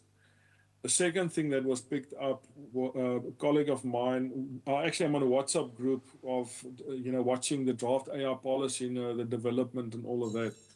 The second thing was that some people saw that certain bodies would sort of generate it to say that these bodies will govern the AI policy, but then it was never referred back to those, and then ICASA. So there was a lack of a golden thread. And I personally did an AI scan, and I found that 71% of the policy was AI generated. And so the point I'm making is that policy is on everyone's lips at the moment. And again, just this diagram, it's, can take a full 2-hour workshop just to unpack and explain. But most of the time, policies have general principles, okay? So an example of a general principle would be, and I just want to show the one from Unisa. A general principle would be something like this, where you say, like there's a general principle. AI tools cannot meet the requirements of authorship, as these tools cannot take responsibility. They're not a legal entity, and they cannot assert the presence or absence of conflict of interest. AI tools cannot be listed as an author of a scholarly manuscript. AI tools, authors who use AI tools for content gathering, research process, the writing of manuscript, production of images, or in the collection and analysis of data must be transparent and honest. So that's a principle. But still, if I have the principle, how do I implement it? Yes, we have a principle, but what's the practical side of things? And for that reason, we have checklists. So here's an example of a checklist. There's a checklist of how potentially you could use AI, plus opportunity to add your own. In some disciplines, there are different things. Like what this does not have is AI in generative design, which is something that happens in engineering. You literally use AI to generate designs, and it's 100% accurate. Or AI generated COVID vaccines. Okay, I don't know if you've heard about that. That can, that's a type of use case. So checklists are useful. Policy principles, who should be on a policy committee. And in fact, my suggestion, I haven't sent it on, since the draft policy turned out to be AI generated, but what we need is on the committee of people that develop the policy. We need people from all kinds of backgrounds and discipline. Like you need a philosopher there, you need an educationalist there, you need a cybersecurity specialist, you need a copyright specialist. So everyone can give their views in developing the policy principles. Okay, so we have that. But what is missing is discipline-specific examples, case studies. And this is actually then my appeal to you. Somebody, or maybe all of you, can come together and say, okay, how can we collate examples of how we use AI for language editing, for data analysis, for topic discovery, for our discipline, for our school, and maybe the subject librarian would be a brilliant person to do that. But there's a huge need for this. I mean, using AI for language editing in the natural sciences is a different ballgame than using it in the social sciences. Using it for indigenous knowledge studies will be completely different from, for example, using it for chemistry, for language editing. Can we get good examples of how it's been used successfully? And that's my suggestion, and maybe it's an appeal to your community, let's come together and we could start collating these examples. And colleagues, with that, I think I'll take you back to the WhatsApp group. Should you want to send me some questions, I'm sitting ready with my phone. Thank And you. then Thank you, Doctor. Let's give him another round of applause. thanks, everyone. Actually, Doctor, as I was sitting and listening to your presentation, there was a time when I was laughing, asking myself, what is the correct direction to follow? I'm saying this because as you were giving your speech, I could underline some few sentences that you highlighted, that AI lacks discernment, AI can be misleading, and doesn't want to offend the user. And it also erodes the process of learning. So I'm sitting and asking myself and thinking about few generations to come, and asking myself, where are we going? And I don't have answers. I hope maybe you do. Maybe colleagues do have answers, but at a personal level, I don't have answers. So maybe let's give colleagues the last round of questions. If they do have questions, I will also recognize you, colleagues, as you raise your hands. Yes, we have number one.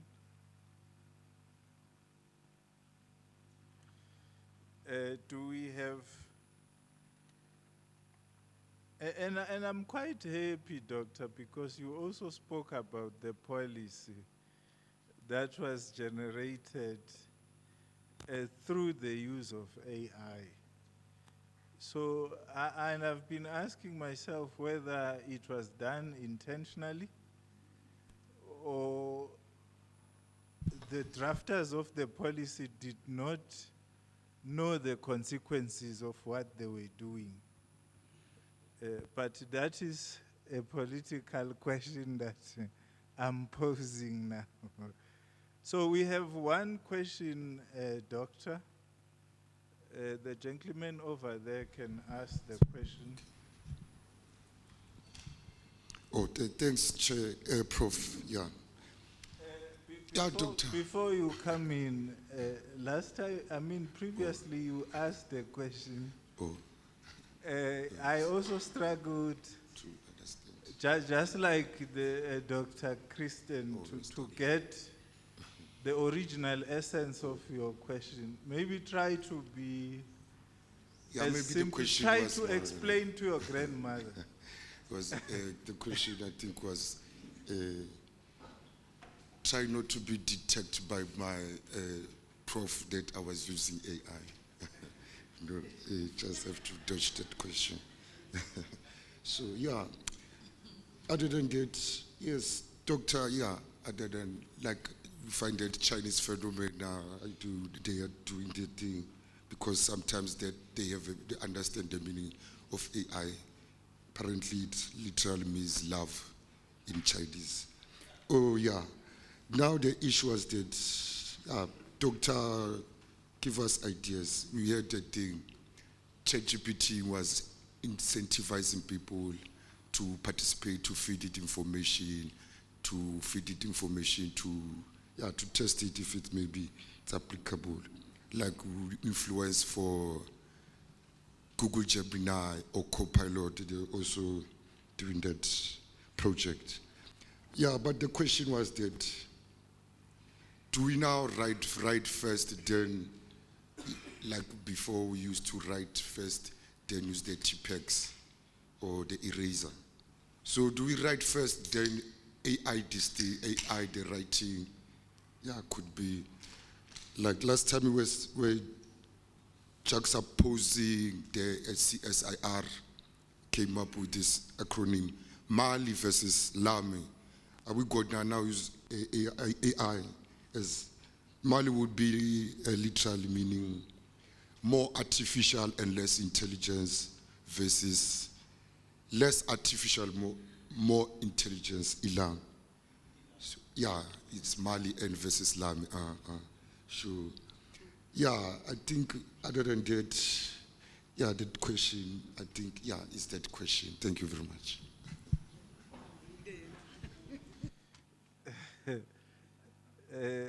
Doctor, I'm not sure if you understood the question. I think so. Maybe we must borrow the Queen's language, and maybe, I don't know. But Doc, I'm sure you heard the question in bits and pieces. Yeah, I think what I'm thinking is, yes, there's a question, do we write first or do we let AI write first? There's actually a deeper thing as well, and I picked it up at multiple institutions. People are sort of, I don't want to use the word scared, but maybe scared is a part of it. They're scared of the unfamiliar. I was with a university and I sat with about 30, 40 librarians, and they were so scared that they will lose their job because of AI. I also saw this, more than 10 years ago when I did computer literacy in a community where there was sometimes electricity, there was no internet. Sometimes we had running water. And I really believe that part of literacy, whether it's computer literacy, AI literacy, is to build confidence, okay? I showed the librarians when I was there in March that with AI, you're actually more important than you were in the past, okay? And that you don't have to be. And I allow them to play. When you're young as a child, you play, you don't realize you can make mistakes, you don't realize you can do things, but as you grow older, you're sort of less flexible.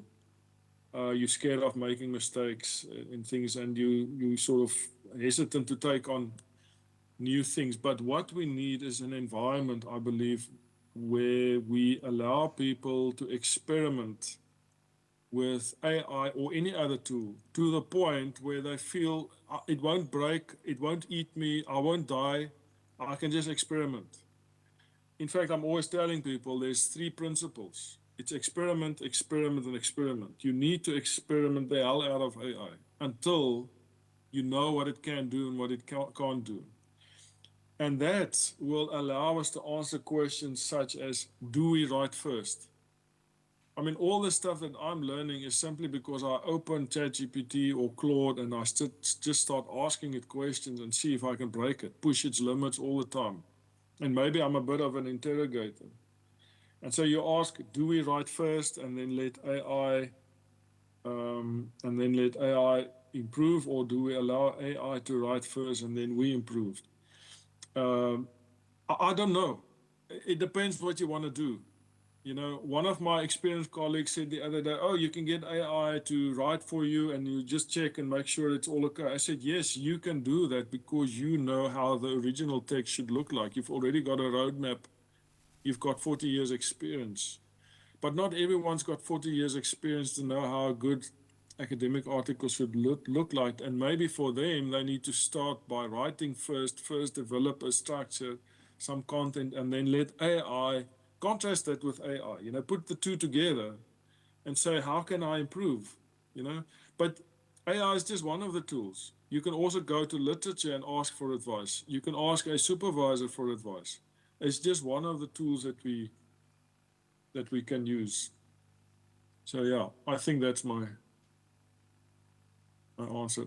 I have a question on the WhatsApp group, Prof.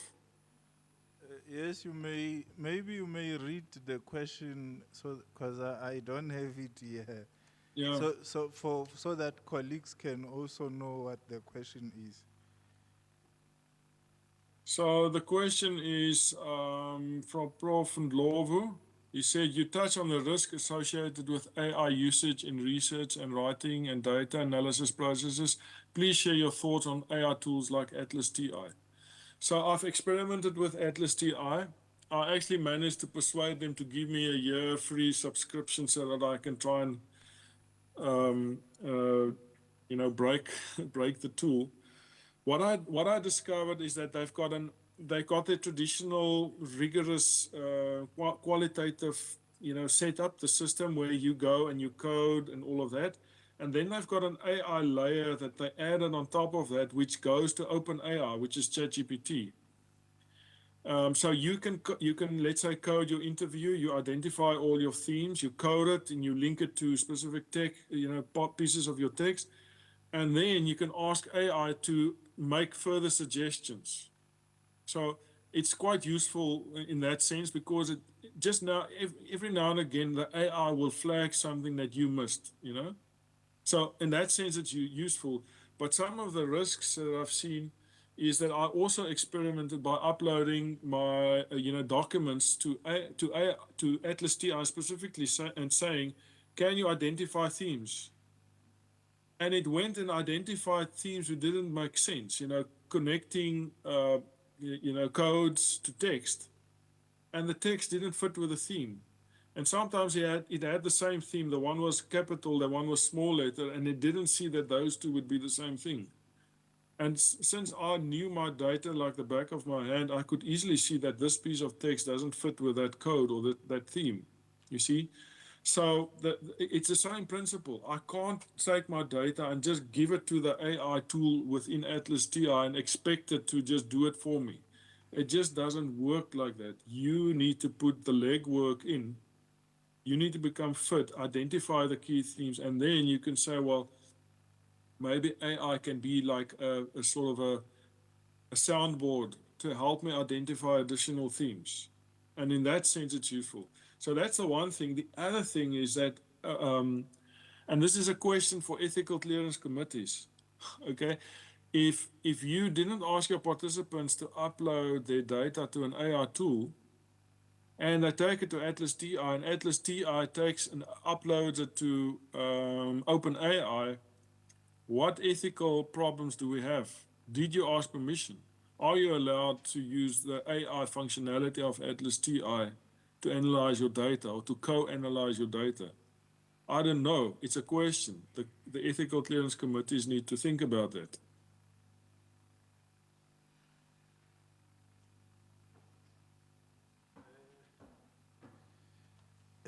Thank you, Doctor. I think we don't have any further questions, and I think this also marks the end of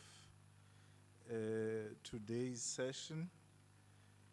But let me take this opportunity, colleagues, to thank Dr. Kirsten Cross, and your presentation, as I was sitting and listening since this morning, I now take it as an opportunity. Your presentation is an opportunity, but at the same time, it is a challenge. It is an opportunity in a sense that it requires of us as universities to ask ourselves, are we ready to use AI? Are we able to explore better ways of using AI? And as you were presenting, Doctor, you also mentioned that some universities, I'm not sure if it's in the north, that if students submit their dissertations or theses, they are required to attach the language editing report, Turnitin report, an AI detection report. I'm not sure about the South African University when it comes to AI detection report.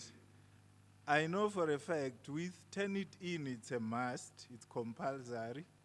You have to attach it to prove beyond reasonable doubt that this is your work. And I know for a fact language editing is one of the documents, but maybe I need to be schooled also about AI detection report. I haven't seen a thesis as yet which has attached an AI detection report. So what I'm trying to say, it is also a challenge, your presentation, because what it says to us is that we need to be meticulous, methodical, and judicious in how we use AI. In short, we need to be careful because it adds more weight in terms of if I'm a researcher, what I have to do. Because it means I need to verify the sources, cross-verify, cross-validate, cross-corroborate. You were talking about corroborate a lot, Doc. So meaning we need to verify the sources we use. And verifying without stamina. And you are also worried about publish and perish. Remember in the beginning we spoke about, because even promotions at universities are based on how often you publish. So meaning if I spend most of the time trying to verify sources, will I be able to meet deadlines? Because for an example, if I send an article to a journal, and then I get a feedback, most journals don't give you a month to do corrections. They actually give you a week or so to do corrections. So meaning in that space of 1 week or 2 weeks, will I be able to verify each and every source that I use?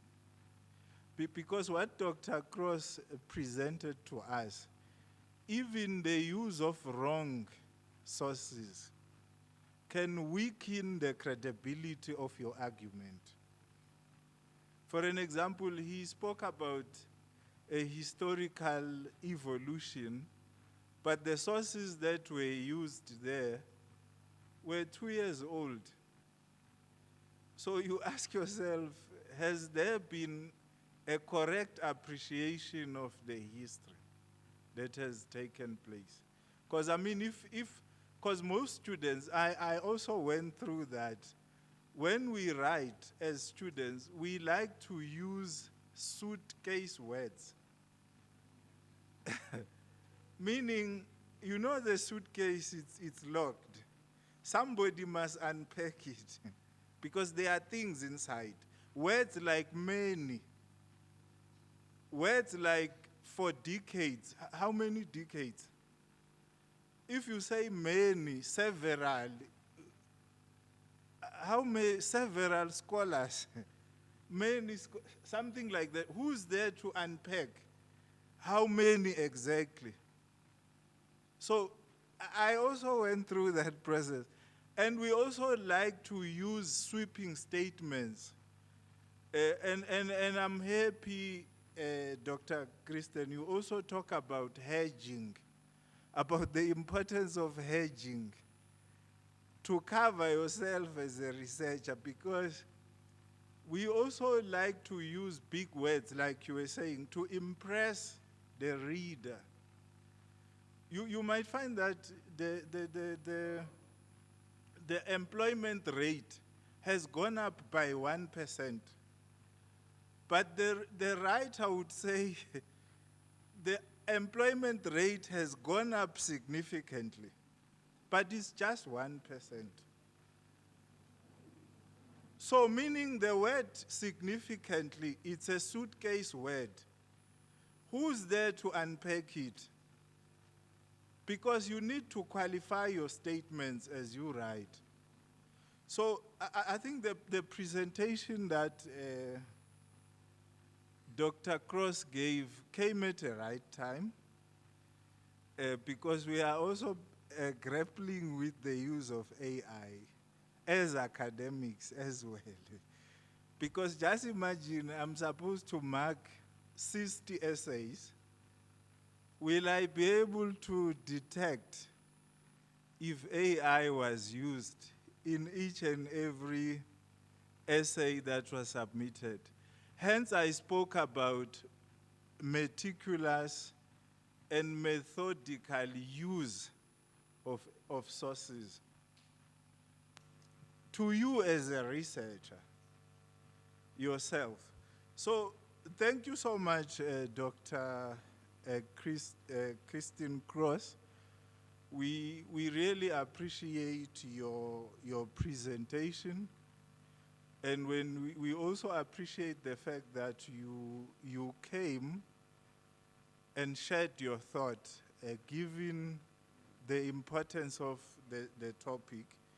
I would also like to thank these colleagues, the organizers of this event, the ICT team, without whom we wouldn't have listened to Dr. Christine Cross. I must also thank the marketing and communication team of the school. I must also thank Madam Dean, Professor Paswai, for gracing this important occasion. Although she had other pertinent commitments last week, but she made sure that she comes regardless. So I think that is also very important. Let me also thank the executive committee of the school, in particular Professor Ndlovu, the acting director for Research and Knowledge Hub, for making sure that these events happen. Of course, in collaboration with Ms. Mnisi, to make sure that this, and I must also thank the kitchen for the food they have also prepared. You can see that it was prepared with love, care. It was well cooked, nicely cooked. So that is the reason why some of us still have energy from 9 o'clock until now to be standing and talking. So actually the food also played an important role. And I would also like to thank the attendees